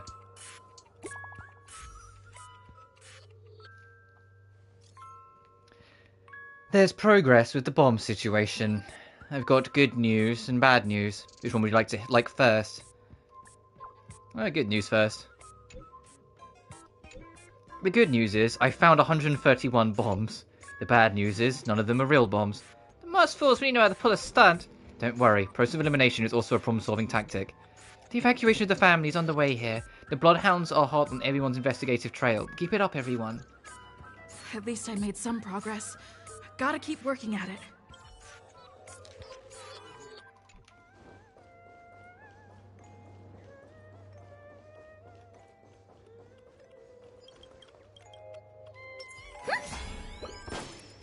Get over here.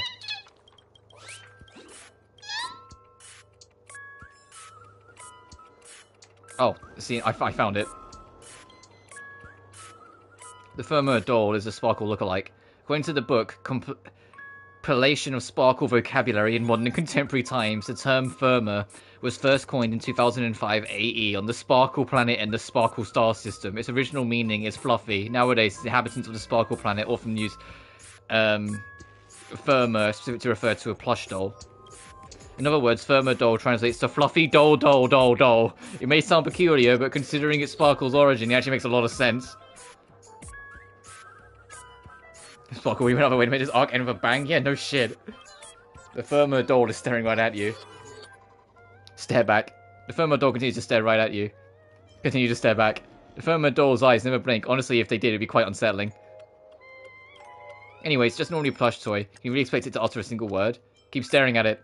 It must be pointed out that this doll is not has no suspicious features at all. It excludes from within an aura befitting of a Firma doll, and not that of an imaginary neutron bomb. They acknowledge the existence of Fumos, which means there's no need to bother it anymore. It makes both you and the doll appear rather pitiful, and it's best to promptly put an end to this farce. Alright, who now? Dan Wababoo, I give up. What's wrong, Silver Cowboy? I found 217. talking dolls. Ha ha ha ha. And that's after I got help from the hounds and that woman with the plastered head. Who knows when we'll find them if we all looked for them ourselves. That's a shame. Knowing that fool's habits, I'm afraid we're going to have to keep filtering through the wrong answers. Don't fret, the beauty will guide us. Yeah, they're all talking weird. They might all be Sparkle.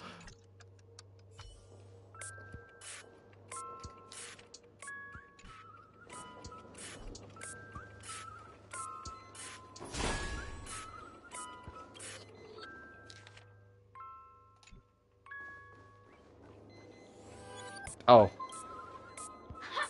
We meet again. I am Penacony's famed detective. Got yourself into a pickle? I'm more than happy to help. But unfortunately, I'm preoccupied with a couple of unsolved cases. So, you'll have to wait your turn.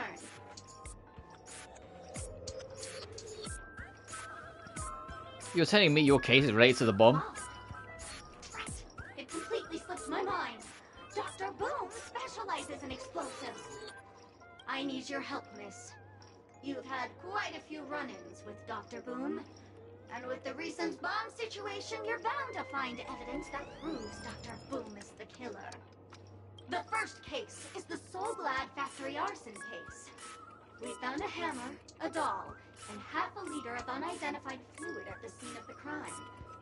Our forensics results showed it's a red herring. The second case is the Blue Hour auction robbery. A gang of masked thugs broke in, stole a fragment of the Astral Express, and left behind a Sorry, it's large hard to hammer, fight. It's a hard to doll, fight the urge. and a half-dead red herring at the scene. Those are all the details. The way I like this real low-key remix of Sparkle's theme. that will be the key to exposing Dr. Boom. I trust in your deduction. Which piece of evidence do you think is the deciding one?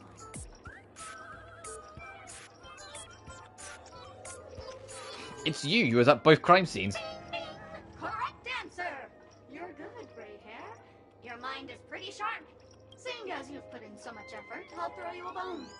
The bomb's not here. This is only a prank I've craftily set up. Hurry, time's running out. You better find that real bomb quickly. Sparkle's voice faded, leaving behind the doll's body buzzing with white noise. It seems his pitiful doll was transformed into a megaphone by Sparkle. Let's see what nonsense we get this time. My friends, I bring saddening news. Tell us about it.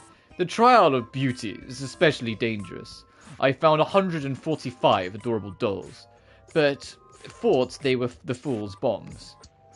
Is this really not a trial of elation or something? No matter what, please be patient, everyone. I have a feeling that as long as our virtuous patience can persuade a driller of sincere conviction, even the most difficult of problems will be resolved. Mr. Argenti is right, everyone. Don't let your guard down. And then the other two on the deck.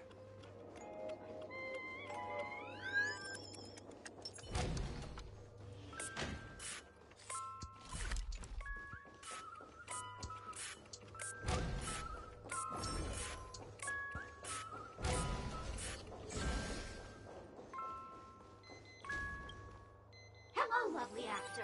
You can call me the Director Doll. I often use this name in film credits. If you didn't know, I'm the one who directed the entire farce in Penacony. As the leading lady of the show, what did you think? Feel free to share your thoughts. Well, actually, due to the current plot requirements, you're only allowed to say one line. So, please try and... Current plot requirements. Right now, I want to defuse the bomb and advance the plot. You're the one who made Sunday a villain. What about the action scene where Acheron had to escape the family? What happened to Robin's journey to uncovering the truth? You had way too many storyline transitions. What happened to Robin's journey of uncovering the truth? Robin? Who's that? Since you're done asking questions and I'm done answering... Oh, I don't think all of them they would have gone, eh? I must reveal to you the fact that there's no bomb here at all, thus causing you to want to kick yourself for spending this whole time listening to me prattling on, after which we will part ways. But don't fret, I've also prepared a gift for you. A dream bubble that has the thrilling life and death moments I shared with the beautiful memo keeper. If you haven't seen it yet, you should hurry up and look for Dr. Edward. The harmless chatterbox plush doll bows affectionately to you, blowing you a kiss before bounding away, vanishing to the depths of the cabin with joyful leaps.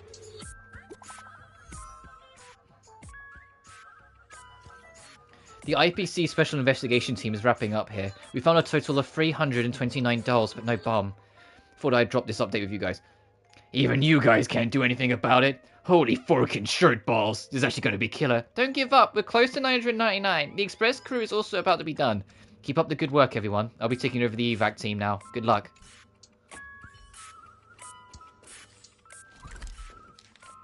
And the last one's right at the tip of the ship.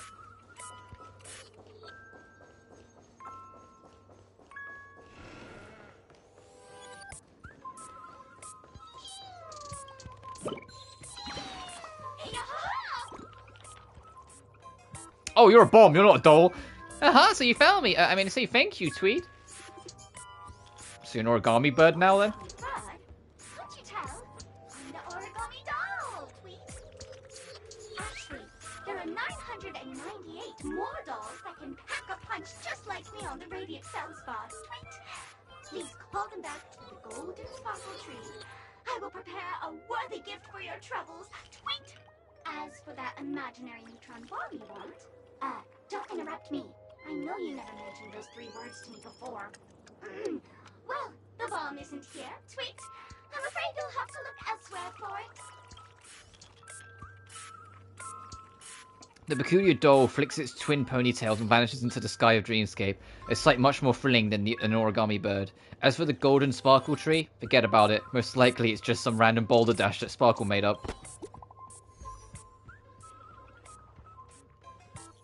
Good news!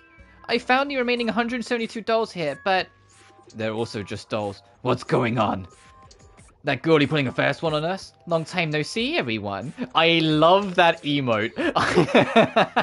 I love that emote. She's just like, here, Sparkle. Miss Sparkle is delighted that everyone is busying themselves over her. And so, she had me deliver a message. I knew it. I knew this wouldn't be so simple. You've grown some brain cells, grey hair. Miss Sparkle is pleased. Alright, enough jokes. Miss Sparkle says this message is super important, so listen up. There are actually 1,000 dolls on the Radiant Feldspar. Everyone's reward. Miss Sparkle has decided to be magnanimous. She will fuck. Okay, I'll read in a second.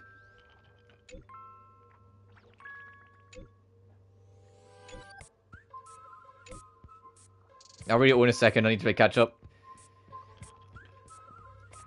1,000 dolls in Radiant Feldspar. To reward everyone's efforts, Miss Sparkle has decided to be magnanimous. She will give the coordinates of the final doll with the bomb to everyone. The time is allotted to everyone far exceeds 10 minutes, so let's all try to hurry up, eh? Something major's going down if you're slowpokes. Robin, I'm sure you don't want everyone to know that the family protection over Penacony has been rendered useless, do you? Hurry up and move out, world-saving heroes. Why is her emote just her holding a lighter? Why does Sparkle have great emotes? After some bonus for the silver, I wouldn't bet on that shit. Everyone, don't be misdirected by her appalling prank. We'll all gather at the coordinates. Well, when we catch her, then we teach her a lesson she won't soon forget. Angie. Not much time left. I hope I make it. Find the 1,000th bomb. Right on the other end. Oh, okay.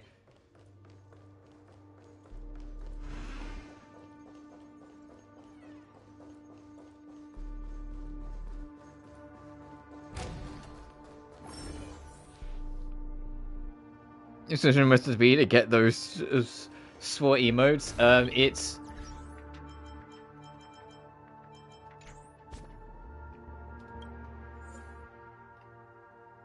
fucking go to the message screen and then it's the. I have no on the message, but this random guy apparently I've interacted with at some point.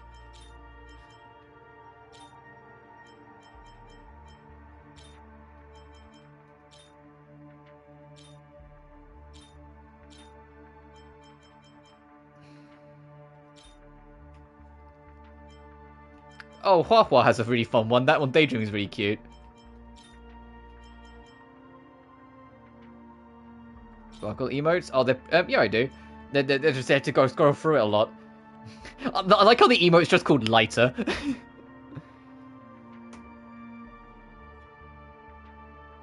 Lighter and I am here. Throw card, finger heart, divination, check mirror. It can't be. Lighter, I am here.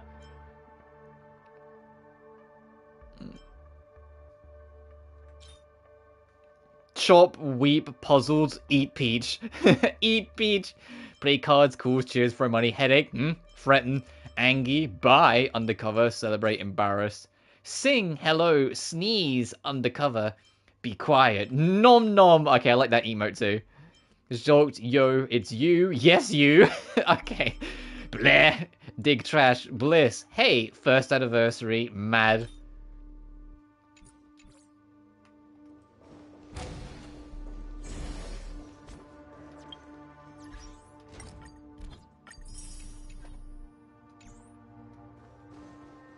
Cheers, Sparkle. Lighter. Like, she was absolutely a fire starter, a little pyromaniac when she was a kid. She was absolutely the one that's like, if you gave her any source of fire, she would do something with it.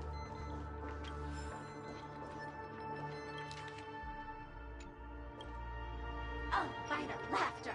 To think you've seen through my disguise this quickly! Honestly, my dear Miss Grey Hair, you're just like a ferocious pangolin in Madame Susan's bedroom.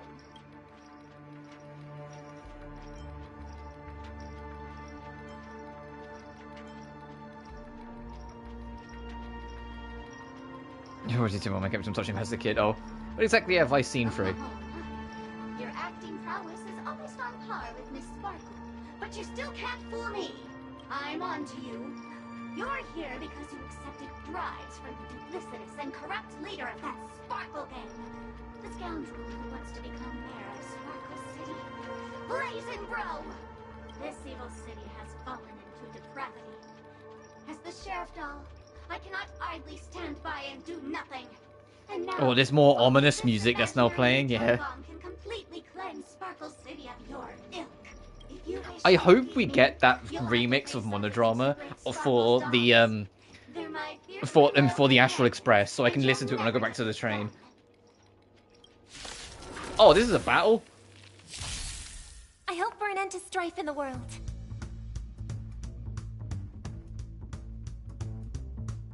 Harmony and unison.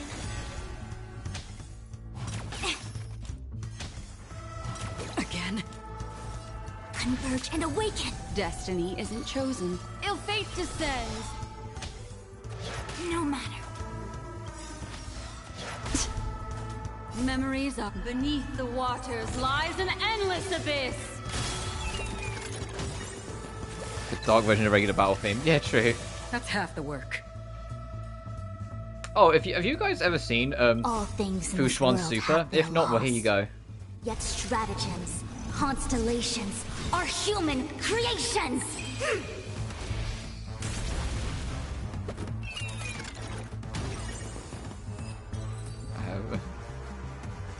Well, I like it. It's sick.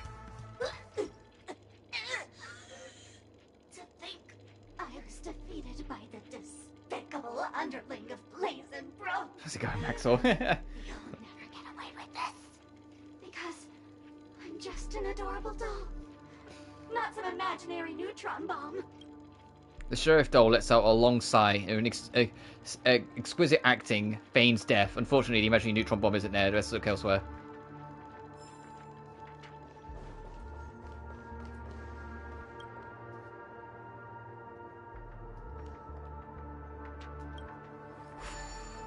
Blazing Bro? Yeah.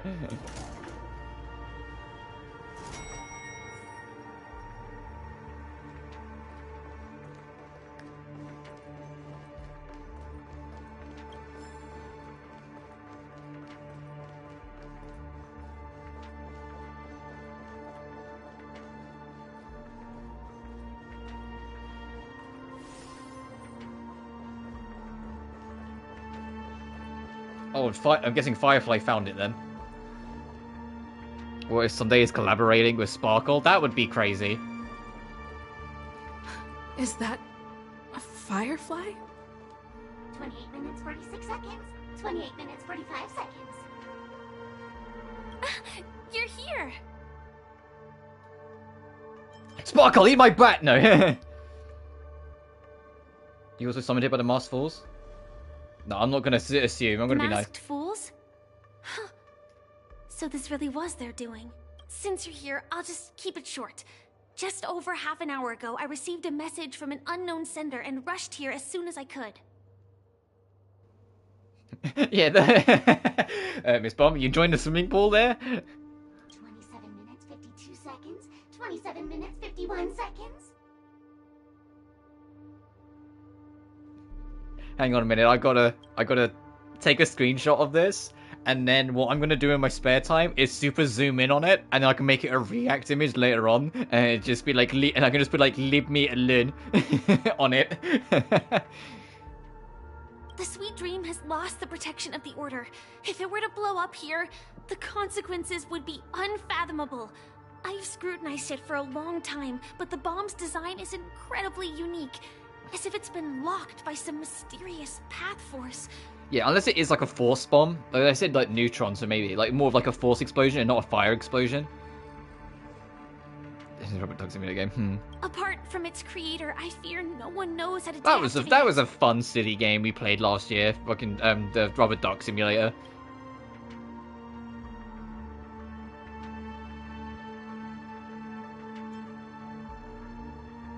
Then we'll just have to find that person. Gunpowder regardless. Yeah, true. It's difficult. Time is running out, and she's a master of disguise. And even if we catch her, she won't come quietly. Don't panic. There are still many people on the way. You mean the Watchmaker's guests? That's a pity. Based on my experience, I don't think any of them can turn the tide on this situation. The Memo Keeper may be able to teleport the bomb to a deserted location, but I have found a note inside the doll. Master of Disguise, yeah. Warning! A mimetic virus has been planted on this imaginary neutron bomb. Mimetic life forms, particularly Memo Keepers, especially Black Swan, are advised to stay clear, otherwise exposed individuals face a 72.36% chance of turning into a banana. P.S. She means business. P.S. It's true. Try it if you dare. I like how the title of this says, "This is a mimetic virus.exe" at the top. But I fucking Sparkle immediately going, "Hey, particularly Memo Keepers, especially you, Black Swan." Yeah, this might not be Firefly. I don't know what grudges they have, but this path is a dead end too. So that's it. There's no other way. Actually, there might be another way. Do you still remember? The script said that I will experience death 3 times. Fuck off. This is... I've suffered enough this stream. You haven't experienced your third death yet. She says she's going to be a sacrifice. She's going to grab it and fly off with it. I think this moment heralds the I know what she's going to do. She's going to... Yeah. Like I said earlier, now's not the time for plot twists. She's going to grab it and fly off with it in Sam and have it detonate to save the people. You may already know that I have no way of evoking dreams. I've suffered enough this stream. Don't make me don't hurt me anymore. Special method in order to enter dreams instead. This allows me to perform feats that typical dream chasers can't. As long as I can bear the pain of the Memoria pressure, I'll be able to dive into the primal memory zone beyond the dream and extend a lifeline to the radiant feldspar. I will take this bomb into the depths of the dreamscape, as deep as possible, where there are no living souls around. That way, hey, suspend your disbelief for a second. This bomb will kill people regardless of whether it's in water or not. What about you? Don't worry. I believe No! this Firefly armor will be enough to take me to where I need to go before the countdown ends. And maybe even make it back safely. At present, this is our best and most logical course of action. After all, a long story deserves a happy ending. I have some words to share with you, though they were spoken to me by Miss Acheron. She said that... Oh yeah, Acheron hasn't shown up once here. I guess she just peaced out after the end boss. At the moment, You know, once you revealed it's like, hey, look, I'm riding May anyway. I shattered the Order's illusion. Anyway, bye guys, see you later. Maybe it's just Call that me the when moment Kiana to shows up in the disprove story. These impossibilities hasn't arrived yet. Whether it be a literal ending, suffering akin to death, or a harrowing deathscape. Before the appointed destination arrives, they are all the same. Yet I can still make myriad choices. I also firmly believe that when that moment arrives for us to make a choice, the answer to our end will already be within our hearts. It is not destiny that shapes us, but we who shape destiny. The Astral Express and the Stellaron Hunters are like light and shadow. We walk on different paths. That was a cool transition. Her hand goes into the water and it's Sam. Growing together. Maybe the end is predestined, but it is not today. Since things are going too well, let's speed up the countdown. Human life is short, just like fireflies to a flame. So if you have an answer in your heart, always remember, don't leave with any regrets. We have this right, don't we? Oh, we get a new Robin song as well. Oh.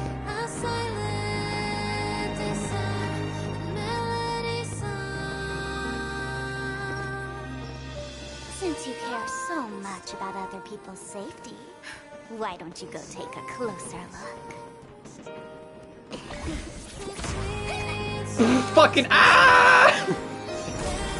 You see, everything. Okay, yeah, it was fireworks. It was all one big bait.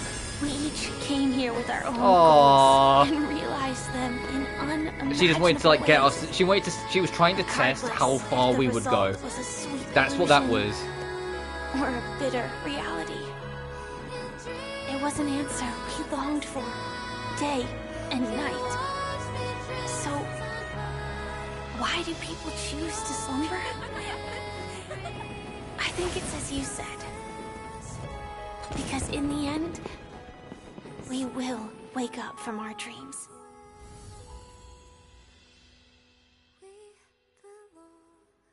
That was beautiful. I was very worried for a minute there. Oh, hey, Acheron. Fucking, hey, I was just talking about you.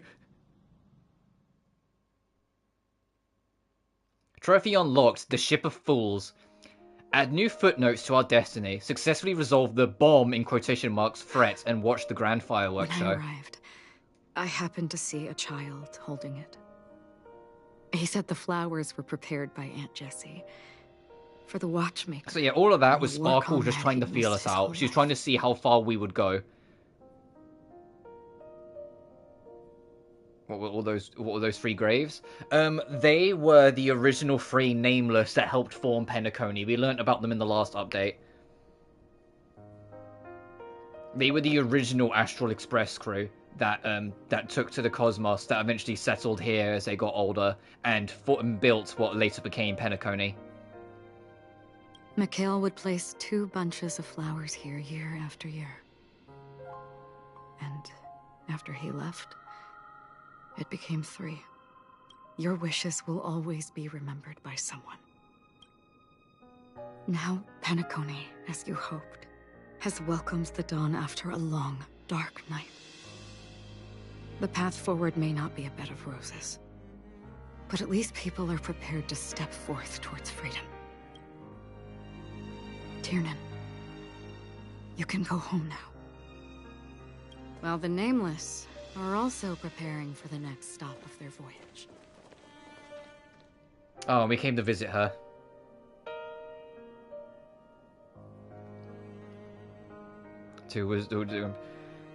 Oh, the old dude she was talking to was Tiernan, not Mikhail.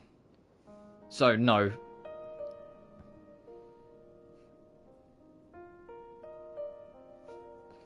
Because Mikhail is the original version of Misha. Tiernan was a dear friend.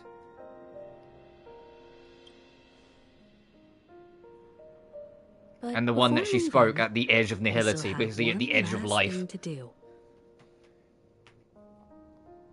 Say goodbye to you. We've come to say goodbye to Gallagher. We've come to say goodbye to the old nameless.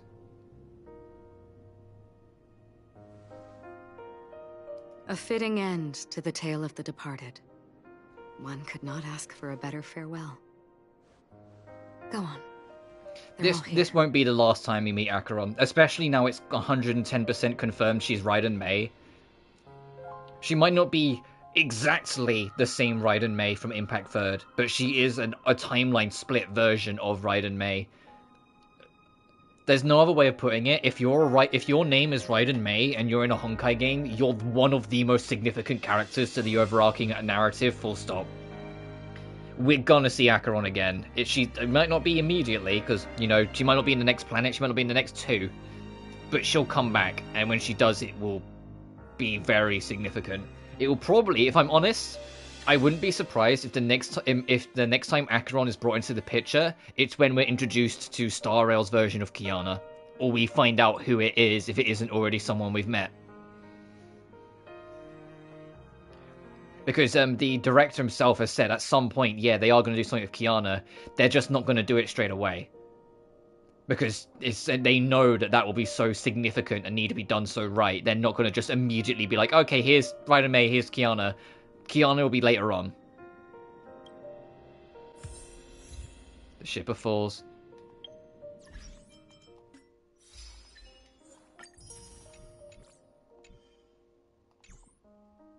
Say goodbye to Tianin and Rosalina.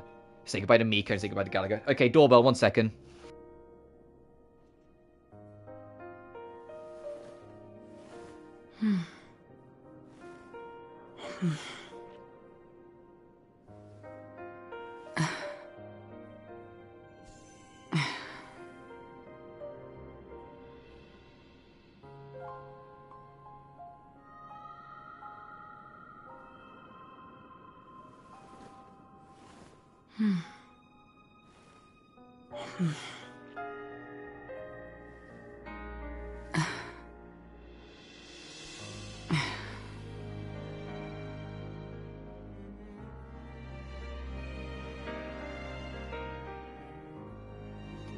Alright, I'm back.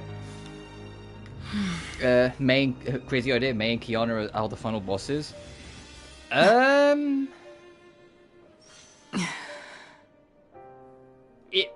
If they did, I would be very fascinated to see how they would write it to make that happen. Because the thing they have to be careful of, the thing they have to be very fucking careful of, is the legacy of the characters. It's not as simple as, like, introduce them and give them a crazy storyline. Kiana is such a core, almost like origin point of so fucking much of the entire, like, Honkai storyline. You know, across Fly Me to the Moon, across Gokuden, across Impact Third. You have to there's a reason, there's probably, to be honest, there's probably a very good reason why the Star Rail team are hesitant to do anything with Kiana straight away. It's because the mantle responsibility of writing for that character with her legacy is probably extremely fucking intimidating. Considering how Impact Part 1, Impact Third Part 1 ended as well, with that beautiful fucking showdown between brother and sister, between Kevin and Kiana, where you go from, like, god monsters fighting in space to, like, these two souped up super beings fighting with your best swords, to then going to hell and it just being you in, like, your basic, like, jeans and shirt, and him in, like, his basic suit, and you both pull out a baseball bat and just beat each other down until one of you finally stops getting up on their feet. It was like an MGS4 level go through everything and the legacy of the character finales. And it ended with Kiana saving the universe but getting trapped on the moon. Where do you take that character from there when she's done everything?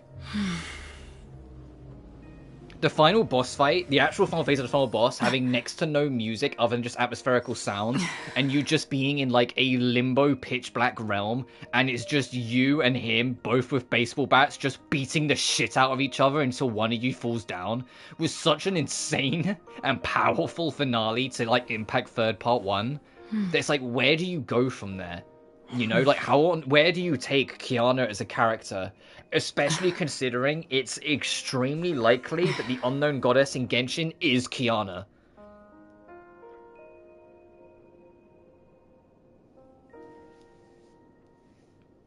Beating the piss out of each other until one stops moving is so damn cool. Yeah. You know, like, this could still be the middle road, depending on timelines and shit, because, to be blunt, we know that Genshin is based, potentially thousands upon thousands, if not millions of years before Star Rail. However, we also know that time is kind of just a construct that Herta can fuck with whenever she wants. So the idea of Kiana ending up here and then getting sent back in time to be the goddess, the unknown goddess in Genshin, isn't impossible. Final boss. I know the one you're talking about, yeah. No, I've actually finished Infinite Wealth. I actually know what you're talking about.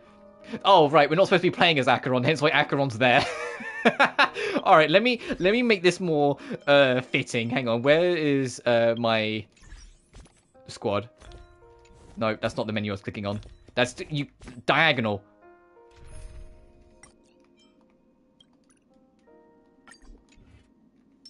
There, just this once. My favorite narrative final boss. I really enjoyed the final boss. I have mixed feelings on the ending of Infinite Wealth. I won't go into too much details because although it's a few months old now, it's a long ass game, so I'm not expecting everyone who's playing it to have finished it by now because not everyone has the time. But as a whole, I really enjoyed Infinite Wealth. A fitting end to the tale of the departed. Oh, okay, she just says the same thing. Bid farewell to the nameless. Honestly, when I heard the conductor's request, But it's also why Impact Third Part 2 features not only one new main character, but straight up 3 new main characters. They made like a trio of girls, and all 3 of them are the main character because Kiana's story is done in Impact Third. You know, like she saved everything. She saved time itself. She saved everything that it was. But at the same time, she is trapped seemingly permanently on the moon with no ability to get her out of it. And Shishido, like my favorite final Yakuza boss is Shishido, but my favorite Like a Dragon boss is Infinite Wealth final boss.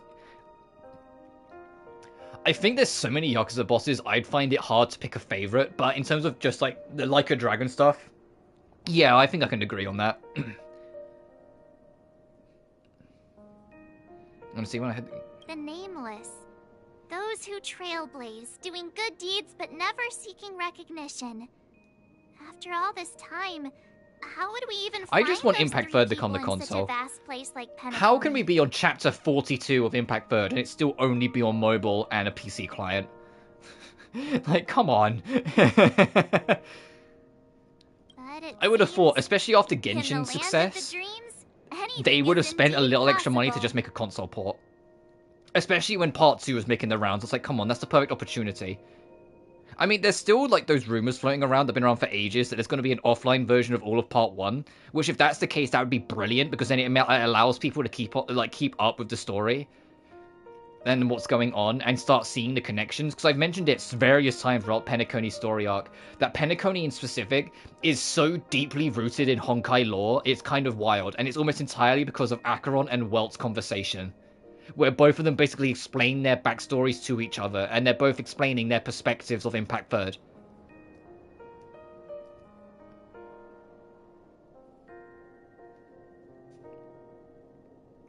I have that.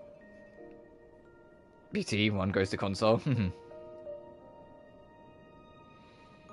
Because I'd love all of the original Honkai games to come back to consoles, but I know Fly Me to the Moon is a super mobile game, so I think like it would just be really awkward to handle and control, like in that sense, like if you don't have a touchscreen to mess with.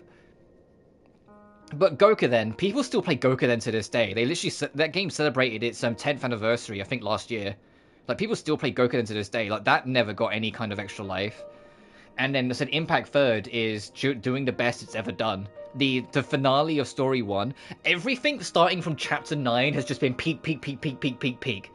Like I say, even as far as Chapter 7, like Impact Third is kind of insane how consistent that game is. With Auto Apocalypse, with Kiana versus Kevin at the end, with all the stuff with Riot and May and like their marital disagreements, shall we say, with Kiana, to all the Herishers and all of their own stories and the sacrifices Kiana makes, her eventually finally taking the flame and honoring Aunt Himiko to the full extent even after her death. Like, there is so fucking much with Impact Third. It's just like, how do they keep hitting? Like, people forget, Auto Apocalypse made a situation in his own arrogance and selfishness that killed his wife. And when he came to terms with it, he made himself immortal so he could then dedicate the next 200 years finding a way to undo his mistake and bring her back. And he found a way to do it by completely erasing himself from existence. He made it so she could live solely by him never ever existing. Like, no one remembers him, no one knows what he was, no one knows who he is, no one knows anything. He just doesn't fucking exist anymore.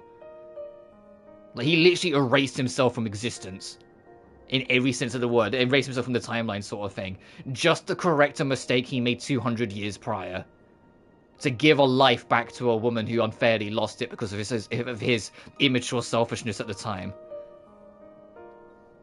And I was like, you hate him because he's a selfish, arrogant prick. But Jesus Christ, at the end of his story, like, pull a tear out of me. Like, I was just like, oh. Impact Third hits so damn hard at times. It's insane what they do in that game. And what's even more insane is that Auto Apocalypse is kind of in Impact Third. There's a character in this game. After this cutscene, I'll show him. History may not remember the names of the dead. Sorry, because Yakuza 5, the narrative's final boss is the father of Aizawa. He's a Yakuza who despises the Yakuza. Kurosawa's his name, the villain referred to. Yeah, fair enough. The first glimmer of light in the prolonged night.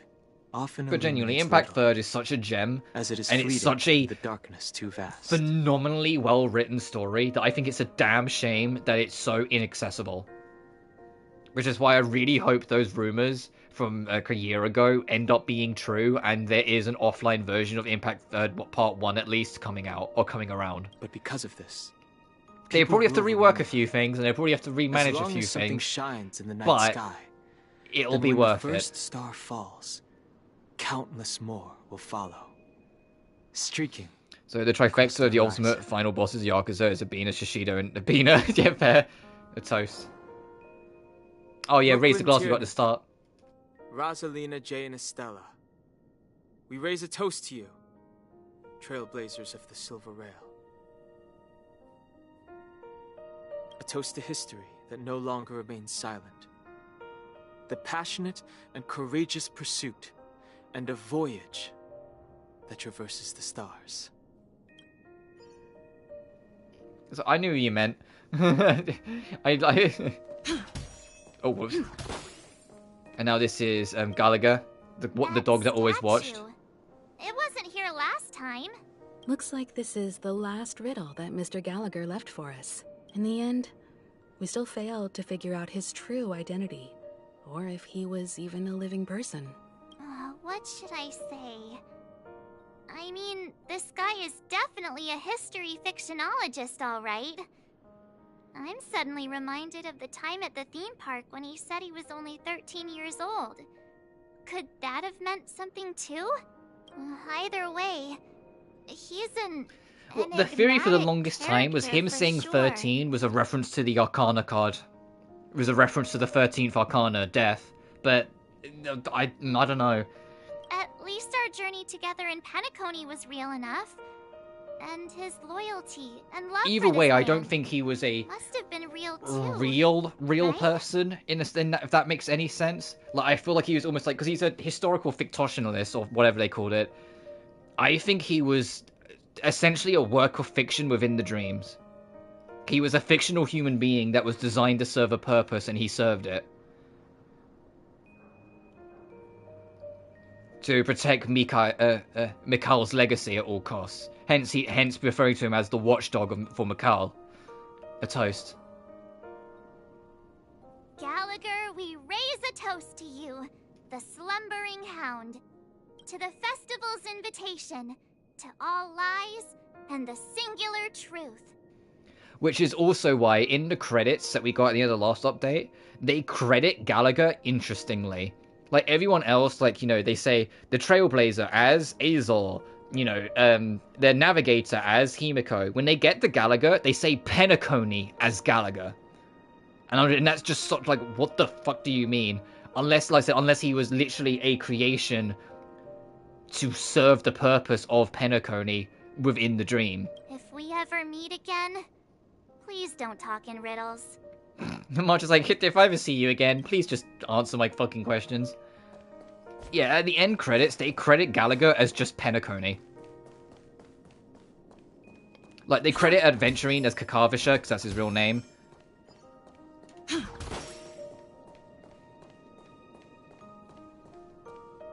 I read that as the heart of Penacony. I mean, yeah, that maybe as well. I mean, I'm just going to say goodbye to Mika.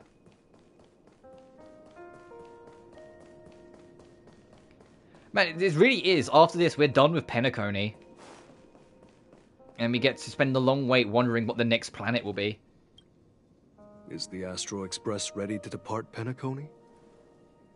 Apologies, Mr. Mika, that we are only now bidding you farewell. Oh, that's all right. You've all done so much for the Watchmaker, and we are forever indebted. Allow me, as the representative of Dreamflux Reef, to make another toast to all the nameless. What will the people of Dreamflux Reef do now? Many will continue to live here. Those accustomed to being awake will mostly have a hard time getting used to a life of darkness with their eyes closed. Though the order has faded, there must be someone to watch over this primal memory zone. Penacony's nights are long, and there are many who are still far from a good night's sleep. As for the sweet dream over there, we're still managing without it, aren't we? A toast.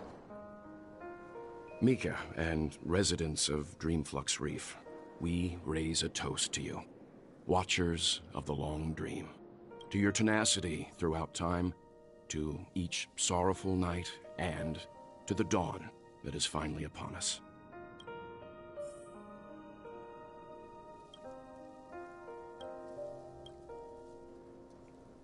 You also nameless once. I've encountered many nameless, many friends in it, but no, I'm not one of them. Alice and Days. I always dreamed of Wonder Express, going to Trailblaze. To myself. The only reason I'm doing this is because I saw there was the clocky marker next to his name, which means we can touch his emotions. Gone, the image I portrayed before you now is no different from the Mika you first encountered in Dreamscape. Yeah, he does. This doesn't exist. This man doesn't exist, by the way. He's literally just like an imagery of the Dreamscape to say goodbye to us. Mika's been long since dead. Right, but as we eventually realised. Said before, hopes and dreams will not vanish, but they were just lost momentarily. Bear with it until we find their way home. Heard a clockwork to touch Mika's heart, but his hemodial does not appear before you. Standing before you is a resolute individual, one who does not rely on others to guide his feelings. Even if everyone's lives were offered to this shattered dream, his spirit would remain intact, unwavering even in the slightest. Mikhail's slumber. Because the real Mikhail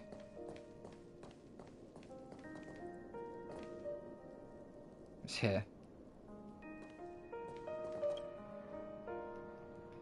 Full moon cycle hovers over the dream's reflection, a child slumbering beneath the false moonlight. Disregarding the clash of metal, the harmony's faint light continues to uphold the silver curtain that shades the sleeping child. His dream is long, so long, not even the train's whistle could rouse him from his slumber. Silence reigns supreme, in the untouched night with Neria's soul. It's as if all conflict has come to a standstill in this reprieve. I can read. Where are you going, Mikhail? A calm and a sadness you feel out of it, huh? In the end, we still came full circle. This trailblazing expedition started from the moment you and a bellboy ran into each other. After going on a journey of many twists and turns, they still ended up where they started. Just like a clock's hands that turn round and round. The start and end of each day will always land on 12 o'clock. The advent of time moving forward. There shouldn't be much left to say. This entire adventure started because of you, and should naturally end with you. And then, a new page will be turned. A toast. Mikhail Char Legwork, we raise a toast to you, watchmaker of the land of the dreams, nameless of the Astral Express, to Penacony's past, present, future, and the child's unwavering dream unto death. With that, our duty as nameless should be complete, right? The trailblaze can illuminate the way, but ultimately, the future of a world belongs to those who live in it.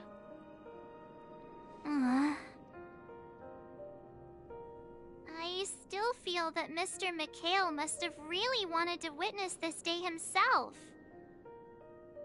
What's on your mind, March? Just a strange feeling.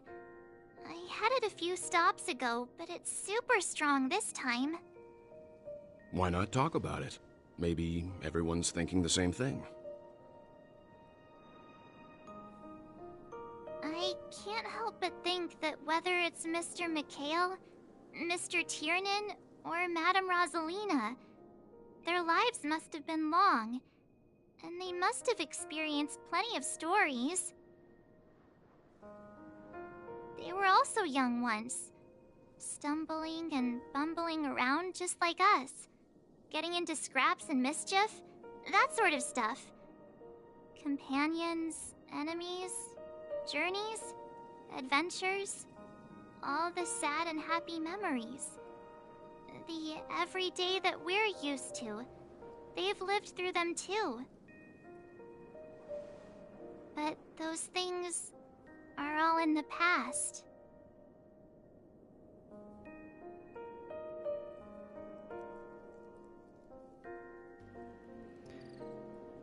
Time will wash everything away, so treasure the present. I know, but the thing that I can't get out of my mind is the present. It'll be easier to understand if I use an analogy. Like when you're reading a book. If one of its characters keeps running into obstacles and experiences an ending full of regrets, we're bound to feel a bit mixed about it, right?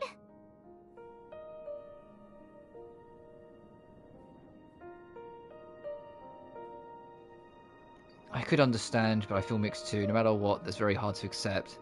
You won't be affected as long as you don't live vicariously through them. I understand, but I feel mixed too. Because we've seen every nook and cranny of their lives, we see these people as special. So, even if there are parts of it that aren't really realistic nor logical, we still hope that their story gets a good ending when it comes.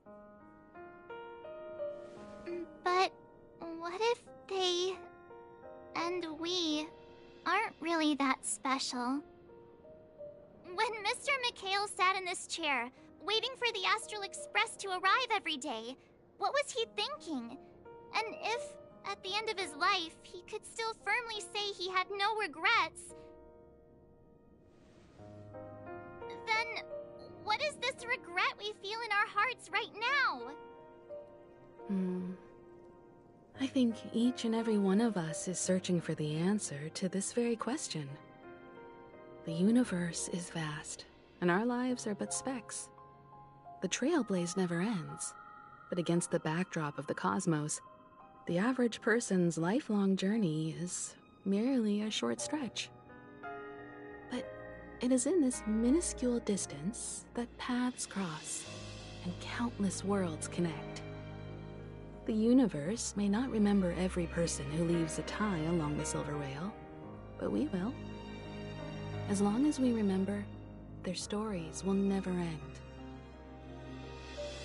And what Mr. McHale has left for us is his answer to this very question.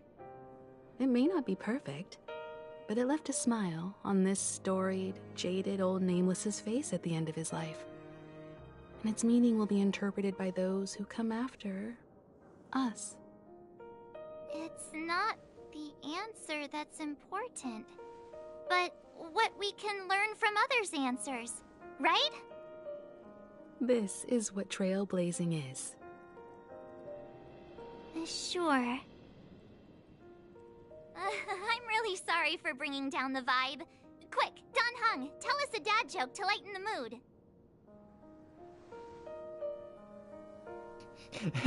That's okay, March. It was nice to take a step back and kind of think about things and ask these questions. It's never a bad thing to reflect. One day, yeah, we'll I think all that was have to face necessary our for own like just to kind of get it out there.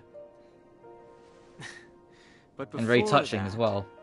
We still have a long way ahead of us together. So the most important thing right now is to tell the conductor what we saw in Penacony. Then prepare ourselves for our next trailblazing destination. I should get back to the Express. Or maybe I could say my final goodbye to Acheron. Yeah, let me just skip talking to Acheron, even though we might not see her again for like another 2 or 3 years. Yeah, no, I'm gonna go say hi to Acheron. I'm gonna give her a final fond farewell.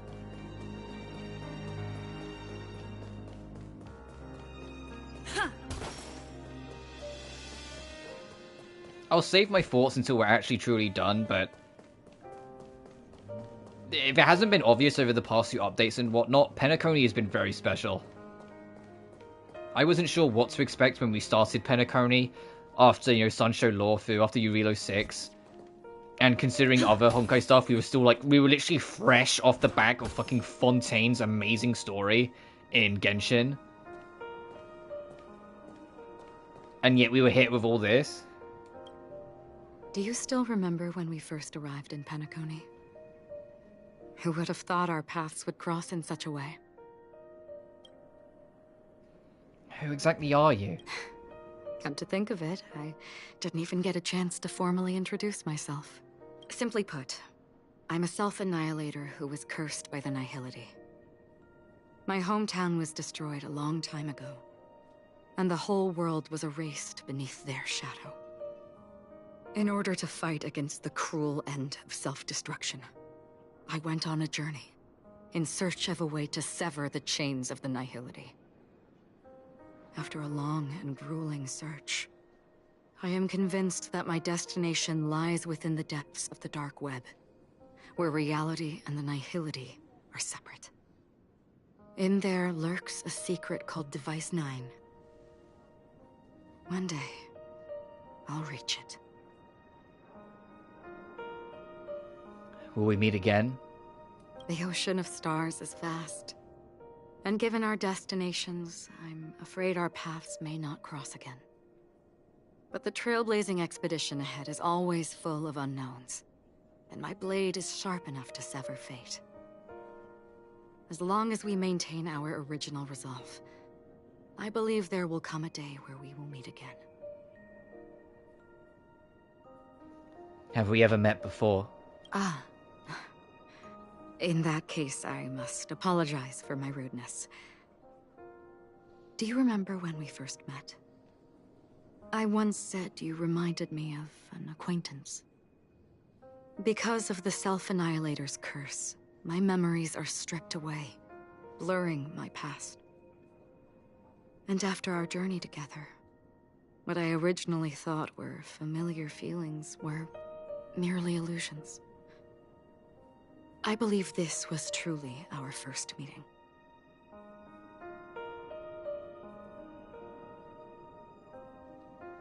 What if that wasn't an illusion? What do you mean? It's improbable that you've crossed paths with my past self.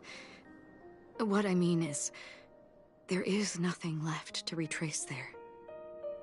Only nihility. I think I might have seen someone like you. I see. You've also had a similar experience? Then you should know that this me and your memory of me are not the same person. Are they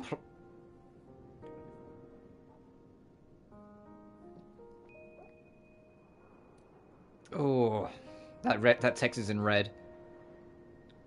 Have we met the original Raiden Mei, and still doesn't remember it because of, you know, everything that whatever happened with the Stellaron Hunters and protecting her from Nanook? But some things will never change. Long ago, I too was like you, with irreplaceable companions. We also embarked on journeys, making the best choices we could, whenever we could. Unfortunately, we didn't achieve the outcome we wanted. But moments like this make me feel like they never even left. In this universe, there exist countless worlds that are similar yet different, and countless people who are alike yet distinct. I too have wandered alone, encountering acquaintances on strange worlds, seeing their silhouettes overlap with my past. In your opinion, what does this déjà vu mean? Perhaps some sort of sentimental attachment, the wish to return to the past, a longing for a certain someone.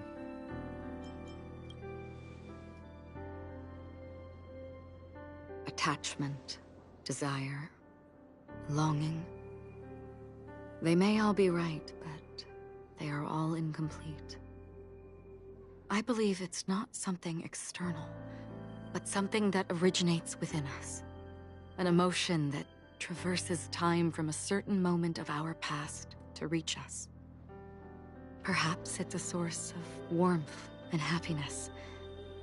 Or maybe it brings pain and sorrow. Each time we reminisce on our past, we always seem to notice a tiny but unforgettable instant that we left behind us, along with certain other things that remain constant throughout.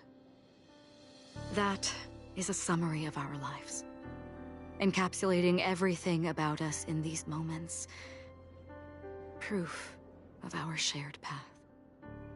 Within them, we glimpse our own essence, and thus, we truly exist. Just like everyone in this story, hurtling onwards along the path of destiny with passion and courage for the things that breathe meaning into their lives. Set forth on your voyage without hesitation, Nameless. On the path. This is an option. The game comes said, "Hey, optional. Talk to Acheron." If you don't, you miss out on so fucking much.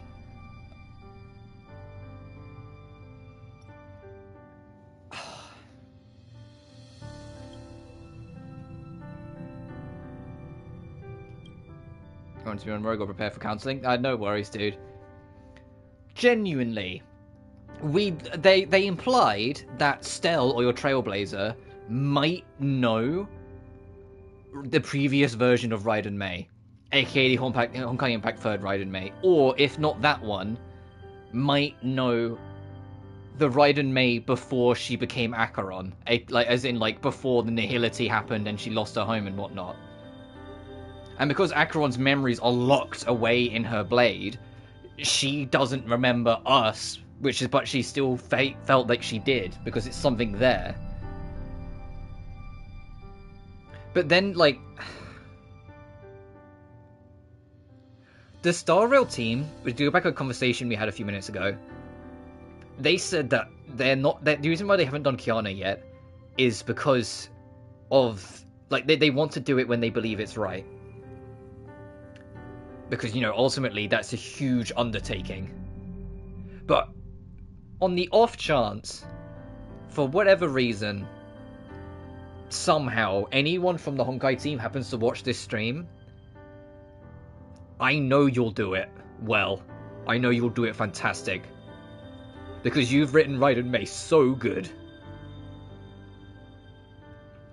The Raiden Mei I remember, and the Raiden Mei in front of me, I can't even put it into words, I'm getting emotional. It's so well done. It's the only way to put it. It's This is genuinely...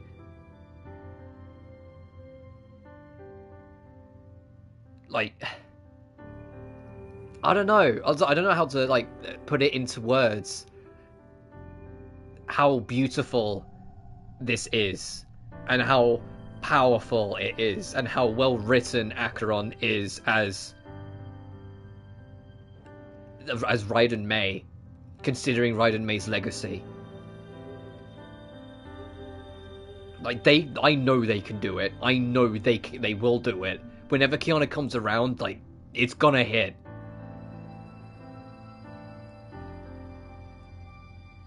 And my voice wavered? Yeah. I wish I could get my words together, but my head's kind of mushy because this has been a fucking insane stream. But the last time we saw Raiden Mei properly, you know, she was still a young adult. She was still coming to terms with a lot of things. She had all this power but didn't know what to do with it. All she wanted to do was make sure no matter what that Kiana lived, even if it meant harming Kiana to stop her from pursuing her task. And it didn't even happen. And they were separated in the end. And Raiden Mei was left in this vigilant loneliness. And then we learned that this timeline's version of Raiden Mei might not have even met her Kiana, because no one saved her from her suicide attempt. She jumped off that building and no one saved her. And it led her down a completely different path of life, stumbling into the nihility, stumbling into the end of her village, the end of her world. The entire events of the original version of Impact Third, she literally told in detail to Welt that it played out not only differently, but it wasn't a group effort where everyone came together to fight the bad guy and then convinced him to stop at the end of everything. She just killed him alone and suffered the consequences for the rest of eternity.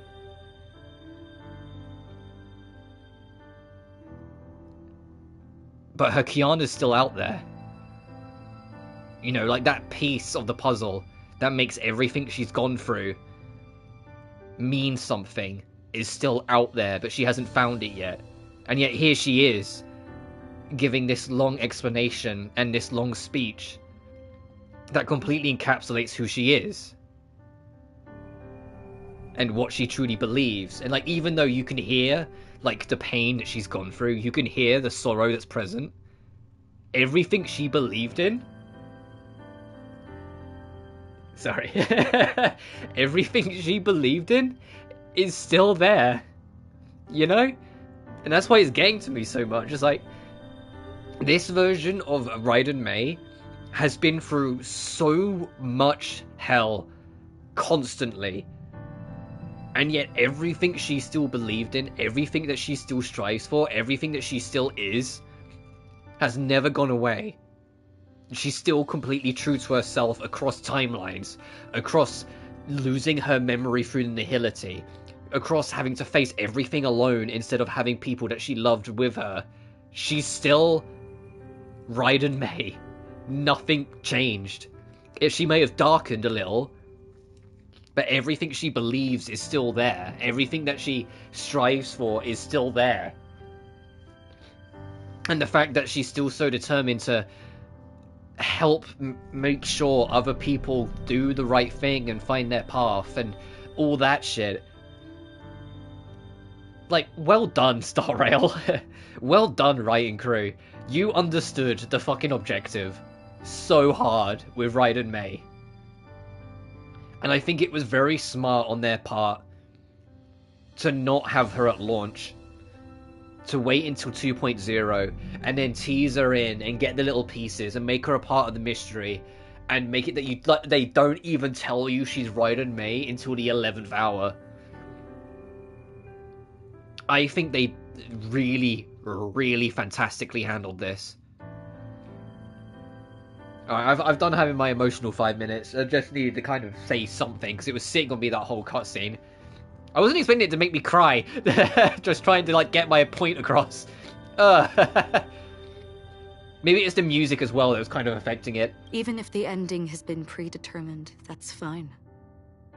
There are countless things that humans cannot change. I don't think anything will ever like make me cry as hard as that second live stream with Danganronpa V3.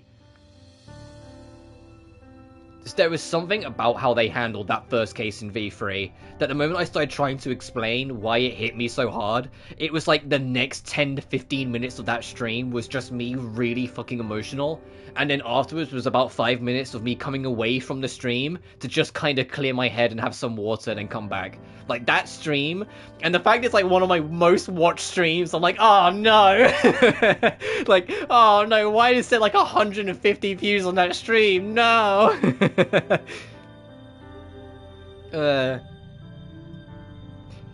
Patience, your stream, your part. Yeah, I know. I can't stress enough, like, I have complete faith.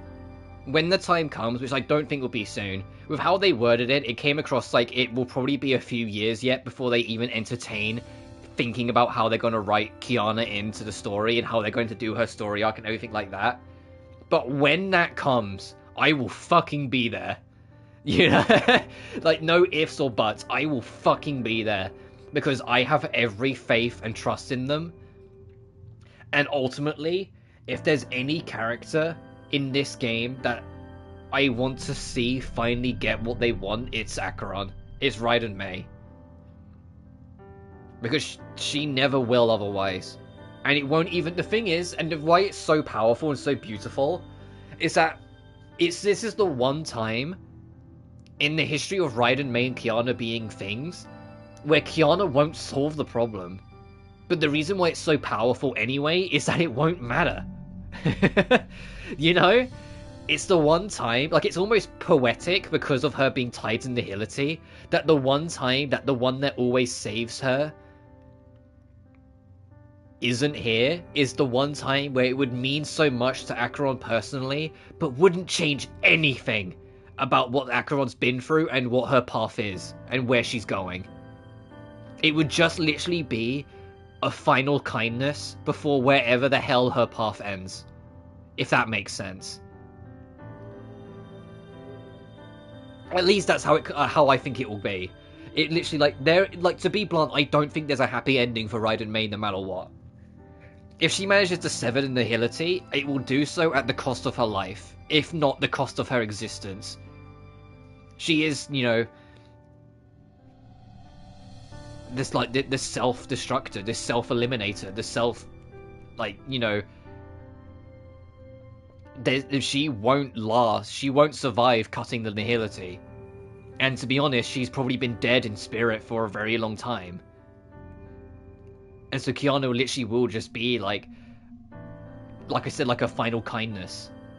Like a final grace to just give her something else to smile for. Because she's smiling at us now and it's very beautiful, like, I stare into those eyes forever. But you know what I mean, like, it's just that last hurrah for her before the end, which is why it's so important she gets it.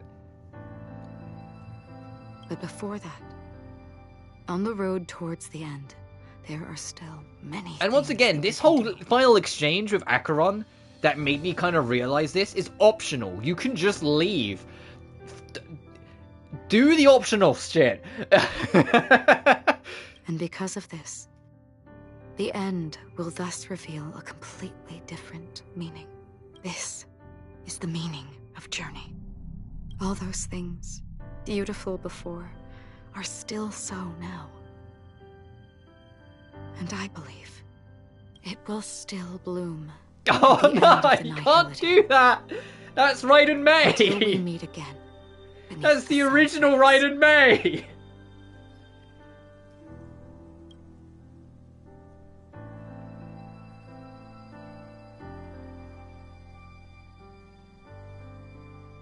Complete with her horns and all. Ah. That's the Raiden Mei I know and love. That's the one I remember. Oh, shit. Fuck's sake, Star Rail. This whole stream's been a roller coaster of emotions. You fucked me over with Firefly. We had all that bullshit with Sparkle, then you hit me with this. With such a deep respect and understanding for such a beloved character. that's had so much legacy. Because that's where all this comes from. The writers, I could feel it in every single line they gave Acheron. They have such a profound and deep respect for the legacy of the character. And I say this in contrast of Raiden Shogun. And Raiden Shogun is also another very respectful and understanding take of Raiden Mei as a character, but in a completely different sense. Because Raiden Shogun, they made her entirely her own character, but they made it that the principles of what Raiden Mei is were present in how Raiden Shogun is as her character, while still being entirely her own person. Whilst this is much more pure. It's a lot more the Raiden Mei that once was. Now you get to see her so much later in her journey, after so much strife and struggle, yet still, as you can literally see right now, still be able to smile. And that's what makes it so beautiful. That the original Raiden Mei is still there. Her original, soul, her spirit, her everything. Even though, like I said, this is technically a different timeline version of Raiden Mei. This isn't the exact Raiden Mei we know. It's a different, narrative of it. That was beautiful. And the fact that it's all optional is a crime. Give me a minute. I need to go blow my nose. 1 second. That was powerful.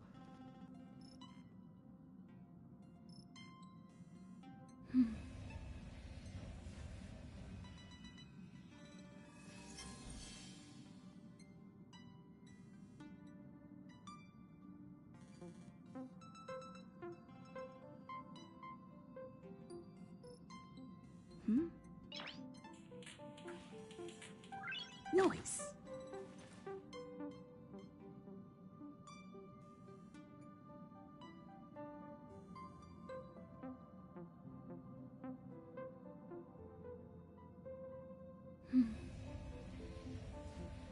Ugh, Jesus Christ.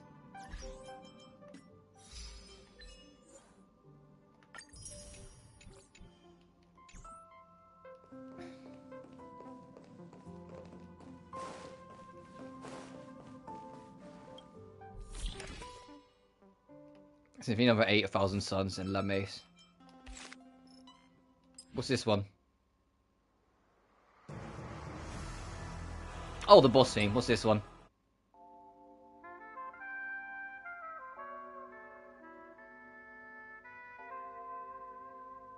I hope we can. I need to find something that says mono drama. Oh, my throat is still shaky from that.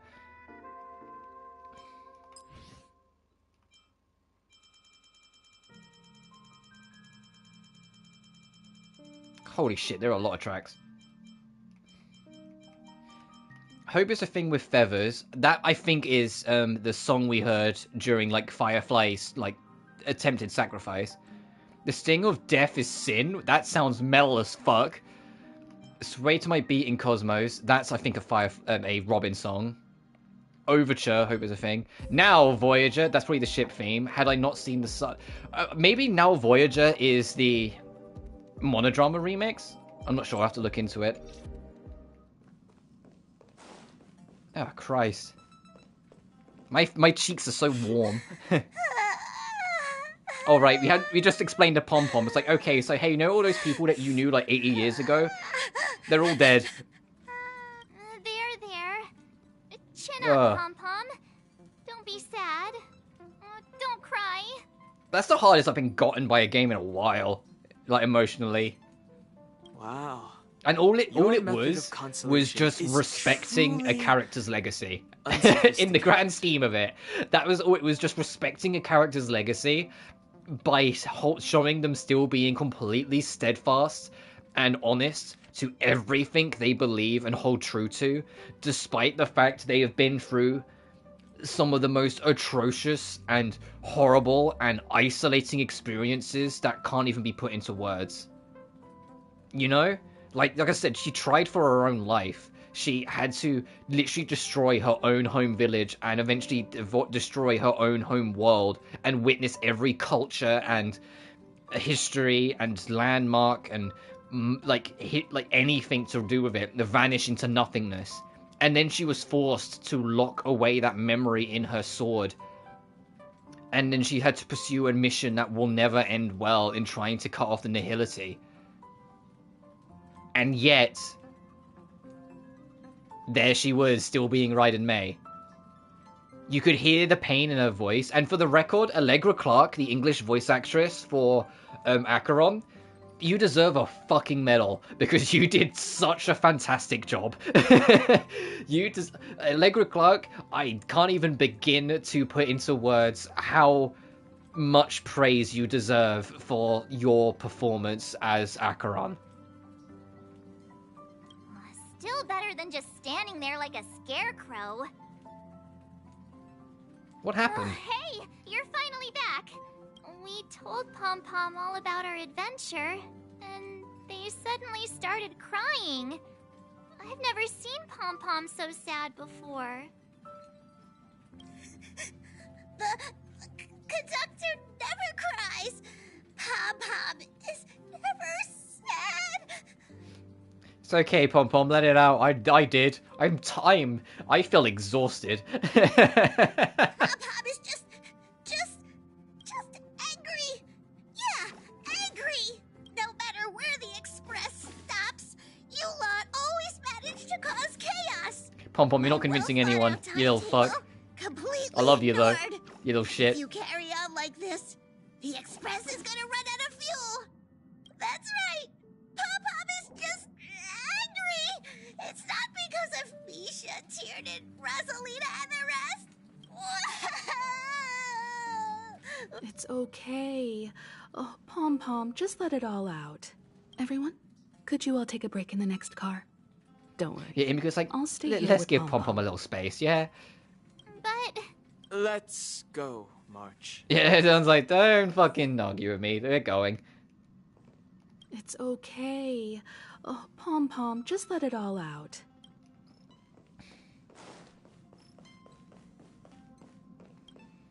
Once we're done, before we wrap up, I'm gonna go back to that ship, try and clean up the last of the chests, but for the love of God, I'm gonna try and find a CD and try and see if I can find Sparkle's theme. So I can listen to it on the airship, or the Sparkle's remix. Those three nameless must have meant a lot to Pom Pom. No one knows exactly when Pom Pom boarded the Express, but one can surmise that their journey has been filled with many hellos and I goodbyes. wish the character themes Probably could be more than gotten we can in the imagine. game. I wish they weren't just for the trailers, and sometimes here and there get referenced or something. I wish, like, you could get monodrama. Fucking Acheron's... Speaking of Acheron, both Acheron's animated theme and her 3D trailer theme, both of her tracks, in fact, the latter of the two, you hear in the fight against Aventurine, when she slices through the realm, you hear, like, the heavily distorted, sorrowful, like, riff from the end of her track. Both of them, I could listen... They're on my playlist. I have a lot of HSR on my playlist. Probably a good sign. It proves that The funny thing is, I actually have more HSR tracks on my playlist than I do Genshin tracks. They still deeply cherish every nameless who has boarded the Express. And I wouldn't say it's because I prefer one soundtrack over the other. shared with It's just they're different styles, and at least right now, I'm more in the mood for Even to HSR style. When it Because comes to Genshin is comforting, naturally more there's orchestral, no whilst one this better is more on the Express. usually synthetic. Pom Pom said we might run out of fuel. Well, they were a little emotional at the time, but I'm afraid that's not out of the question. Since you joined us, the Express has stayed longer than anticipated at every stop along the way. Alright, well, I'm so to sorry ensure I'm that like the everyone center of every always makes it problem. back Because, on you know, we board, went to Urilo Pom 6, Pom and has then we had were there no for a whole choice story but arc. to We went to delay the Sunshine warp jump Lawfu, schedule. and then we were there for a whole story arc. We went to Penacony, and then we were there for the past 4 months. Alright, well, I hear you. To be fair, the Sancho Lawfu thing, in, like, the canon, wasn't even supposed to happen. The original plan of the Express crew, after Urilo 6, they even mention it, they're gonna go to Penacony, but then Kafka warped in and said, oh, actually, you guys are gonna go to the Sancho Lawfu, I need you guys there. I see. So he took a detour on the way. I can regularly hear because even though pom-poms Himiko likes to anxiously up and pretend down the that she corridor. hates Kafka, for some reason Kafka's saying, hey buddy, can you like go to the Sun Show? Himiko's like, fine, we'll go. Turns out Pom-Pom's been silently putting in a lot of work for us. Wow. Different from typical vehicles, the Astral Express converts every trailblaze into the energy it needs to run. Ideally, as long as trailblazing expeditions continue without interruption, the Express will receive a constant flow of energy, much like a perpetual motion machine. But, because of our previous encounters, fuel is being used up much faster than expected. We can probably only pull off 2 more warp jumps at most. Only 2 more? Isn't that super risky? Oh, I don't want to become an ice cube floating around in space again. At least you'll be an adorable ice cube. When you put it like that, it doesn't actually sound too bad. But I don't even want to become an adorable ice cube floating around in space again. Which also means that we must prudently consider our next destination. And then it's like, maybe like a petrol station. Maybe a gas station if you're American. Maybe somewhere to make a pit stop to refill whatever the fuck fuel source we use for this thing. Yes, I've already checked the astral charts. The 2 nearest worlds to us are the oceanic planet of Lushaka and the agate world, Melustanen. I'm guessing that's one of those 2 is the next planet we're going to. Oceanic planet or the agate world? As for which one we're headed to, alright, yep. Still requires a vote. And by vote, we mean Hoyoverse will let us know for us. Or perhaps you might consider Black Swan? suggestion. Aaron Zek, what are you doing here? Everyone, we meet again. Whose room did you just come out of? It's you! Marsh's room? Why were you just in my room? That actually... Oh, hang on a minute. I was talking about this earlier in the stream. She's, Black Swan's part of Remembrance. So she might actually be poking around in March's room to try and find out if she's figuring anything out. It's a very cute room, Miss March. Just like Also, you. the Penacony music is starting to creep in again. I knew we were missing someone. Memo Keeper, let's put aside how you managed to sneak past everyone and board the Express for now. You mentioned a suggestion. I accidentally overheard how the Express obtains fuel. I just wanted to chat with everyone to see if we could work together. But now, it appears my suggestion could be the very lifeline. Is Black Swan coming with us to the next planet? Is she going to be a temporary trailblazer? Please speak candidly. Is she going to say, oh, I need to go to this planet anyway. So if you want to, go make a pit stop here. Ah, the Permanence's descendant. What a charming little dragon. Especially with those mired memories of yours. But I digress. If the Astral Express She's just like me, I say, but I digress a lot. Need of a special trailblazing expedition to recharge its engine, have you all considered this? Perhaps your destination could be a world that even the renowned Akivili never reached. Should you be able to lay down a new stretch of silver rail, the Express may never have to worry about energy ever again.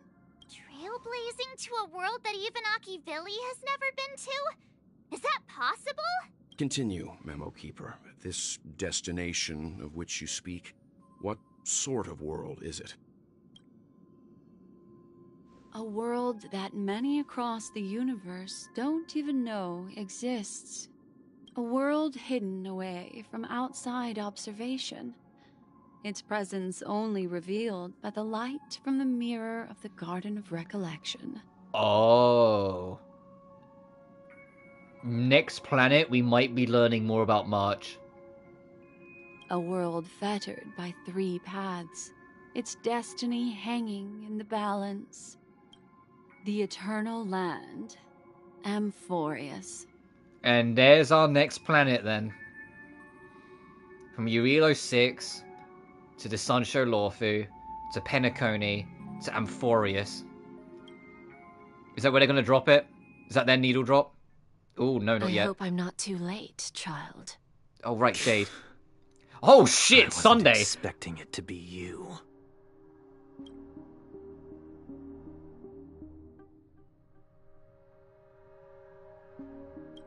Don't you know how many sentry posts the family has built? And how hard it is to get you out of here? Looks like my time's up. What do you mean? What time?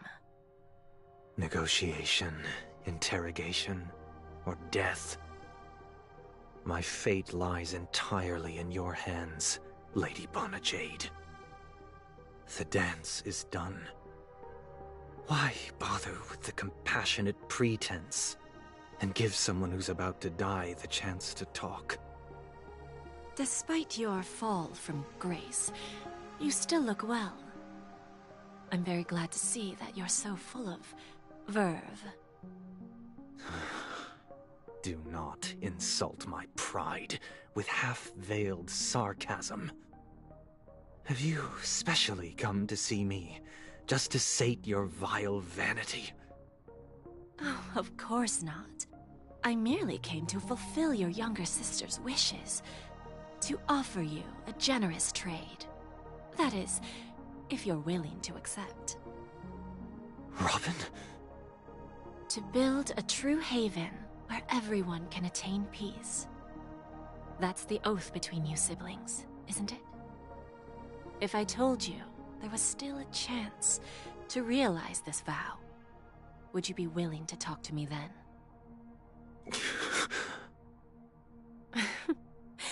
I recognize the gravity of this question, which is why you don't have to answer me right now. Go now. You are free, O Chosen One, who dare to exceed his bounds, sever your wings, descend to the mortal realm, and walk their lands. See what this world is truly like. I will not accept your charity. As I mentioned earlier, it's a trade, and you don't have to give me an answer right now. Rewards are not reaped in a day, and if there's one thing I'm best at, it's waiting. The sweet dream still continues, and the night is still long. You have plenty of time to contemplate your answer. A word of advice for you before we part ways. A word of warning from someone who's been in your shoes before. Life is too short to miss out on golden opportunities. Farewell, Penacony, stranger of a strange land. And that's the interlude. Stay tuned to find out what's the next coming installment. Fucking Boot Hill! What are you doing here? Oh, Robin can come visit! Who else? Oh, fucking Sparkle can visit. Black Swan is going to be in the next story arc. Argenti?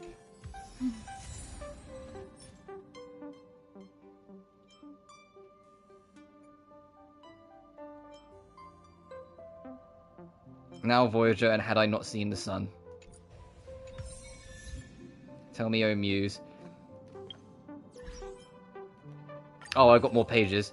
Oh, it no longer says to be continued on it. We are officially done.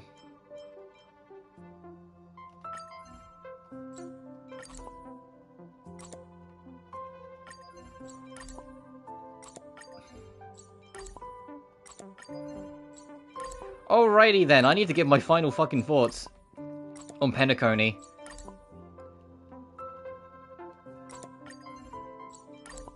If it wasn't obvious already, I love it. And it's honestly insane. Like, it's honestly insane how much Hoyoverse as a whole have been with their writing team recently. It's genuinely, like, absurd.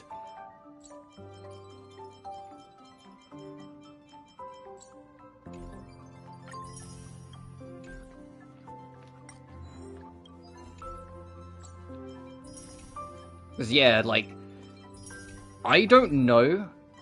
I think I do know. I think I'm just lying to myself. Which one I prefer between this story arc and Fontaine in terms of, like, storylines we've gotten from Hoyoverse over the past 12 months. But Jesus Christ. This was special. The fact it split so many paths is insane. Like, you know, we had Trailblazer Path, we had Topaz, we had Jade, we had Firefly. And then we've still got this, like, checking out to do. But Penacony, from Sound the Fury, Count Among Pigeons, In Our Time.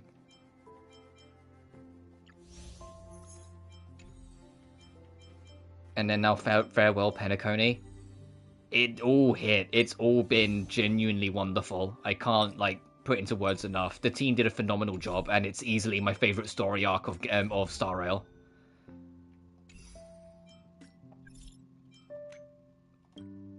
Cool. That feels so cool, don't you think? Fireworks, cool. Yeah, you're getting the hang of it, aren't you? So are you curious why Miss Sparkle is doing all this? Explain.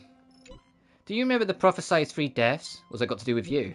Who knows? All I can say is that someone paid a hefty sum to hire Miss Sparkle as the director at Penacony. Seems like it's a friend that she made while gaming. The client told Miss Sparkle to make sure the 3 deaths happened in the safest way possible. In return, they shared their scripts with Miss Sparkle. As to what happens next, well, a smart cookie like you can surely guess, grey hair.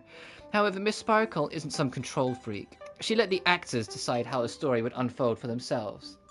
Surprise question. Did you press the mutually assured destruction button that Miss Sparkle gave you? Yeah, I literally mashed it. Well, congratulations. You're the one who reshaped the 3rd death. She soared up in the sky and set off the most epic fireworks Penacony's ever seen, giving a grand finale to this beautiful dream. And she herself was safe and sound, happiest ending ever. So congrats, grey hair. After all, you're the one who made the call and that she saved that Firefly girl. And that means Miss Sparkle will get paid as promised. Oh, by the way, to celebrate the successful grand finale, Miss Sparkle decided to share another secret with you, grey hair. Yes, Silver Wolf reached out to Sparkle, and Sparkle masterminded a lot of this fucking story by the sounds of it to make sure things played out the way they wanted them to. What is it? You know what? Actually, Dr. Primitive is a huge fan of bananas. Go on. The account has been deleted. Alright, thanks for the chat, Sparkle. Is anyone there? Something important to announce. We're gonna get getting wages after this? Awesome! Sadly, no, that's not been planned yet. Yet! There's still a chance. The budget for the nameless expenditures will still be managed solely by the Navigator for the time being. There is a need among individual passengers, however. Can you all apply for additional allowance from me? Speaking of which, why doesn't Mr. Yang ever seem to worry about money? Mr. Yang is an exception. Be envious, young one. Fucking welts. He's like, I have to pay shit. Fuck you, kids. The business. The thing I wanted to tell everyone is that the Astral Express will soon be one of the shareholders of the Penacony conglomerate. The family and the IPC will begin formal negotiations soon regarding the Dreamscape's reconstruction plans and memorable projects of the future. After their own investments, the IPC will hold 30% of Penacony's shares. As a strategic investment department managed to secure a significant boon for us, when the financing is done, the IPC will transfer 5% of the stock to the Astral Express to express their sincerity in developing a long-term partnership with the Nameless. Whoa!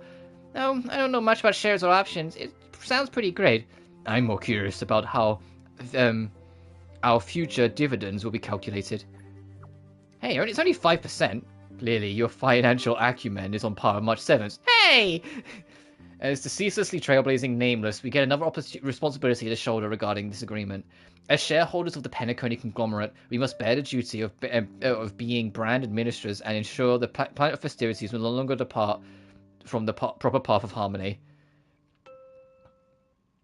Penacony, you're trying to make everyone else submit. Wait, no. It's time for everyone to remember our name. It seems like Azel is full of energy. Hey, what are you doing? Let her be, Much. I can tell her determination from a word she typed. We can't stop her. Can you make sent you a message from the crew that yada. No, it just means I'd head to the hotel to assess your newfound status.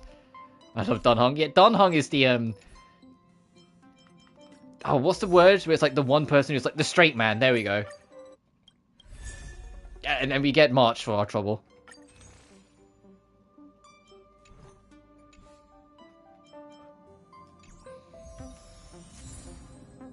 Oh, we got the Sparkle Doll. Right, those two tracks we get were either of them. Fuck, hey, Argenti, I'll talk to you in a minute.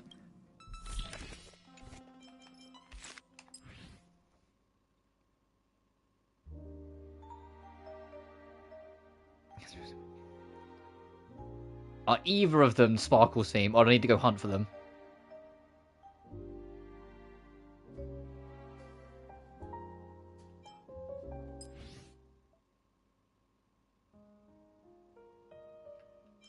I don't think it's either of them.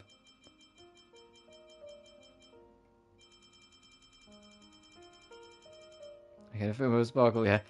So hope is a thing like feathers. The sting of death is sin. Sway to my beat in Cosmos, and hope is a thing with feathers, the overture. I'm going to assume the sting of death is a sin.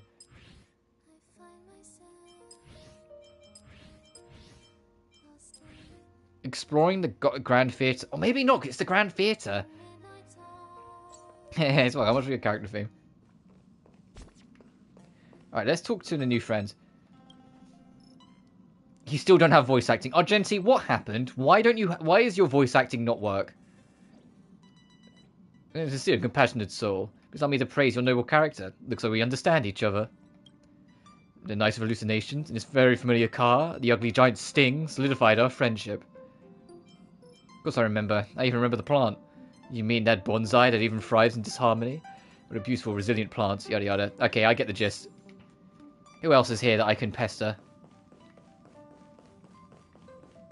My eyes are warm, my cheeks are warm, my throat hurts. Like, this quest fucking took something out of me.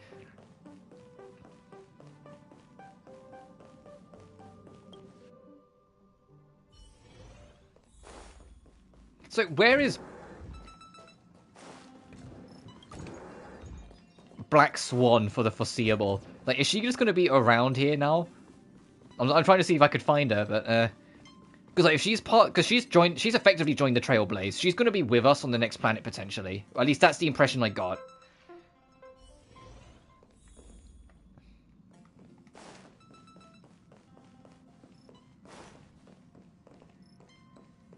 Oh, Sparkle. I ran straight past you. Great, you're here. See, like, yeah, Argenti is the only person who, like, for some reason his voice acting just doesn't work right this second. Wait, how did you get in here? It's a secret. And it's a good thing I got here so fast. Otherwise, you would have missed the fireworks I prepared. Are you going to blow up the express this time? I'm not that big of a baddie, you know. Although I've made quite a few mutually assured destruction buttons, it's not like I'm going to blow up everything I see. Gray hair, don't be so nervous. I took a mutually assured destruction button and repurposed it into a sky full of sparkles button. I really wanted to give you an epic fireworks show. I tested it so many times just to make sure. And now that I finally boarded the express, for some reason I don't believe you. Yeah, Sparkle, it's not like you've been like the epitome of trustworthy or this whole story arc. Sparklers too. Let's light them up. Look, aren't they nice?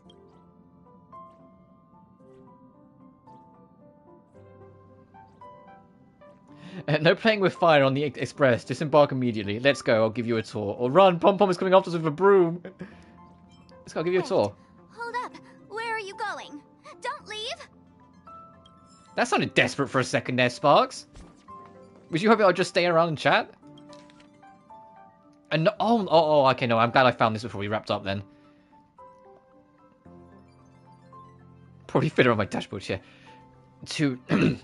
To a new generation of Nameless. By the time you read this, I'll likely have gone to where Mikhail went. Thank you for everything you have contributed to Penacony.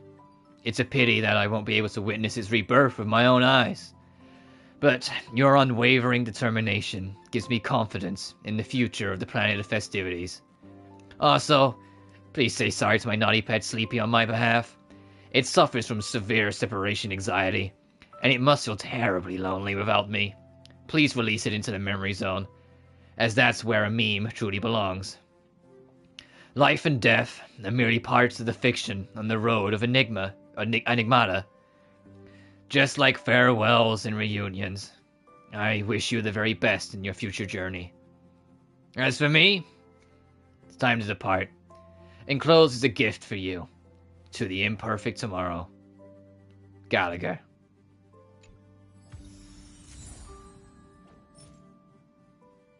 A boy's graffiti. The strokes are immature, yet time has not worn down the image of old dreams even a bit. His faithful companions put a lot of effort into this. Oh, a memory by for Misha.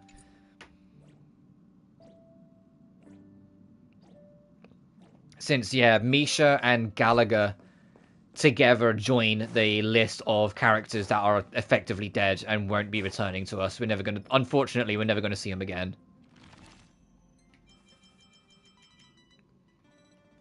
Yeah, see, it says departed next to Misha. Alright, so what does it say? Sparkle. Oh, too bad I couldn't show you a thrilling fireworks performance this time. Don't worry, next time I'll prepare something even bigger and better for you. Black Swan, may the sound of waves accompany your slumber, and may the mountains and the wilds sing for you. May the ancient trees bear your worries, and may the stars guide your road ahead. Memories are eternal, and blessings will always be by your side. It was pleasant to have a brief repose upon the express and behold the brilliant stars. A moment of freedom is so very rare. This time, I managed to find such a moment all by myself. I don't know when I'll next be able to board the express, but I'm already looking forward to it. I was here! This was dadgum awesome! Love your Astral Express. I love you too, Boot Hill, you funny son of a gun. But yeah, to talk about my theory at the end of at the end of the story quest, that little bit with Sunday, I think ties to Jade and Firefly's conversation. Those two had a conversation that basically Jade wants to make an agreement with the Stellaron Hunters, make a deal with them.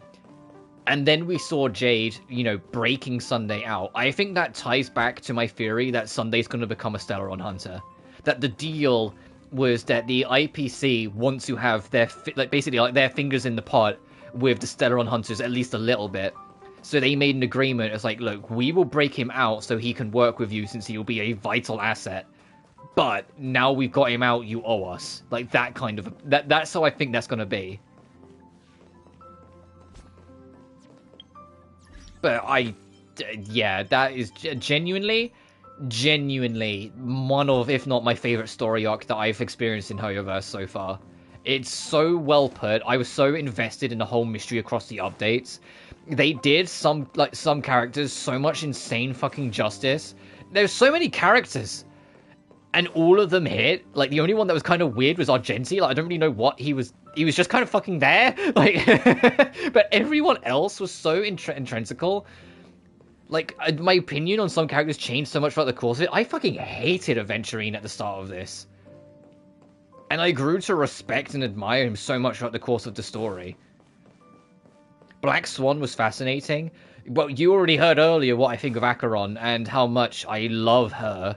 Sparkle is so fucking fascinating, and there's so many layers to how she functions and why she does what she does. I still don't think we completely understand why she does everything she does, but I find it fascinating that there's so much to her. Ratio, we got to see so much more of his natural habitat and him doing his shit. Sunday was a phenomenal villain, and in my opinion, my favorite antagonist so far. And I can't wait to see more of where that goes. Firefly, despite fucking pulling me through the grinder, I love to death. We're like trying to pull for her, and I eventually will like make my weapon for her and finish my build and all the rest. I need to like grind for her resource. No, that's not what I want. I'm trying to go top right. Top right! There we go. There's a new artifact set available. Yeah, this one. Where is it? So because they're a traditional villain. Yeah, no, I don't. It's just that he's an antagonist. He's the final threat of the story, but I wouldn't count him in that sense either. There's a new artifact set, and one of these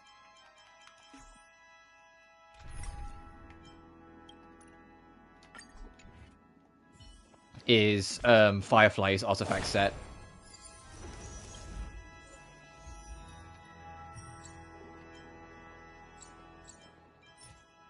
because you got break effect and you got just attack boost to crit boost. I believe it's this one. I believe this is the one that is directly tied to Firefly, because it's to do with the Iron Cavalry, and she worked for the Glamoth Iron Cavalry. Whilst this one, I can only assume it's Jade's, because Jade is the next character. So I will worry about that in my spare time.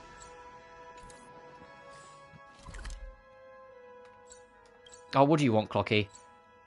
I've had an emotional journey, Clocky. This haven of memories. Why the long face, buddy? Remember to bring more next time. Yeah, bye, dude. Oh, I should look around to see, now the story's done, I should see what characters are just around the world. You know, like, in the same way, like, you can just find Asta in the space station whenever. I should go, like, at some point, I should, like, poke around to see if I can find where characters have ended up, if anywhere. But I do need to wrap this up. I'm a little worn out after this stream, if you can believe it. Memories.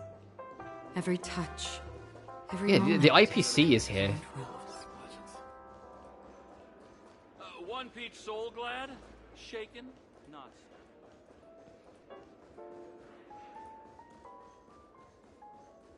But I digress. I'll worry about that next time. I am going to consider this the end of the Penacony live streams arc, though. So next time we meet, I'm undecided, but I'll talk about it more, like, when I'm more concluded on it. It will be at the next story arc. Oh, you heard that? I prefer it like shaken, not stirred. Yeah, I heard that too. When we meet again, it will either be with the Sunshow Lawfu return story arc, or it will be that next planet, the planet that we are going to in 3.0, whenever that be. Yeah, if I just leave to get you away from that troubling human. But it entirely depends whether the Sunshow Lawfu revisit is plot important. If it's just like if I bring up the Atlas, the Fate Atlas.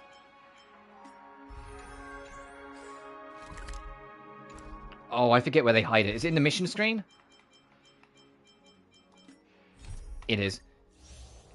If it's stuff like this, where it's considered like an interlude, like an extra mission, I might not, because neither of this one didn't advance the plot, and this one was just an extended conclusion that led to the most tiring event in the game, in my opinion. I was not a big fan of like the Pokemon event. I love the museum event, was not a big fan of that one. But I liked Future Market, so it depends. Like, if it's going to be just that again, I probably won't. But if it's going to be more significant and go over several updates, then maybe I will. But like I said, now I finish the stream, at some point either today or tomorrow, I'm going to rework the thumbnails and the naming of all of the Star Rail streams to break them up by story arcs. So when we go back, if I do come back at Sunshow Lawfu, it will say like Sunshow Lawfu Revisited, like for example. And then when the next planet comes out, it will be called that. In the same way that I've called all these live streams Honkai Star Rail Penacony.